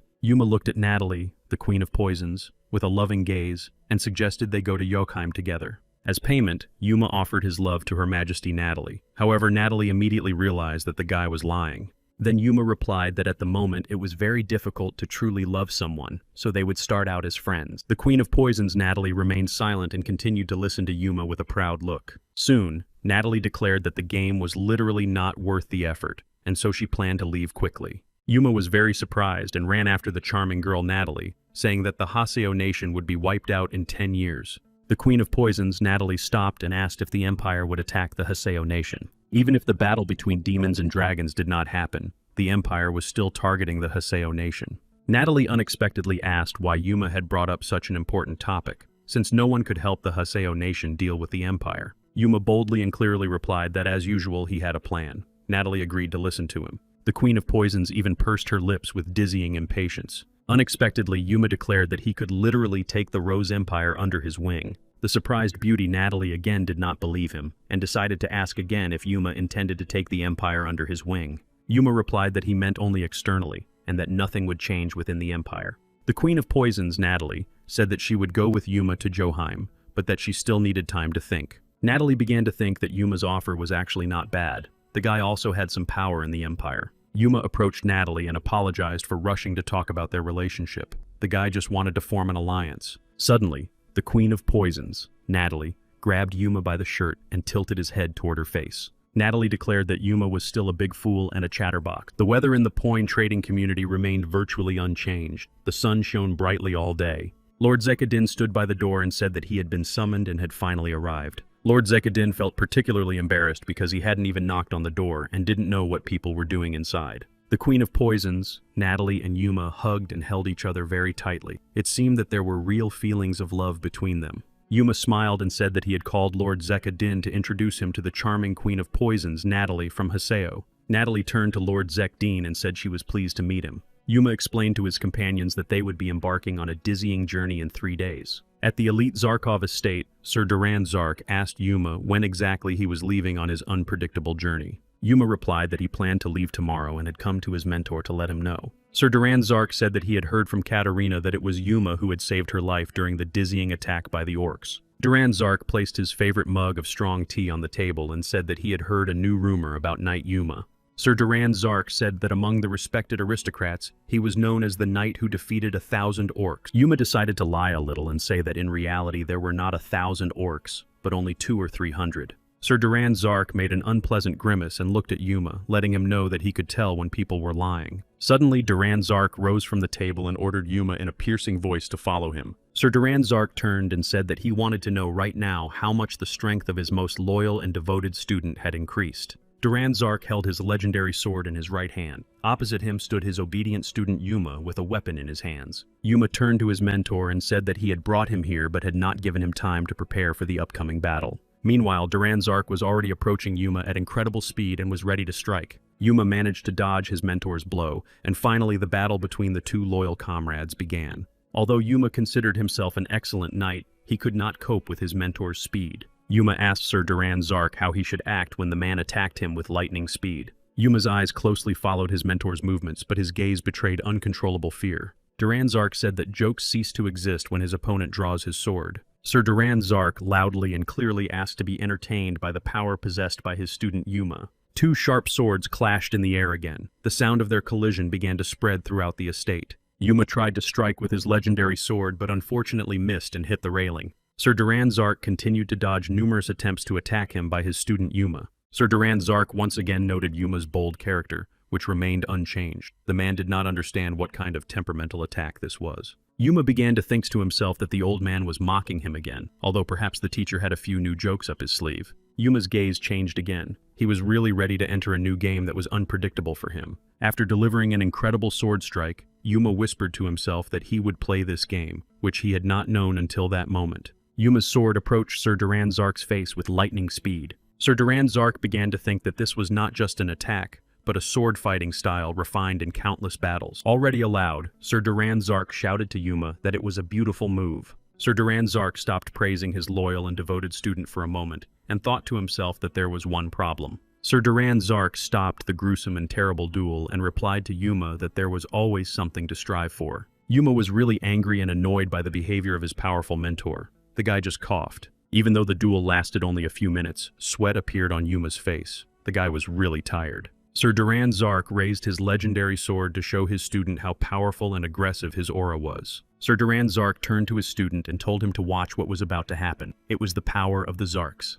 In a dizzying manner, the glow of Sir Duran Zark's aura literally blinded everything around him. It seemed as if a powerful explosion had occurred. Fragments and stones flew in different directions which could have injured anyone passing by. Yuma watched what was happening with wide eyes and opened his mouth in surprise. The teacher said that this was the Sky Divider. Yuma decided to ask his mentor about this technique. Until that moment, he had never heard of it. Yuma really thought to himself that the old man had reached an incredible level in martial arts that he could literally split the sky. Sir Duran Zark noted that Yuma's movements seemed rough, but he struck accurately. His level of mastery of the aura was still far from satisfactory. Sir Duran Zark and his student Yuma looked at the long cliff formed in the ground thanks to Zark's aura. Duran Zark said that with Yuma's skills, it would take him another 10 years before he could use the Sky Divider. Once again, Duran Zark said that if Yuma became his adopted son, he would teach him in 3 years. Yuma asked again if Sir Duran Zark would accept him as his son, to which the teacher replied that if he did not become his son, then no. The next morning, an incredible scene unfolded near the Puna trading community. The Queen of Poisons, Natalie Lord Zika, and the well-rested boy Evan were already standing near the horse-drawn carriage. The main characters were waiting for Yuma to arrive. A few minutes later, their immediate commander, Yuma, came out to the main characters. Everyone was assembled, and now they could set off. The main characters got into the carriage and set off on a dizzying adventure. The main characters had been riding in the carriage non-stop for several days. The guys wanted to get to their destination as quickly as possible. The full moon helped the carriage move forward and lit the way for the coachman to the predetermined location. Lord Zika Dean looked out the window and hoped to himself that Yokheim was a small town and not a dirty village. After a while, Lord Zika Dean turned to the boy Evan and said that they had been on the road for about 20 days. Yuma said that they could finally get some proper rest, as he was clearly tired of sleeping on the street. The wheels of the small carriage stopped, which meant that the main characters had reached their destination. One by one, the main characters got out of the ill-fated carriage to look around. Natalie, the Queen of Poisons, stared intently at her surroundings. The main characters were very discouraged because they soon realized that there was no light here, not even from a fire. Nearby, the main characters saw a small house and decided to knock on the door. They hoped that someone lived there. The 4 main characters stood by the door, but they received no answer to their knocking. Yuma said that someone clearly lived here, but for some reason no one opened the front door. It was very strange. As the leader of the group, Yuma took the initiative and decided to knock again, but harder and louder. Yuma literally wanted to shout because no one had come to the door yet. It was decided to go to other houses and find at least one living soul. Finally, the door of one of the neighboring houses opened slightly, and the main characters finally saw the face of a living person. The door was opened by a mysterious woman with a very sad look on her face, who was clearly suffering greatly from something. Yuma introduced himself and said that they were travelers and were trying to find a place to stay nearby. The poor woman stared intently at the faces of the so-called travelers. After a moment, the thin woman asked the travelers to come in and opened the door for them. Yuma and his faithful companions thanked the unfortunate woman for providing them with lodging and offered to pay her. However, the poor woman said she did not need money and silently went into another room, leaving the main characters alone. Evan suddenly said that the woman clearly did not know the rules of etiquette and was not very hospitable. Evan lowered his head and said that their circumstances were even worse than he had thought until that moment. Meanwhile, dark night had fallen outside. The moon was almost invisible. Nothing could be seen. The main characters slept peacefully not far from each other. Natalie even put her delicate hand on Yume's chest to feel the warmth. In her sleep, Natalie, the Queen of Poisons, involuntarily moved her head closer to Yume's shoulder as it began to get cold. None of the main characters heard someone nearby start talking about how they didn't expect to meet a strange group of people here. The mysterious stranger continued to mutter to himself that he never thought he would ever meet a beautiful woman. Yuma and his charming companion Natalie opened their eyes at the sound of a strange rustling. Opposite the main characters stood several armed men who said that they were clearly lucky today. The armed men stared intently at the charming beauty Natalie and said that from now on, she would be their slave. A moment later, Yuma realized that there were actually many more armed men in the house than he had thought. Yuma, a natural-born leader, turned to the armed men and asked if they would put away their swords. One of the criminals replied that Yuma probably didn't understand what was going on yet, since he had just woken up. Yuma replied that the criminals would become their new toys. Suddenly, a glow appeared everywhere. The armed man realized that his sword had literally shattered into tiny pieces. The poor man was very surprised. The frightened man cringed in agony when the Queen of Poisons, Natalie, grabbed him by the neck. The Queen of Poisons, Natalie, turned to the frightened criminal again and asked him if he was deaf. Natalie explained that her beloved Yuma had asked them to sheathe their swords, but they had not obeyed.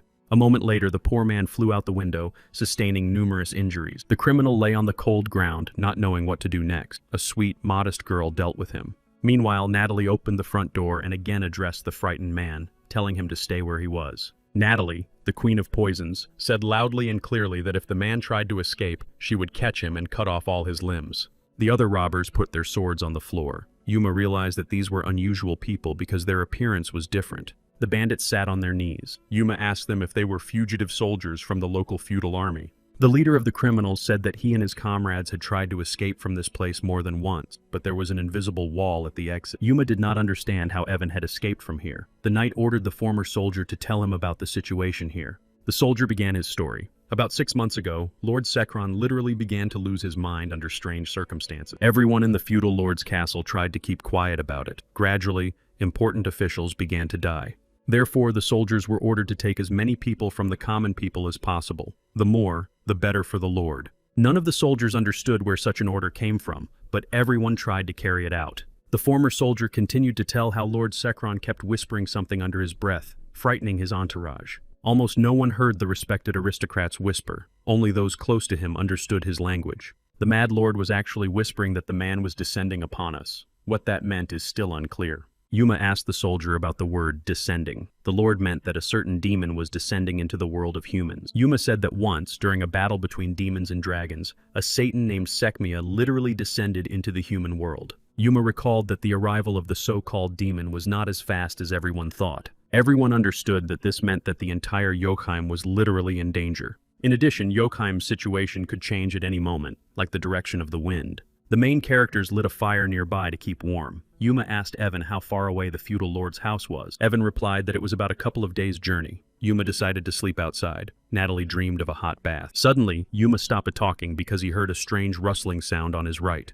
It was as if a hallucination flashed through Yuma's mind, and he saw a mysterious head peeking out from the bushes. The main characters turned around and discovered that several more heads were watching them intently from the bushes nearby. Yuma watched as an unfamiliar little boy bit into hot meat that had just been roasted over a fire. A moment later, the boy shared his food with the other hungry children. The main characters just watched. Natalie laughed and said that these children were so messy. Yuma ordered them to be guarded. Yuma smiled and watched as the children ate large pieces of meat. The knight asked them where they all lived. One of the boys suddenly stopped eating and turned to Yuma, asking if he would kill them if they remained silent. Yuma laughed again and said he would not harm defenseless children. The boy was just trying to help them.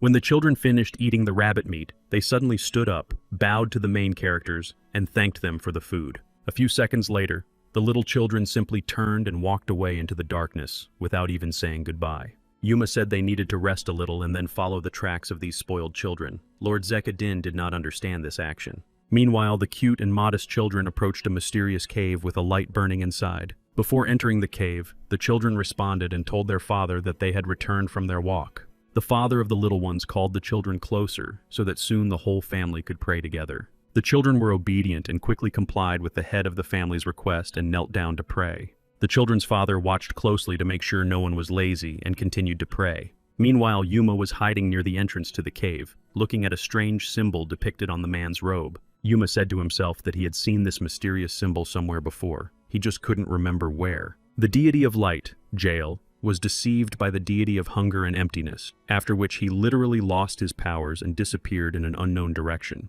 However, there were still people in the world who sincerely believed that the deity Jael was still alive and wandering somewhere on Earth. Those who believed in the deity Jael founded their own religion, which later became known as Jaelism. Believers tied themselves by their feet and followed their beliefs and asceticism to excess. In addition, poor people chained themselves to huge stones and suffered from terrible, dizzying pain. However, this religion did not receive so-called recognition and was considered a pseudo-religion. The father of the family suddenly spoke up and said loudly that uninvited guests had come to their cave. The father of the children turned to Yuma, who was hiding behind the wall, and asked if he had come to take Baron Sekron's life. The strong and confident leg of the great knight Yuma appeared from around the corner. Yuma decided not to hide the truth and answered the question with a question, saying that if it was true. The children's father upset Yuma by saying that he would not be able to accomplish the task in reality. The children's father continued to argue and said that Baron Sekron had descended into the human world and was practically invulnerable. Unexpectedly, the talkative father of the young children fell silent and added that the demon had descended, though not completely. Yuma asked why the children's father was talking about Baron Sekron as if he were a mere human. That was a mistake. Yuma asked if the children's father was talking about a Satan named Sekhmia. The children's father continued to kneel and could only utter the word "Oh." Yuma did not understand what that could mean. Suddenly, the father of the little children said that Yuma had surprised him greatly by knowing the name Sekhmia. A few seconds later, the man spoke again and said that the demon that had descended upon Sekron was actually named Amando. Yuma's eyes widened in surprise. Did this mean that besides Sekhmia, there was another Satan named Amando? The father of young children continued to insist that this monster was actually called Amando. The fear in Yuma's eyes intensified. Until that moment, the boy had never heard this strange name. The man in the red robe said that Sekhmia controlled a completely different hellish kingdom. Yuma asked the mysterious man about the other hellish kingdom and realized that there was more than one. Yuma began to remember that there was no such story in his past life. Back then, there was only a battle between humans. Yuma began to worry greatly and thought that the future could change dramatically because of his rebirth. Yuma asked himself if Lord Zekdine's liberation from Hayes Rollman could attract outside demonic forces. Yuma reset himself and, as if slapping himself, said that he needed to remain calm and rational. Yuma ordered that the words of this pseudo-priest should not be believed. The priest began to reassure the main characters and said that the Apostle Gemma would soon arrive to overthrow Amando. Yuma ordered the rest of the squad to leave quickly, as he did not want to listen to the priest any longer. Before leaving, Yuma said loudly and clearly that he did not believe a single word the priest said. It was all lies. Yuma told the others that their main goal was to kill Baron Sekron Wolfishell. Meanwhile, Yuma thought to himself that he didn't care if the past had changed. Baron Sekron must be defeated by any means necessary. Yuma spoke confidently to Natalie and Lord Zekdin, saying that they must not allow themselves to be deceived. The main characters were already approaching the Lord's castle, where they believed there were still people loyal to Sekron despite his madness. Yuma stopped near a tall tree and leaned his hand against it to gather strength before the upcoming battle. As the leader of the team, Yuma turned to the other members of the squad and said that they must kill everyone who stood in their way. Lord Zekdin asked the commander if he had a plan for how to get inside the huge castle. The Queen of Poisons, Natalie, said loudly that as soon as they dealt with the guards, Lord Sekron would flee. Natalie became very sad and asked what they would do with Lord Sekron if the priest's words were true. Yuma turned unexpectedly and said that he didn't think Natalie cared about religion. Yuma was already moving forward, but when he heard Natalie's question, he slowed down and simply thought for a moment. Yuma replied that if the priest's words were true, they would simply watch as the apostle dealt with Lord Sekron. The Queen of Poisons, Natalie, stared intently at the back of Commander Yuma, who was approaching the castle with confident steps. For the first time, the Queen of Poisons, Natalie, felt some doubts inside and said that the picture had become eerie. With each passing minute, the main characters were getting closer and closer to the high gates of Lord Sekron's castle. Near the gates, the main characters noticed two armed knights, guards. One of the armed knights noticed the approaching uninvited guests and tensed up a little. The guard shouted loudly and clearly at the guests to leave the gate immediately, otherwise they would be killed. But the armed guards did not expect such a lovely, charming girl as Natalie to run at them with lightning speed. In an instant, the Poison Queen Natalie's red eyes were close to the faces of the frightened guards. With a few blows, the Queen of Poisons, Natalie, dealt with the burly guards. In fact, the Queen of Poisons, Natalie, used her secret weapon, which she wielded with great skill. The proud and seductive Natalie stood over the bodies of the guards lying on the ground and said that she had not used her favorite weapon in a long time. Lord Zekadin asked Natalie if she had crossed the line. The girl replied that the guy should calm down. Meanwhile, other guards on the tower watched Natalie's battle. Angry armed knights shouted at the uninvited guests, asking how they dared to contradict Lord Sikron. The angry men literally stamped their feet and threatened to cold-bloodedly take the life of anyone who approached. From that moment on,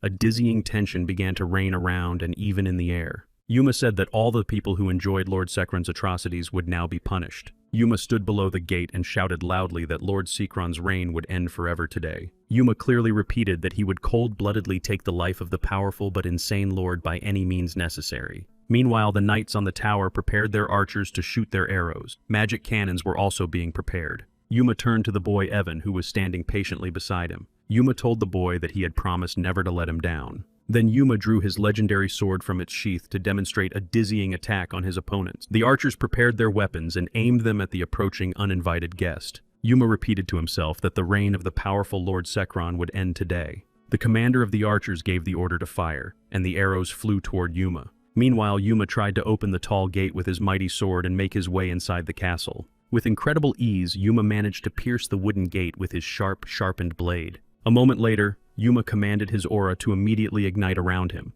There was a piercing crack, and the gate literally shattered into small pieces that flew in different directions. Yuma, like a true legendary hero, looked at his sword as the pieces flew in different directions. Meanwhile, the commander of the armed guard ordered the magical cannons to be fired. Yuma stood humbly waiting as several fiery magic balls flew at him from the cannon. Yuma's aura enveloped his body completely at incredible speed. Lord Zekadin watched the events closely and suddenly hugged the boy Evan to protect him from the shards. Queen of Poisons Natalie, who was also standing aside, prepared to defend and protect. And then the magic balls from the cannons reached their target. Everything around glowed with a dizzying light. On the other side of the gate, a detachment of armed guards tried to block the passage from the traitors. Every member of the armed squad had no intention of retreating and was ready to give their lives to save their lord. The passage in the gate that had formed due to Yuma's aura was surrounded by mysterious smoke. Gradually, the smoke began to dissipate, and the leg of a powerful man appeared. Yuma walked ahead, and his loyal and courageous assistants slowly followed their embittered commander.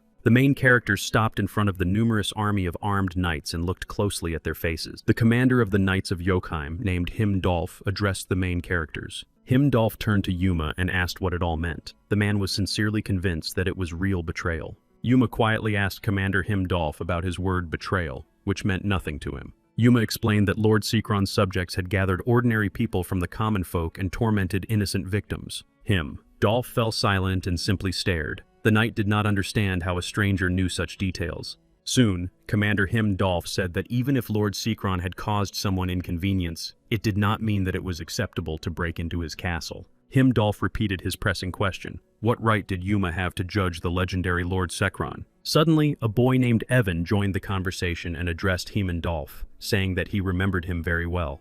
The boy Evan accused Commander Himdolf of kidnapping his friends and relatives. However, the main purpose of coming to the castle was to rescue the boy's older sister, Satina, from captivity. Evan shouted loudly at Himdolf, asking him why he had done all this, and whether his sister Satina was still alive. Knight Himdolf replied that he never remembered such trivial matters that were unimportant to him. Knight Himdolf said that everything he did was a direct order from his respected Lord Sekron. Himdolf repeated that he was Captain Jokheim, who always had to follow his lord's orders. Himdolf stood in front of the main characters and simply smiled as if mocking them. Yuma decided to respond to the arrogant and self-confident Commander Himdolf that following the Lord's orders was not a problem. As the leader of their group, Yuma began to approach the armed soldiers of Joheim. Yuma noticed that the armed knights of Joheim were truly loyal to their lord, Sekron, and did not retreat. Yuma repeated why the Lord's subordinates did not feel responsible when carrying out their master's insane orders. Yuma thought to himself again that the soldier possessed incredible sincerity and honor. The qualities of Jokheim's knights truly made Yuma a vicious and ruthless person. Yuma turned to Commander Himdolf again and told him to prepare for the upcoming battle in which he would lose his life. Knight Himdolf stood and smiled, thinking to himself that he was facing a funny and cheerful young man. Himdolf turned to Yuma and advised him to compare their strengths and think again. Commander Jokheim Himdolf was truly confident in his abilities and therefore did not fear his guests in the slightest. However, Himdolf's confidence suddenly vanished when he saw Yuma begin to form spheres from his aura. Himdolf ordered his subordinates to prepare, but Yuma had already sent several spheres of aura in his direction. The soldiers standing next to Commander Himdolf began to scream in pain, causing their leader to call them by name. Dolph became very angry because he considered his knights to be practically family. The man prepared to strike. For what Yuma had done, Himdolf swore to himself that his enemy would pay with his life. He ordered the rest of the soldiers to attack. The main characters looked at the angry crowd of armed soldiers of Joheim and prepared to repel their attack. The angry and aggressive warriors of Joheim rushed forward. They had one goal in mind: to kill the traitors. Several armed knights approached the Queen of Poisons, Natalie, who had already met the first wave of enemies. The knights were greatly frightened when such a pretty girl as Natalie was able to easily deal with several men. The fact is that Natalie took out her favorite weapon, with which she had dealt with 2 guards near the gate the day before. Joheim's armed soldiers had never seen such a strange weapon before. The warriors heard someone calling them to retreat. Natalie called her weapon Little Sister and shouted that she hadn't had this much fun in a long time. Meanwhile, a detachment of several warriors headed towards Lord Zekdin. Joheim's warriors were also surprised when they saw the mysterious sea carriage in the hands of their opponent. With one blow, Lord Zekdin defeated 3 experienced Joheim knights at once. Despite Lord Zekdin's magnificent skills, the rest of Joheim's knights did not retreat and continued to attack. Meanwhile, the boy Evan watched with his mouth open as a red sticky liquid spread around. One of Joheim's armed knights decided to attack the boy Evan from behind, calling him a talkative brat. The boy Evan began to scream loudly and call for help, as he was very afraid of never seeing his sister again. Lord Zekdin heard Evan's cries and prepared to help the innocent victim. The fierce knight of Joheim had already aimed his sharp sword at the frightened boy. However, the knight was unable to harm the boy because a sea carriage was already flying towards his neck. Lord Zekdin reacted quickly to the boy's cry and decided to throw his weapon directly at the evil knight Joheim. As soon as the sea carriage hit its target, Lord Zekdin ran after it at lightning speed. Lord Zekdin remembered Krishane's words perfectly well. No one but him could touch this magical spear. Lord Zekdin safely picked up the sea carriage spear and protected the boy Evan from the knights surrounding him. Joheim's armed knights, covered in red sticky liquid, continued to attack. With the help of the sea chariot, Lord Zekdin managed to kill many powerful enemies. Joheim's knights gradually began to retreat, stepping on the heads of their former comrades. Lord Zekdin ordered the boy Evan to follow him exclusively. The boy immediately agreed. The armed knights of Joheim watched closely the movements of Lord Zekdin and the poor frightened boy Evan. Cries of despair could be heard among the crowd of armed knights of Joheim. Some of the brave soldiers shouted the word monster. The commander of Joheim's squad, Himdolf, ordered his armed knights not to be afraid and to continue the attack. The frightened armed knights of Joheim turned to their commander and said that Yuma was a real demon. Joheim's commander, Himdolf, simply laughed in the faces of the frightened knights and took up his sword to personally kill the enemy. The commander of the armed squad, Himdolf, shouted that these punks were just a bunch of traitors. Meanwhile, Yuma continued to fight a terrifying and unpredictable battle against dozens of Joheim's armed knights. Suddenly, Joheim's commander, Himdolf, approached Yuma from the left and shouted that he would kill the traitor. Yuma's gaze was focused on his opponent, so he was now able to easily parry his devastating blow. The commander of Joheim's army, Himdolf, delivered an incredible blow of unprecedented force, but his opponent, Yuma, remained standing. The fact was that Yuma had managed to activate his powerful aura, and his opponent's sword collided with a bright glow. The frightened commander of the warriors, Himdolf, looked with a frightened face at the hilt of his sword, which had shattered into small pieces. Dolph continued to stare at his once powerful sword, which was now nothing more than small fragments lying on the ground. In order not to lose face, the commander of the army, Himdolf, immediately called on his other subordinates for help. Meanwhile, Yuma approached his opponent closely. Himdolf began to call him an evil, disobedient child. Yuma was deeply offended that the powerful knight Himdolf called him an evil child. He asked if he was sure about that. Meanwhile, innocent people were being horribly captured and transported to an unknown place. 2 well-fed knights laughed and looked at the poor, frightened people who were imprisoned in cages. Meanwhile, Yuma turned to Commander Joheim and asked him if he was a normal person. The frightened commander of the Joheim army, Himdolf, spoke, or rather asked if they had ever heard of such a thing. Yuma raised his hand to deliver a crushing blow to the head of the commander of the Joheim army, Himdolf. There was a dizzying, piercing sound and a crack. Yuma's blow hit its target. And now Commander Himdolf was doubled over in unexpected pain, gasping for breath and coughing loudly. In the next moment, the commander of the Joheim detachment, Heimdolf, found himself on his knees before the courageous and legendary Yuma. As usual, Yuma emerged victorious after a long and unpredictable battle with Joheim's mercenary detachment. Yuma grabbed his opponent by the cloak to whisper something in his ear. Yuma asked the poor knight Heimdallr why he did not think about the pain of the people around him and their suffering. Yuma continued to ask the knight Heimdallr tricky questions, and asked the man why he only thought about his own values. Yuma turned to the boy Evan, who was silently watching the scene, and asked Heimdallr about the boy's values. Meanwhile, the rest of Joheim's armed knights looked at Yuma and literally trembled with fear. Yuma did not stop mocking the frightened Heimdallr and kept talking to him. Suddenly, the boy Evan approached Yuma, took him by the hand, and asked him to stop beating Heimdallr. Evan looked at Yuma and said that it seemed to him that the former knight Heimdallr had already lost his life. The frightened knights of Joheim decided not to mess with Yuma anymore, and therefore threw their weapons on the ground.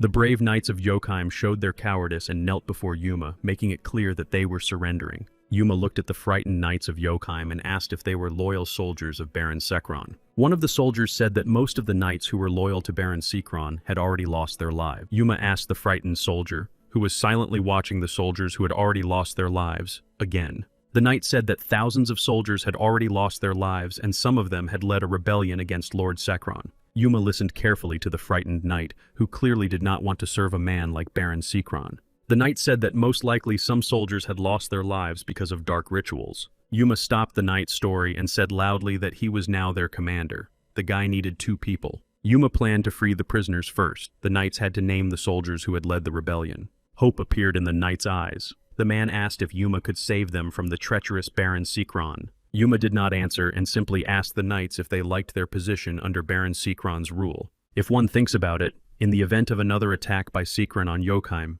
this knight could gain something valuable. Yuma ordered that after it was all over, those knights who felt guilty should take their own lives. Yuma, accompanied by his loyal companions, descended into the basement. Torches hung on the walls for lighting. Various insects crawled everywhere, frightened by the loud, extraneous sounds. Yuma and several knights looked down at the endless steps and planned to begin their long journey. Yuma noted that even for traitors, the conditions were more humane than for the ordinary people they had stolen from. Yuma looked at the frightened knights and said that they had clearly acted despicably towards the prisoners. The Queen of Poisons, Natalie, agreed with Yuma's statements and said that the dungeons were terrible prisons. Lord Zekadin also nodded his head and was about to say that all the knights deserved to be put to death. One of the knights shouted loudly that they did not do all this because they liked it. They were following orders. The frightened knights looked at their new commander Yuma and swore that they were simply following Baron Sekron's orders. Lord Zekadin interrupted the frightened knight and said that he was barely restraining himself from taking his life. The man fell silent. A moment later, the frightened knight continued to speak and made the gravest mistake. Lord Zekadin killed the insolent and cunning knights with a single blow, tired of hearing their excuses. Yuma turned around and was greatly surprised when he realized that it was not Lord Zekadin who had eliminated the knights but the Queen of Poisons, Natalie. Natalie proudly said that it was not worth wasting time on conversation. Besides, the work of the knights, who were no longer in this world, was finished. Yuma, as a true natural leader, went first and opened the door to the dungeon where the prisoners were held. The boy Evan rushed forward, shouting loudly the name of his older sister Satina. The boy's eyes were literally filled with tears and bitterness. The fact was that inside the dungeon, the boy was already looking at the remains of people and their skeletons lying on the cold ground. The world seemed to turn black and white for Evan. The boy did not know what to do now. Yuma bent down to carefully examine the remains and skeleton of one of the prisoners who had clearly been dead for a long time. Yuma said that judging by all appearances, they had been gathered together and had killed each other. There were no signs of weapons being used. Lord Zekadin did not hear Yuma's words, but asked if he thought they had fought each other. Yuma just remained silent and looked at the human remains and skeletons with sadness in his eyes. The poor people bit and scratched each other until they eventually lost their lives. Yuma was sure that only black magic could create such a dizzying picture. The Queen of Poisons, Natalie, suddenly said that it was similar to what they did to people with silence. Yuma asked his beloved Queen Natalie what kind of silence she was talking about. The girl replied that it was a type of poison. For this ritual, all the demons and insects were gathered in a large cave and locked up so that they would eventually attack each other. The cave was opened after many years of fermentation and decay, and all you got was a single drop of silence. However, Lord Zekdin shouted that what lay before him were the remains of ordinary people. The Queen of Poisons, Natalie, agreed with Yuma and said that this was clearly the work of powerful black magic. Natalie repeated once again that someone had done something similar to the process of forming the well-known poison, silence. Yuma thought about it, but was sure that his beloved girlfriend Natalie was absolutely right. Meanwhile, the boy Evan sat on his knees in front of the human remains and just cried. Yuma decided to calm the boy Evan down and gently took him by the shoulder with his right hand. The boy Evan did not stop crying and continued to sit on his knees. The boy Evan began to say that he was ready to literally give up everything he had, including the most precious thing, his own soul. Evan continued to say that he would even trade his own soul to erase the names of Joachim and Wolfashel from history forever. Yuma asked Evan to leave this scary and terrible dungeon immediately. Yuma said that he really hoped that Baron Sekron had not escaped and had remained in his beloved castle. It was indeed a huge castle that had clearly cost a lot of money to build. The main characters moved through numerous long corridors in search of Baron Sekron. Yuma and the rest of his team looked around in different directions so as not to miss anything important. Lord Zekadine said that this room clearly needed at least a little lighting, as it was practically impossible to see anything. Yuma nodded and agreed with his companion Lord Zekdin. The main characters looked at the paintings and said that today's lords were once powerful kings. It seems that these kings took it upon themselves to overthrow the empire and create their own great kingdom. Yuma confidently approached the tall door that led to the great hall where Baron Sekron's throne was located. With each passing moment, Yuma got closer to the coveted door. The guy planned to kick it down. Even before entering, Yuma swore to himself that Baron Sekron's dynasty would disappear today. As Yuma promised, he kicked the door down with his powerful foot and entered the huge hall. Yuma clearly and loudly shouted the name of Baron Sekron Wolfashel. Yuma's legs exuded an incredible confidence and strength that many people could only dream of. Meanwhile, Baron Sekron Wolfashel sat on his throne, seemingly asleep and unaware of anything. Yuma did not take his eyes off the insolent and cunning Baron Sekron Wolfashel. First of all, Yuma noticed the crown on the powerful Baron's head. Yuma spoke up and asked the Baron what his real purpose was in kidnapping people. Could it be all about this expensive crown? Baron Sekron Wolfashel smiled arrogantly and said something about his demon needing food.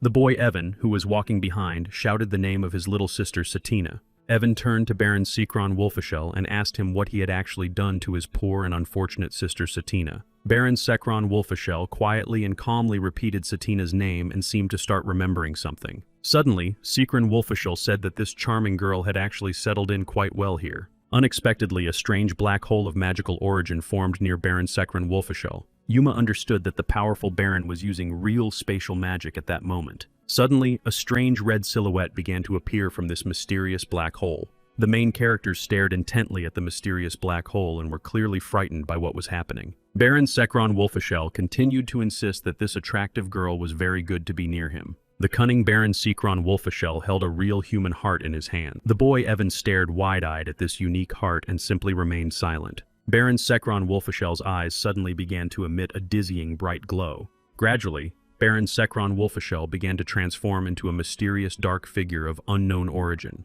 Yuma drew his sharp blade and ordered all the other members of the squad to be careful with the Baron's devilish gaze. Yuma began to form small spheres with an aura at lightning speed, which he was already directing towards the Baron. The dark figure, which was clearly no longer just Baron Sekron Wolfashel, simply sat on the throne. There were crazy sounds of collision. The main characters closed their eyes to protect them from the glow. Yuma opened his eyes to see what had become of the dark, mysterious, and magical figure. Yuma kept his hand ready to quickly form a few more spheres with an aura. Meanwhile, Baron Sekron Wolfashel just smiled and continued to sit on his favorite throne. Yuma's eyes widened in surprise, and now the boy did not understand how to oppose the powerful Baron. The demon inside Baron Sekron Wolfashel's body was really strong. Yuma was really surprised. The Queen of Poisons, Natalie, and the boy Evan suddenly screamed as they found themselves in complete darkness. Yuma also plunged into a dizzying dark abyss from which there was no escape. Yuma was terrified when, in the pitch darkness, he heard the voice of Baron Sekron Wolfashel ordering him to stay where he was. The mysterious voice continued to frighten the main characters, telling them that they would lose themselves forever in the darkness. Yuma tried to control his fear, but the young man clearly could not resist the powerful demon. In absolute darkness, Yuma took out his sharp blade and was ready to repel the demon's impending attacks. Losing your sight in battle means giving up complete control of your own life. Yuma began to fear greatly, and soon sweat appeared on his forehead. The boy was worried about his friends and comrades. Natalie, the Queen of Poisons, also began to worry greatly, and said that they did not even know who they were facing. Soon, Natalie realized that those people had been forced to kill each other using this powerful ability. The boy Evan knelt down to pray to his gods and ask them for help for his comrades. Sometimes, in the complete darkness, Yuma could catch a glimpse of the snow-white smile of the insidious Baron Sekron Wolfashel. A few seconds later, the demon's voice ordered the main characters to prepare for the upcoming attack. The demon's loud voice continued to frighten the naive main characters and told them that they would soon lose their lives. The demon suddenly turned his attention to the mysterious weapon in Lord Zekdine's hands. Baron Sacrona Wolfishel knew perfectly well that this spear, called the Sea Carriage, was made by the dragon Katuriine. Lord Zekadin concentrated, and suddenly his spear began to glow and light the way for the main character. Lord Zekadin said that in a fierce confrontation between a demon and a dragon, it was the dragon that could win. Yuma said loudly and clearly that the darkness had now disappeared, and that from now on the main characters could attack the enemy. Lord Zekadin held the Sea Carriage in front of him to light the way for the rest of their squad. Yuma raised his sharp sword and called on all the other members of the team to rush forward and kill Baron Sekron. In an instant, Yuma and Lord Zekadin were standing near the throne where Baron Sekron Wolfashel sat. Meanwhile, the demon inside Baron Sekron continued to perform magical feats and tried to escape. Yuma clenched his fist tightly, ready to deliver a crushing blow to his opponent in a few seconds.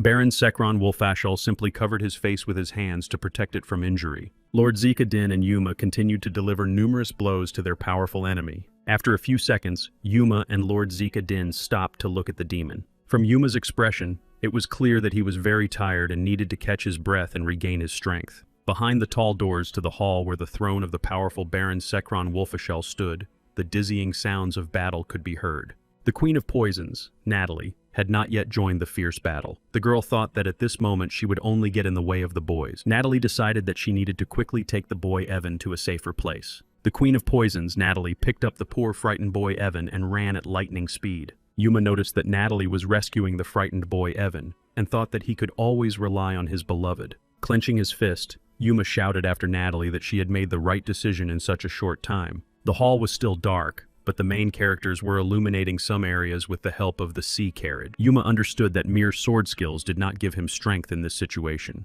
The main problem was that when Yuma's sword clashed with his opponent's weapon, he felt pain from the hilt. Yuma asked Lord Zekdin if he felt pain from his hilt. The Lord said that Pitsin told him it was the first time. Yuma was surprised that Zekadin had spoken to Pitsin, who actually lived inside the Lord. Suddenly, a voice was heard again, telling the main characters not to rejoice in their victory. They had only destroyed the demon's property. Baron Sekron Wolfishel asked the main characters if they believed that the day would come when commoners would be able to defeat the king. Baron Sekron Wolfishel continued to sit on his favorite throne and said that he had seized the throne forever. The voice of the demon inside the Baron continued to talk to the main characters. It said that it would soon finish all important matters. The powerful demon inside Baron Sekron Wolfishel's body continued to cast spells. Yuma and Lord Zekadin watched as the Baron's body literally began to emit a mysterious light. Yuma quietly but confidently told Lord Zekadin to slowly retreat. Once again, a terrible crash was heard in the hall where the unpredictable battle was taking place.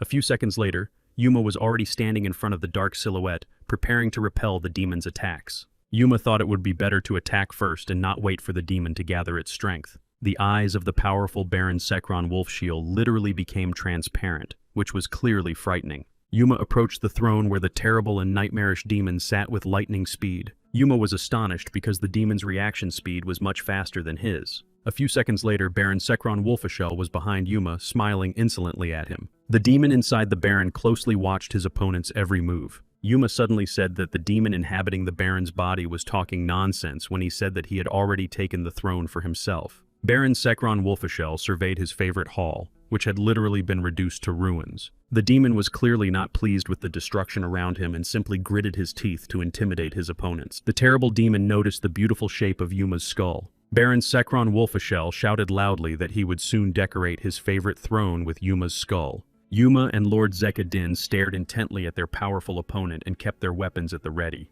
Yuma concentrated hard so that in the next moment he and his partner could launch an attack. However, the powerful demon inside Baron Sekron tried to attack first and stumbled upon Yuma's sword. Yuma repeated to himself why his throne and achievements were so important to this strange demon. Even before his rebirth, Yuma remembered how the Empress had also given him power, but he lost his life because of her one word. Sekron selling souls to demons and spreading cruelty. It was impossible to imagine. Yuma continued to think that everything the demon inside Baron Sekron did was for the sake of the title of king. The boy had to stop him. Yuma had been reborn once, and now he would not let the people he loved with all his heart be hurt. Yuma tensed when he noticed the inhuman gaze of the terrifying demon inside Baron Sekron and called him evil.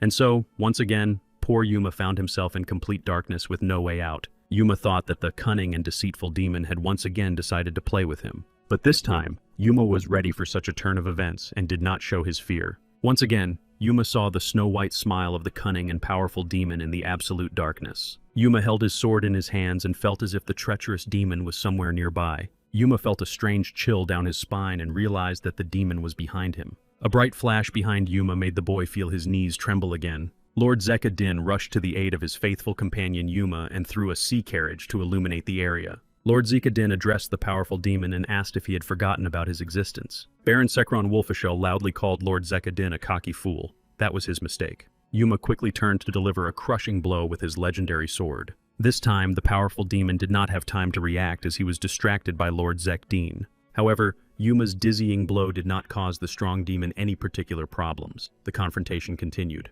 Yuma continued to strike his opponent with numerous sword blows and had no intention of stopping. Once again, poor Yuma felt pain from the hilt of his sharp blade and did not understand why this was happening. Exhausted, Yuma was very worried about his sword and tried to hide his pain from Baron Sekron. The demon inside Sekron Wolfshield continued to stare at his opponent. His gaze seemed evil again. The powerful demon also tried to respond to his opponent's attacks with blows from his weapon. Yuma had already used up almost all of his energy, but the demon remained full of strength and did not give up. Suddenly, Yuma began to smile strangely and mutter something under his breath. During the unpredictable battle with the demon, Yuma finally discovered and understood the monster's weakness. Yuma thought that it must have stemmed from the cunning demon's obsession with seizing power. Sekron used an exclusively aristocratic fighting style, which left him with many weaknesses. Unexpectedly for the demon himself, his opponent Yuma, for some strange reason, lowered his legendary blade. Lord Zeka Din noticed the strange behavior of his loyal comrade Yuma and simply shouted at him to come to his senses. The eyes of the cunning demon inside Baron Sekron Wolfashel turned black. Yuma thought that if Baron Sekron believed that in this world, opponents fought exclusively with swords, he was mistaken. To attract the attention of the powerful demon, Yuma shouted loudly and clearly at him. The cunning demon inside Sekron Wolfashel tried to deliver a crushing blow to Yuma's head, but the boy managed to dodge it. Yuma struck the insolent, cunning demon with his head at lightning speed. The enraged Baron Sekron Wolfashel clearly did not expect such a turn of events and doubled over in pain. Yuma decided to take advantage of the situation. As Baron Sekron was not looking at him, the boy reached out his hand. A few seconds later, Yuma had already grabbed his opponent by the hair growing on his head. Yuma jumped high enough into the air to slam his opponent's head into the ground. Naturally, the demon inside Baron Sekron Wolfashel could not resist such an insolent fighting style. Yuma again managed to take advantage of the situation, and now the guy was sitting on top of the Baron, who was still lying on the floor. Yuma clenched his fist to strike his victim on the head in the next moment. There was a crazy, dizzying crack. Yuma hit his target right on the mark. Unexpectedly, Yuma shouted to his loyal comrade, Lord Zeku Din, and ordered him to deprive the demon of his limbs. Lord Zeka Din quickly responded to the order, saying that he understood and was already getting down to business. Lord Zeka Din raised his magical spear, Sea Carriage, to deprive the demon of its limbs. After striking the castle floor hard, a red liquid began to spill out. Meanwhile, Yuma managed to raise his sword to deal with the treacherous demon once and for all. Holding the hilt of his legendary blade, Yuma still managed to stab it into the chest of the powerful demon. Pulling his sword out of the body of the treacherous demon, Yuma noticed that red liquid was also beginning to flow from it. Baron Sekron Wolfashel screamed loudly in terrible pain and realized that he would soon lose his life. A few minutes later, the main characters stood up to look around. Yuma and Lord Zeka Din stood over the body of Baron Sekron Wolfashel and thought that this was the end of the battle. Suddenly, Yuma noticed something mystical appearing where the demon's hand had been. Baron Sekron Wolfashel was literally healing himself and growing back his limbs. Yuma and Lord Zeka Din were simply stunned by the insidious, powerful demon's ability to regenerate. Yuma was very frightened and realized that now they had truly disturbed a truly powerful demon. The cloak of the so-called King Sekron Wolfashel remained lying on the floor while its owner had already risen to his new feet. The evil demon quietly declared that this was far from the end, but only a prelude to the main battle. The demon inside Baron Sekron Wolfashel repeated that he was just beginning to really fight. The insolent demon invited the main characters to enjoy the upcoming battle together. Yuma and Lord Zeka Din stood rooted to the spot, holding their favorite weapons in their hands. Yuma understood perfectly well that the man had completely surrendered himself to the demon, and that his power had now greatly increased. Meanwhile, in the corridor, far from the dizzying battle, the Queen of Poisons, Natalie, and the boy Evan sat on the floor. Natalie and Evan were very worried about the lives of their loyal comrades and hoped that it would all be over soon. The Queen of Poisons, Natalie, noticed that the boy Evan had started to cry heavily and tried to calm him down like a mother. Natalie said in a commanding tone that Evan should not worry because Yuma had never lost a battle. Natalie repeated once again that Yuma and Zeka would bring Baron Sekron's head on a platter any minute now. Meanwhile, the crazy fight continued. Yuma and Zika Din were already very tired. During the battle, Yuma realized that there was literally a huge gap between the strengths of the opponents. The boy didn't know what to do. The powerful demon continued to fight his opponents without showing any signs of fatigue. Lord Zika Din tried to wound the demon with the help of the sea carriage, but his numerous attempts were to no avail. Suddenly, Lord Zika Din heard a familiar rough voice in his head. Lord Zika Din immediately realized that he was talking to the legendary dragon Pitson, who was clearly trying to help him in this situation. Pitson said that he could no longer stand by and watch the demon wreak havoc, so he planned to help Zika. Lord Zika Din loudly called out to Yuma to gather his strength before the dizzying attack. Yuma saw how Pitson and Lord Zika Din became practically one and was ready to help his loyal comrade. Yuma tried to ask Lord Zika Din if he had any good plans. Yuma began to form spheres with his aura to distract the demon from Lord Zika Din, who had already begun to prepare for the attack. The demon asked Yuma if he was still as cold-blooded as before. Yuma did not answer the cunning and powerful demon and continued to direct spheres of aura at him. Suddenly, a mysterious magical portal formed around Yuma for unknown reasons. The demon admitted that he was surprised because Yuma had carefully hidden his potential abilities. Yuma replied to the insolent demon that there were many variables in a battle with such a monster. Behind Yuma, an aura that was no longer bright white but a yellowish glow began to form. Meanwhile, Lord Zika Din also concentrated, and a yellow aura lit up around him as well. Lord Zek Din's eyes turned dark, his pupils glowed bright blue. Finally, Lord Zek Din was ready to deliver a crushing blow to his opponent. The young man quickly ran toward the demon.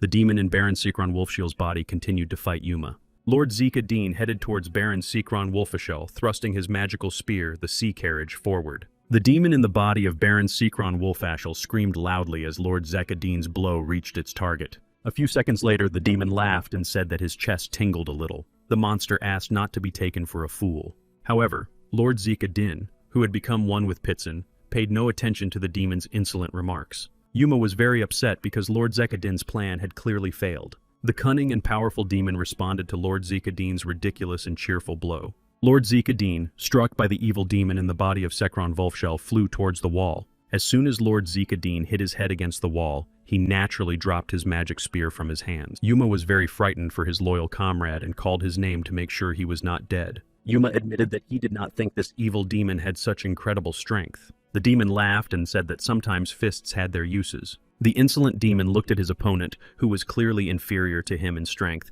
and simply gritted his teeth.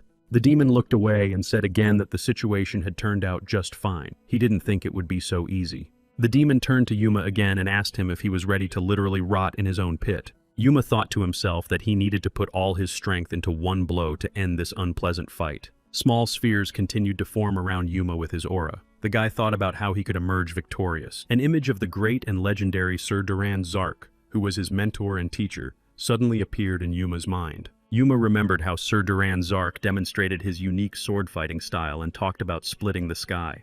Yuma concentrated hard to remember exactly how to create that very sky splitter. Yuma held his unique sword tightly in his hands, which had helped him defeat his opponents many times before. Yuma thought to himself that he had to at least try to repeat the stunning Sky Divider strike. Yuma remembered again how his mentor had said that the most important thing was to completely control his aura. Yuma told the powerful demon to try this and struck the ground with his sword with all his might. Yuma shouted the words Sky Splitter with all his might and waited to see if he would succeed. Again, there was an amazing crack and a rumble that shook everything around him to the limit. Lord Zika Din sat on the floor, holding his head because of the strong blow. Besides, the guy literally did not understand where he was. Lord Zeka Din carefully examined the room and tried to remember what had actually happened. Lord Zeka Din wondered who had such a powerful aura concentrated in one spot. Yuma stood in front of Lord Zika Din, holding his sword in his outstretched hand. The commander was preparing to deliver a crushing blow. Frightened, Lord Zika Din asked Yuma loudly what he planned to do with his powerful aura.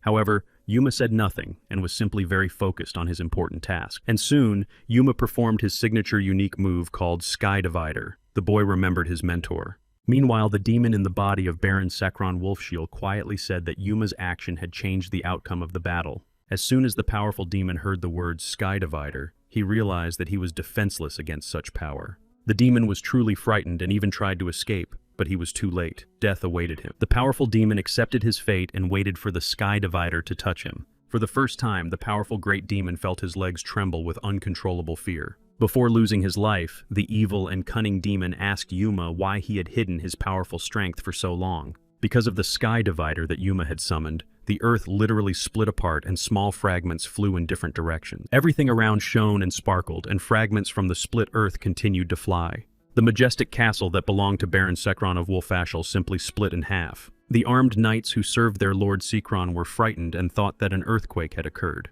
The earthquake caused by Yuma also frightened Lord Zekdin, who continued to sit on the floor, clutching his head. Lord Zekadin whispered quietly that only a real monster was capable of such an act. One of the small fragments was rapidly approaching Lord Zekadin's head. The guy did not have time to react and dodge. A second later, Lord Zekadin lost consciousness again due to the injury he had just received. Meanwhile, the expensive castle was literally split in half. Stones continued to fly in different directions. A giant chasm began to form in the ground due to the so-called sky divider. Yuma stood with his sword in his hands in the majestic hall, which had already been split in half due to a unique technique, the sky divider. Yuma raised his head and saw that his technique had broken his opponent's sword, which made him happy. The weapon of the powerful demon in the body of Baron Sekron Wolfshield was indeed broken. Yuma did not rush to conclusions, but then said that he thought it was finally over. Suddenly, Yuma began to cough violently and noticed red liquid on his sleeve. Yuma told himself that he had overdone it with his aura, and now his red liquid was flowing out of him. Yuma was very frightened again, as he had not planned to take his own life at that moment. Poor Yuma felt a sharp, intense pain in his chest and suddenly lost consciousness. The poor guy fell to the floor. Yuma lay on the floor near a huge cliff that had formed due to the sky divider. Meanwhile, the walls of the castle continued to be covered with numerous cracks. After a few seconds, a magical event occurred. Two mysterious mystical portals formed. From one of these portals appeared a shaggy, evil hand belonging to some powerful monster. It was a ferocious, terrifying monster that the world had never seen before. A nasty voice declared that the greater the despair, the greater its power. There were countless monsters. The mysterious voice ordered its subordinate monsters to kill everyone who remained in the castle. When the enraged monsters were about to attack Yuma, the voice stopped them and said that it would deal with the boy itself. The monsters turned their attention to Lord Zekdin, who was sitting unconscious near the wall. The frightened knights who served Baron Sekron fled and watched the castle from afar. Armed soldiers heard strange sounds coming from the crumbling castle. Suddenly, the armed knights trembled with dizzying fear and shouted that they had never seen anything like it before. Someone from the crowd of knights shouted that a hungry, powerful demon was running towards them, and not just one. One of the knights was named Oscar. The man tried to run away from the crazy monster. Meanwhile, one of the many demons stood near the dead body of his kin. It turned out that one of the demons had been cold-bloodedly killed by the great Queen of Poisons, Natalie, who did not understand where they came from. The main problem for the Queen of Poisons, Natalie, was that these demons were endless. Natalie abruptly turned to the boy Evan, who until that moment had been sleeping on the floor. The girl saw him as a burden.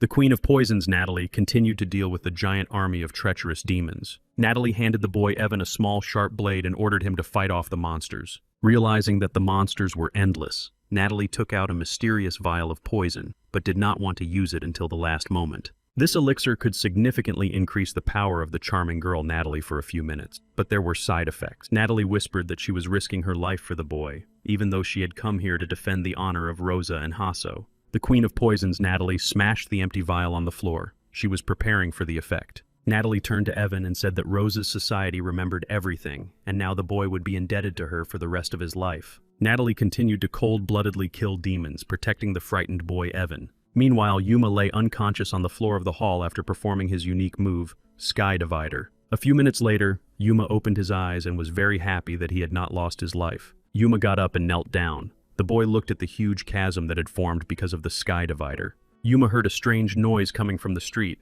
He had to see what was going on. Yuma slowly approached the edge of the chasm and looked out at the surrounding nature. Near the castle gates, Yuma saw a huge army of demons literally tearing apart the armed knights of Yokheim. Yuma was very worried about the lives of his loyal assistants and did not understand where these vicious monsters had come from. Yuma did not know who had actually summoned these enormous demons. The boy saw Natalie running away from the monsters. Yuma was very afraid for the lives of his beloved Natalie and the boy Evan. They needed help. Soon, Yuma noticed that Lord Zekadin was still sitting unconscious near the wall. Yuma asked him to get up. Yuma tried to quickly bring Lord Zekdin to his senses and told him that Natalie and Evan were in danger. Meanwhile, a ferocious demon was indeed chasing Natalie and Evan, planning to take their lives. Natalie noticed the monster's giant mouths and sharp fangs. With her favorite weapon, which Natalie called Little Sister, she had already dealt with a large number of monsters. The tired girl Natalie noticed again that there were too many demons. In addition, side effects began to take effect.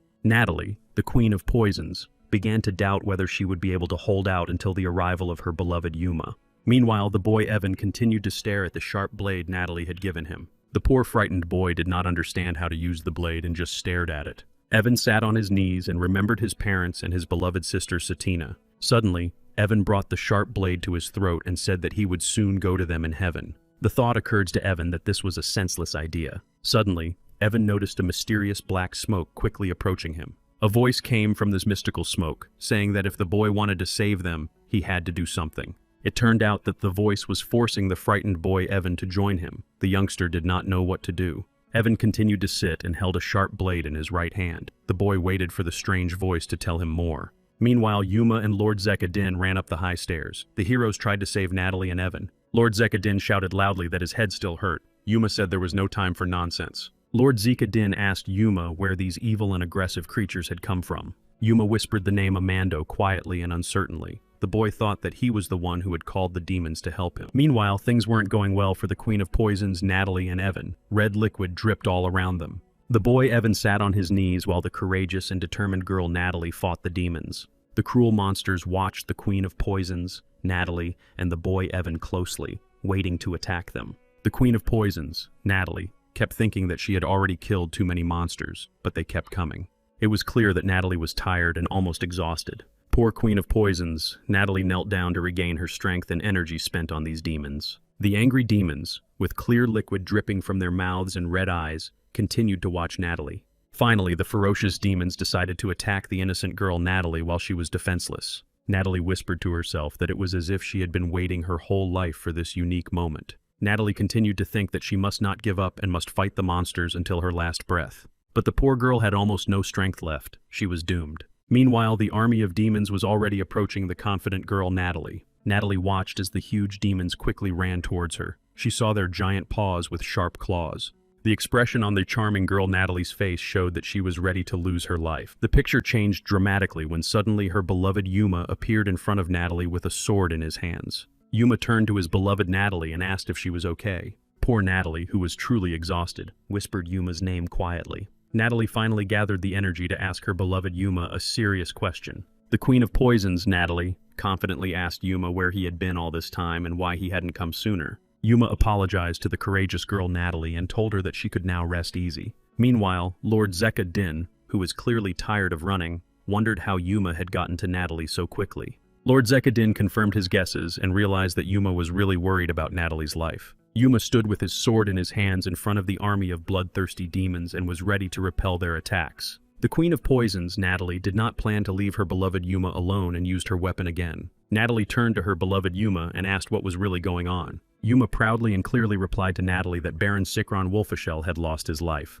Yuma continued, saying that Amando was most likely still alive and had summoned his followers here. The first thing the main characters had to do was figure out how to get out of the ill-fated castle. The Queen of Poisons, Natalie, nodded her head to show that she supported her beloved Yuma's idea. Natalie's eyes widened when she suddenly heard strange sounds behind her. Natalie realized that behind her stood the boy Evan, who was no longer afraid of demons. Suddenly, the Queen of Poisons, Natalie, felt a sharp pain in her back. Evan had stabbed the poor girl with his sword.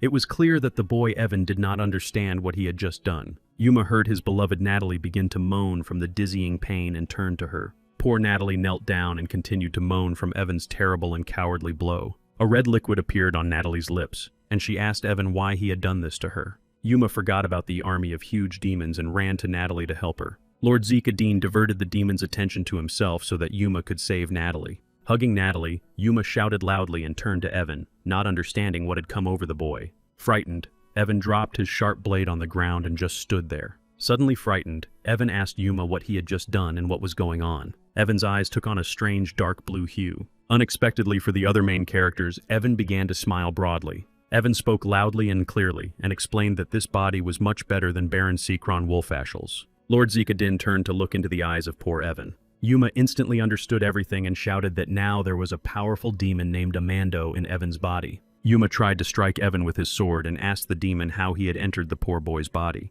Meanwhile, the boy Evan was already standing near his army of demons and ordering them to launch a dizzying attack. Evan asked Yuma to be careful with his sword because the boy's body was very fragile. Yuma demanded that the demon answer the question of what he had done to the naive child Evan. Amando replied that he hadn't done anything special. The boy wanted to go to his sister and parents, the depths of hell. Amando turned to Natalie and said that soon she would face the same fate, the depths of hell. Lord Zekadin continued to fight off numerous demons with his sea carriage spear. An army of hungry, bloodthirsty demons surrounded Yuma and tried to attack the Great Knight. Yuma constantly fended off attacks from the demons and thought he needed to get to Natalie. Yuma asked his loyal friend Lord Zekdin to cover him while she helped Natalie. Yuma ran up to Natalie, who was lying on the floor, and asked how she was feeling. He told her not to worry about trifles. The frightened girl Natalie noticed that a red liquid was spreading around her. The situation was bad. Yuma realized that the demon had damaged Natalie's vital organ. The girl needed to be taken to a mage or a doctor. However, there was a serious problem. It would take 20 days to reach the Empire,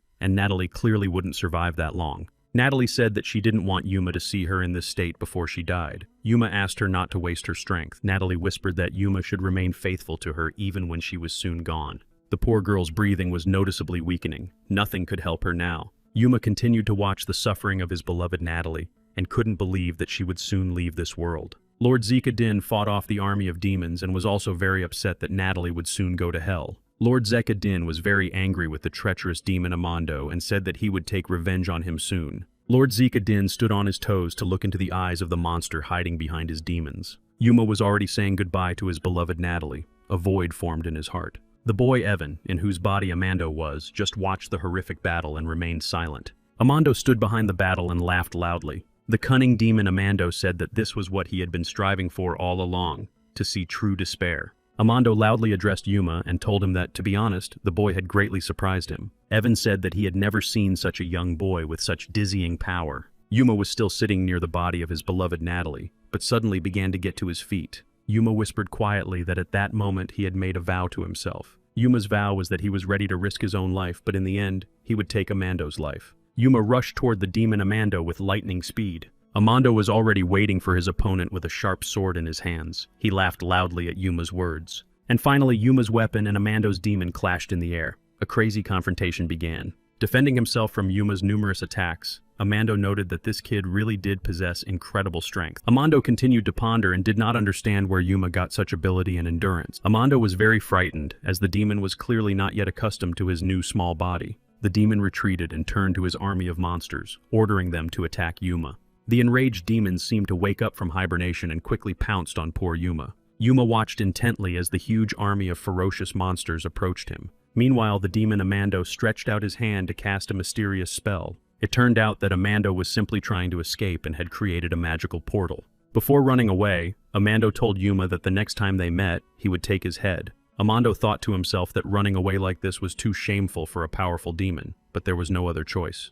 Amando repeated once more that he and Yuma would definitely meet again soon to fight. Yuma hastened to respond to the demon before he disappeared like a cowardly monster that he would not have a next time. Yuma said that Amando would not be able to escape, and that it would all end here and now. Amando laughed loudly and invited his opponent to follow him through the magic portal. Yuma said that he had been eagerly awaiting this unique offer and ran towards the portal. Lord Zekadin shouted after his comrade Yuma not to make hasty decisions. However, Yuma did not hear Lord Zekadin's words and had already almost disappeared into the magic portal. Lord Zekadin shouted once more that it was a trap and that he must immediately return from the mystical portal. Yuma once again plunged into a dark abyss from which there was no escape. Yuma was a little scared and began to think about where exactly he was now. The boy summoned Amando. Suddenly, Yuma heard loud and distinct laughter. The demon Amando was playing with the poor man again. Yuma shouted into the deafening void and demanded that the cunning demon stop hiding and show himself. The boy Evan stood not far from Yuma and brazenly mocked the frightened guy.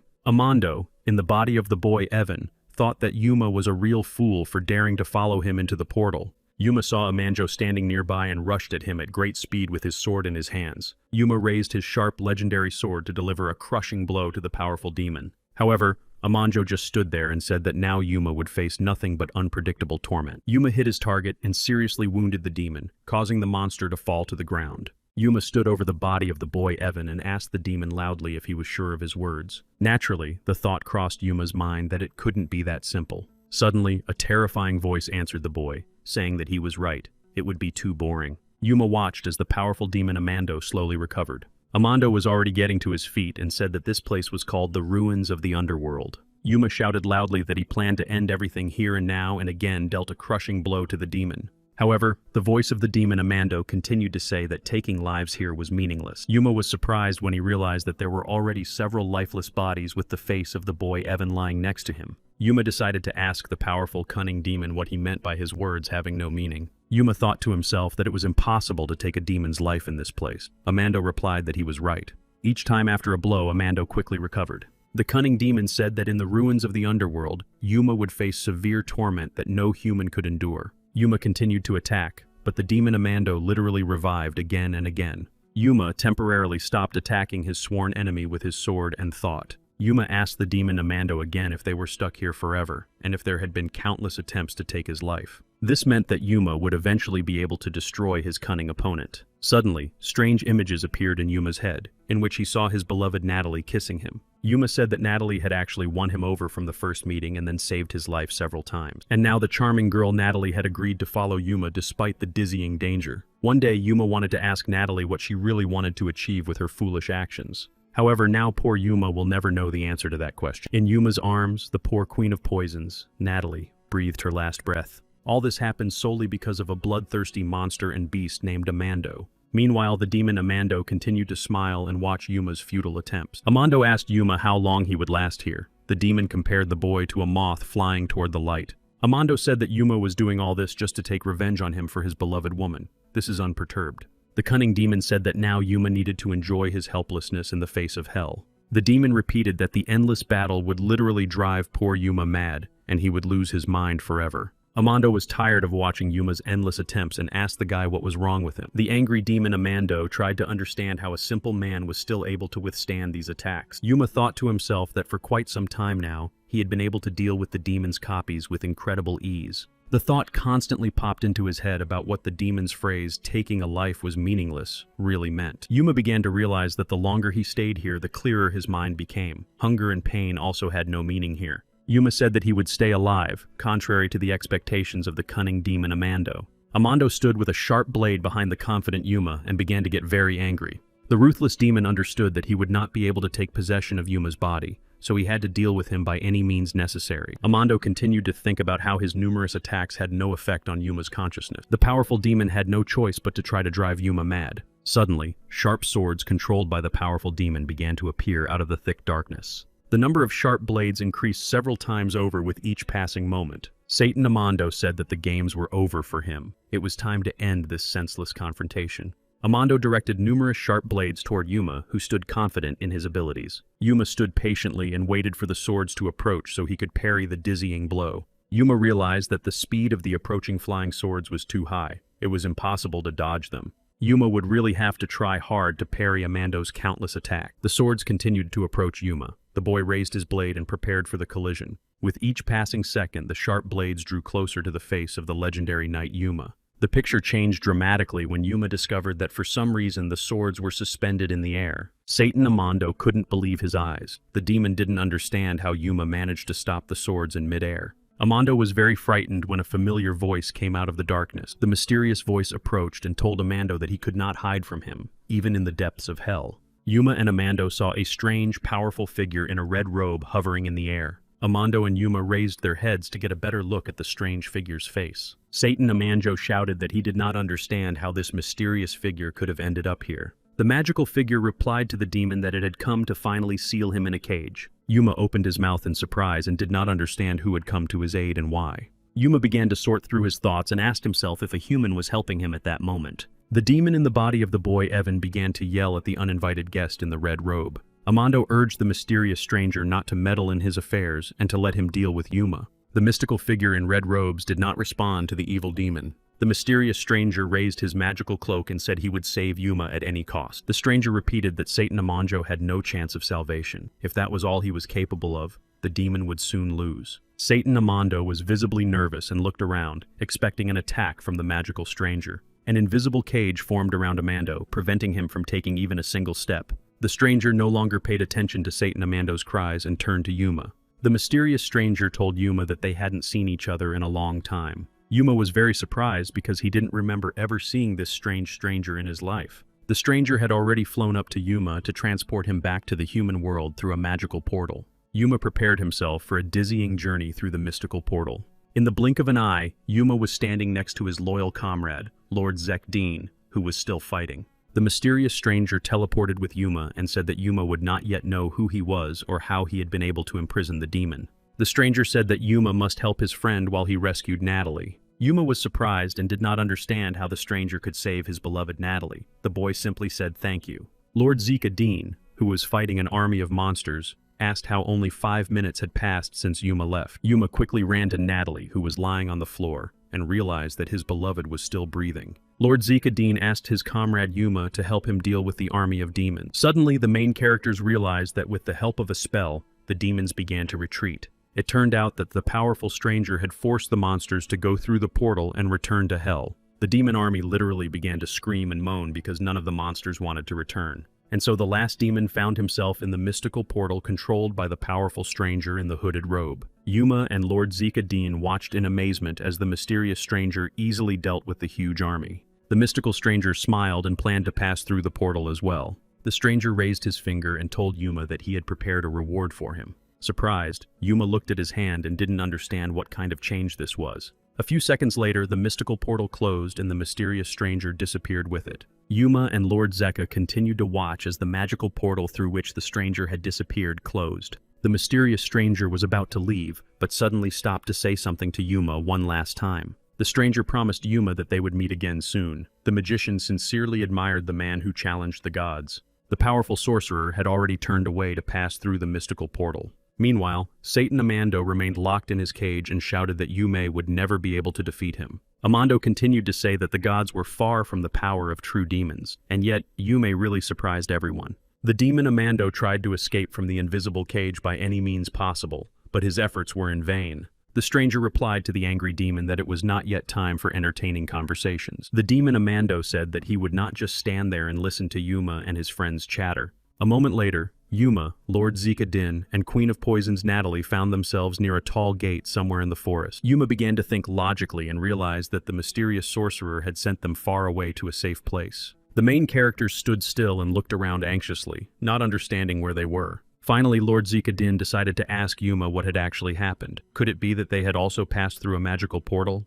Yuma confirmed the idea of his faithful companion Lord Zekdeen and carefully examined the surrounding area. Yuma saw that 2 armed guards were standing near the gate, guarding the entrance from strangers. The main characters did not rush to approach the armed knights, as they first needed to help Natalie. Yuma embraced his beloved Natalie, who was still breathing but gradually losing consciousness. Yuma whispered quietly that he would definitely save the charming girl Natalie. The poor thing just needed to hold on a little longer. Yuma picked up the Queen of Poisons, Natalie, and quickly ran towards the armed knights. Lord Zekdeen hurried after them. The armed guards saw strange strangers quickly approaching the gate. One of the guards shouted loudly for the uninvited guests to stop and introduce themselves. Yuma stopped and introduced himself by name. The guy said that they had come from the Poin trading community and urgently needed a doctor. The armed knight was simply doing his job and demanded that the main characters show their documents. Yuma reached into the back pocket of his jacket, but soon realized that the pocket was empty. Yuma turned to Lord Zekdeen and said that he had lost all his documents during the battle.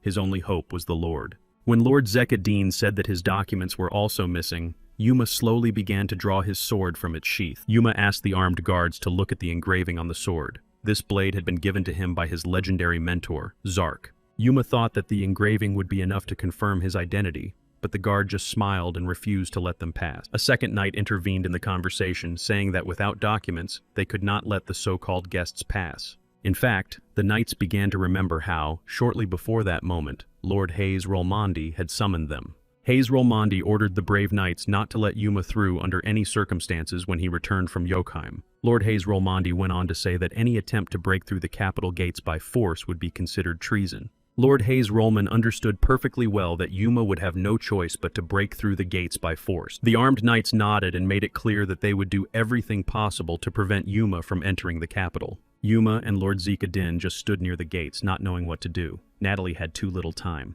Yuma held the wounded Natalie in his arms and wondered why the armed guards would not let them into the city. Yuma guessed that someone had given the armed knights an order, and they clearly would not disobey it. Lord Zekdeen asked Yuma if he could try to find another entrance to the capital. The guy said they didn't have much time. Yuma handed the wounded Natalie to Lord Zekdeen and said he would quickly find a way to break through the guards. Lord Zekdeen reminded Yuma that using force against the guards would be considered a serious crime. However, Yuma was no longer listening to his comrade Zika-din and slowly approached the two armed guards. Yuma stopped right in front of the knights and told them to open the gates immediately. The guy would not ask twice. One of the guards smiled and replied that there was no need to address them so arrogantly. The guard began to repeat that the use of force against them would be considered a crime, but the poor guy did not have time to finish expressing his opinion. Yuma delivered a crushing blow to the frightened knight's head with his right foot, causing the soldier to fall to the ground. A few seconds later, the wounded knight was sitting unconscious near a tree. The second knight thought to himself that even after several warnings, Yuma had still attacked them. Lord Zika-din was very upset because he now understood that Yuma faced severe punishment for his actions. Meanwhile, Yuma was already activating his aura and saying that anyone who attacked him now would regret it greatly. Yuma repeated loudly that it was not worth resisting and attacking him at that moment. Yuma used his powerful aura, and everything around him glowed with a dizzying light. Shards and stones literally flew in all directions from Yuma's terrible and powerful blow. The frightened knight ducked because of the flying small shards and thought that it was indeed a powerful and incredible blow. The knight tried to cover his face and thought to himself that he clearly did not have enough strength to deal with such a powerful opponent alone. The frightened knight had no choice but to open the gate. Otherwise, he would clearly lose his life. Yuma told Lord Zekadina that they had to hurry if they wanted Natalie to stay alive. The main characters approached the next gate. The knights ordered the intruders to stop and surrender. The brave knights shouted at Yuma and Lord Zekadina to stay where they were. They couldn't break into the capital with impunity. Yuma quickly formed several spheres with an aura and directed them toward the armed knights. The poor knights and guards did not understand what force was approaching them. The power of Yuma's aura increased several times over. The brave knights continued to persuade the intruders to surrender. They promised them that they would not use force. The knights warned the main characters that if they continued to advance, they would be forced to take their lives. Yuma no longer listened to what the armed knights were saying and delivered a crushing blow. Yuma stood surrounded by spheres with his powerful aura. The guy understood that the men had already suffered enough pain. Lord Zika-din asked Yuma to control the force of his blow so as not to take the knights' lives. Yuma replied to his comrade that the knights had simply lost consciousness. The young man did not strike with all his might. Meanwhile, orders were already being given in the tower to prepare the magic cannons for battle. Yuma realized that they had better hurry. As soon as Yuma heard the knights shout, "Aim!" he began to form spheres with his aura again. Nevertheless, Yuma and Lord Zika continued to carry the wounded Natalie in their arms, trying to avoid being hit by the magic cannons. The armed knights watched closely as the intruders quickly disappeared into the thick, impenetrable forest. The knights looked back and saw the extent of the destruction. Now, Yuma would not be the only one to suffer punishment. The cunning knights realized that they would not receive their wages from the wealthy Lord Hayes Rolmondi. The knights exchanged glances and realized that they needed to call for help from the people of Stronghold. The men had to catch the intruders. Shouts could already be heard in the city. The intruders tried to quickly escape from their armed pursuers. Yuma shouted to Lord Zekdin to beware of arrows. His partner asked him where they were running to if the infirmary was long behind them. Yuma quickly replied that they were actually running to the best doctors in the world. Lord Zekadin quickly grew tired and asked Yuma again about the royal citadel. The boy said it was too far away. Suddenly, Yuma decided to tell Lord Zika where they were headed, the castle of the great Zarkov family. Lord Zekadin noted that the Zarkov house was also far away. Yuma replied that he already had a plan. Yuma told his companion, Lord Zekadin, that they could take a shortcut. To do this, they would have to jump without hesitation. Lord Zekadin smiled and thought that cutting across the rooftops would not be easy, but there was a beautiful view. Lord Zekadin, with the wounded Natalie behind him, took a chance and made a dizzying leap from the roof. Suddenly, Yuma heard strange sounds and voices behind him and realized that he would have to fight again. Opposite Yuma stood 3 armed knights with swords in their hands. The soldiers were preparing to attack. Yuma grabbed his sword and smiled slightly, telling the soldiers that they were very fast. One of the knights ordered Yuma to surrender immediately and not be a traitor to the Empire. However, Yuma had no intention of stopping. The young man was saving his beloved by any means necessary. Yuma approached the 3 armed knights with astonishing speed to clear the way for himself and his lord. One of the armed knights doubled over in dizzying pain and fell to the ground a few seconds later. In the blink of an eye, the other frightened knights received several blows to the face. A few seconds later, Yuma was standing over the bodies of the knights who were lying unconscious on the ground. Yuma shouted loudly that he planned to achieve his goal soon, to reach the house of the powerful Zarkov family. The cry of the brave and courageous Yuma literally spread throughout the city. Yuma and Lord Zekadin continued to run, and the main characters had almost reached their destination. The main characters had to go down, and there was only one turn left to the colorful Zarkov castle. Yuma, like a true commander, was the first to jump off the roof. Lord Zekadin followed his example. Yuma ran again and shouted to his faithful companion that they needed to run right here. However, the main character stopped abruptly in surprise. The guys clearly did not expect further developments. Yuma and Lord Zekadin opened their mouths in dizzying surprise and just stood there. The fact was that an army of armed knights with spears and shields was already waiting for the main characters below. The brave and courageous knights watched the intruders closely but remained where they were, waiting. Yuma whispered in a quiet voice that this situation would not stop him, and he began to form spheres with an aura again. Yuma shouted to the soldiers who were already preparing to attack that he did not have time for a long battle. The knights looked coldly at the criminals and were ready to launch a devastating attack. Before the brutal attack, the armed knights repeated that the intruders should not resist and lay down their weapons on the ground. The knights asked their immediate commander if they could begin the attack,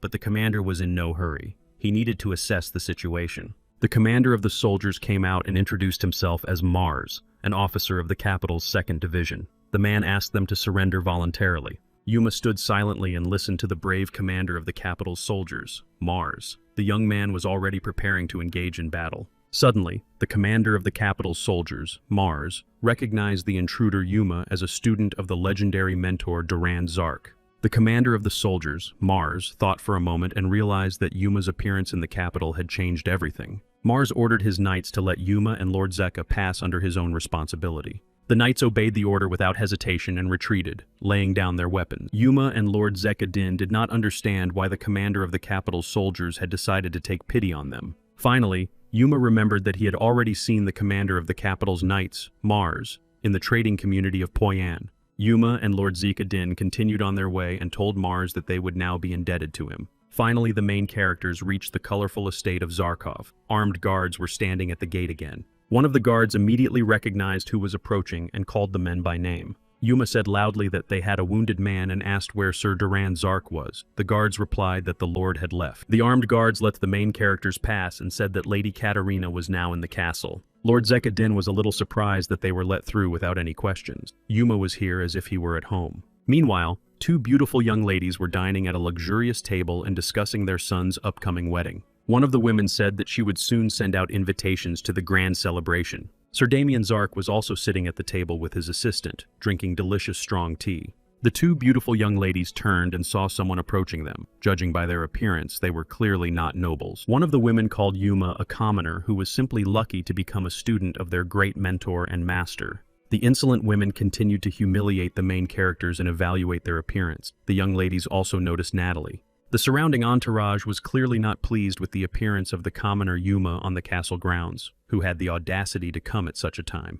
Zarkov's second son, Damien, wondered why Yuma, who had recently been awarded his father's sword, had come here. Sir Damien Zark's assistant shouted at the commoner to know his place and stop barging into their estate with such a brazen attitude. The man shouted at the top of his lungs for Yuma and his friend Lord Zekadin to stay where they were and not try to take another step. Yuma slowed down slightly and approached Sir Damien Zark's assistant. The man continued to say that dirty commoners only caused problems. They had no place here. Yuma was tired of listening to the stranger's loud words and simply pushed the insolent young man aside with his left hand. Sir Duran Zark's daughter, Katarina, watched this strange action from the window and shouted that Yuma was taking too many liberties. When Katarina Zark looked closely, she realized that the legendary knight Yuma was standing in front of her. Without much hesitation, Katarina Zark quickly ran down the stairs to personally greet her friend Yuma and his companion. When Katarina Zark came downstairs, she asked Yuma what had happened and why the girl behind Lord Zekdin was barely breathing. Meanwhile, Sir Damien Zark's assistant had already gotten to his feet and began to get very agitated at the appearance of Katarina Zark. Yuma pushed the insolent boy away again and told Katarina Zark that they didn't have time to explain the situation. Yuma asked Lady Katarina to call a doctor who could rid the innocent victim of the evil magic. Katarina Zark was a little confused and stood silently. Yuma added that the best surgeons were also needed. Katarina Zark thought to herself that she had never seen the young man so agitated before. Katarina Zark also pondered the unique request of her comrade and friend Yuma. A few seconds later, Katarina ordered her servants to take Natalie to the infirmary and call the doctors immediately. Katarina looked into Yuma's eyes and also ordered a letter to be sent to her father, Duran Zark, asking him to return. A unique and strange situation began to unfold near the infirmary on the Zark estate. People were running through the corridors looking for medical instruments. Natalie's operation was about to begin. Professional medics were rushing around the injured Natalie, fighting for her life. The Queen of Poisons began to scream loudly and call for help from the dizzying pain. The doctors began treatment. The chief doctor turned to Katerina and said that Natalie was not only physically wounded but also cursed with magic. Katerina Zark shouted that Natalie's life must be saved at all costs until the powerful magicians arrived. Servants suddenly burst into the infirmary and said that soldiers had come to the estate looking for intruders. Katerina Zark turned to Yuma and asked if he had attacked the armed guards near the capital gates. Yuma felt guilty and simply looked down at the floor. Katerina repeated the question. Soon, Yuma replied that the guards did not want to let him in even after confirming his identity. There was no other way out. Katerina asked Yuma again if he thought he would now have to face punishment for his actions. Yuma repeated that the most important thing at that moment was to save Natalie at any cost. For Katerina Zark, this was so striking that she was simply speechless. She thought she would figure it out later.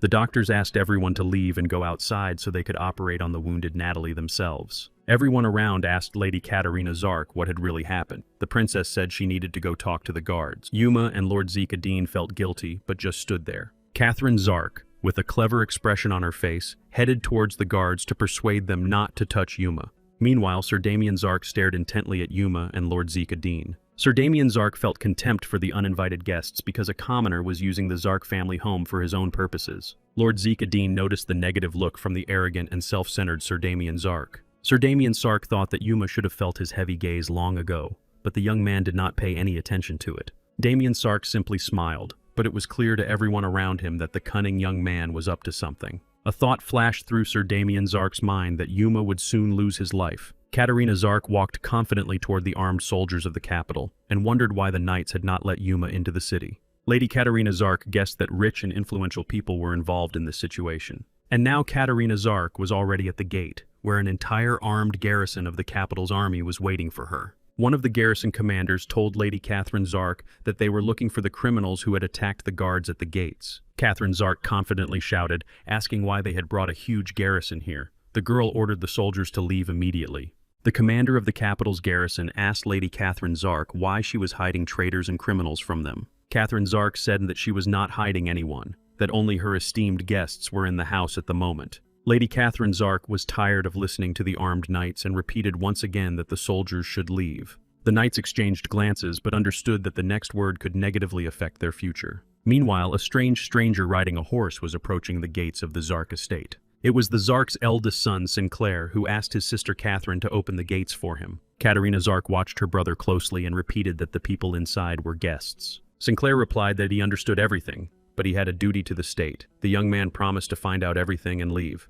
Katerina Zark asked Sinclair if he had lost his mind. It was clear that high-ranking aristocrats were behind this. Randall refused to carry out Sinclair's orders because he understood that if he went against Katerina, it would end badly. Sinclair turned to Randall and asked him to delay Katerina a little, as she simply did not want to let her brother in. Sir Randall Zark slowly drew his sword to protect his sister Katerina. Katerina and Randall asked Sinclair's brother to retreat immediately, otherwise there would be trouble. An angry Sinclair Zark asked Randall if he was now siding with Katerina. Sinclair Zark asked a clear question. Was this the will of their powerful and legendary father? Katerina and Randall fell silent, wondering how to respond to such a provocative question. No one dared to speak first. Suddenly, behind Katerina and Randall Zark, a terrible male voice declared that it was indeed his will. The great Sir Durand Zark was approaching the gates of the estate, his mood clearly negative. The armed knights looked at the great Sir Durand Zark with fear in their eyes. The Lord ordered everyone to fall to their knees. Sinclair Zark was greatly frightened by his father's voice. Even the horse he was riding knelt before Durand Zark. In the next moment, the entire garrison of the capital was kneeling before the evil and powerful Sir Durand Zark. With confident steps, Sir Durand Zark approached the gate to look into the eyes of his eldest son, Sinclair. Durand Zark was surprised that these were not just knights but professional guards of the capital. Sir Durand Zark looked at his son Sinclair and said that he was very surprised that he was the one leading the circus in front of his estate. Lord Durand Zark approached Sinclair and asked loudly why his eldest son had allowed such a scene to take place in front of his house.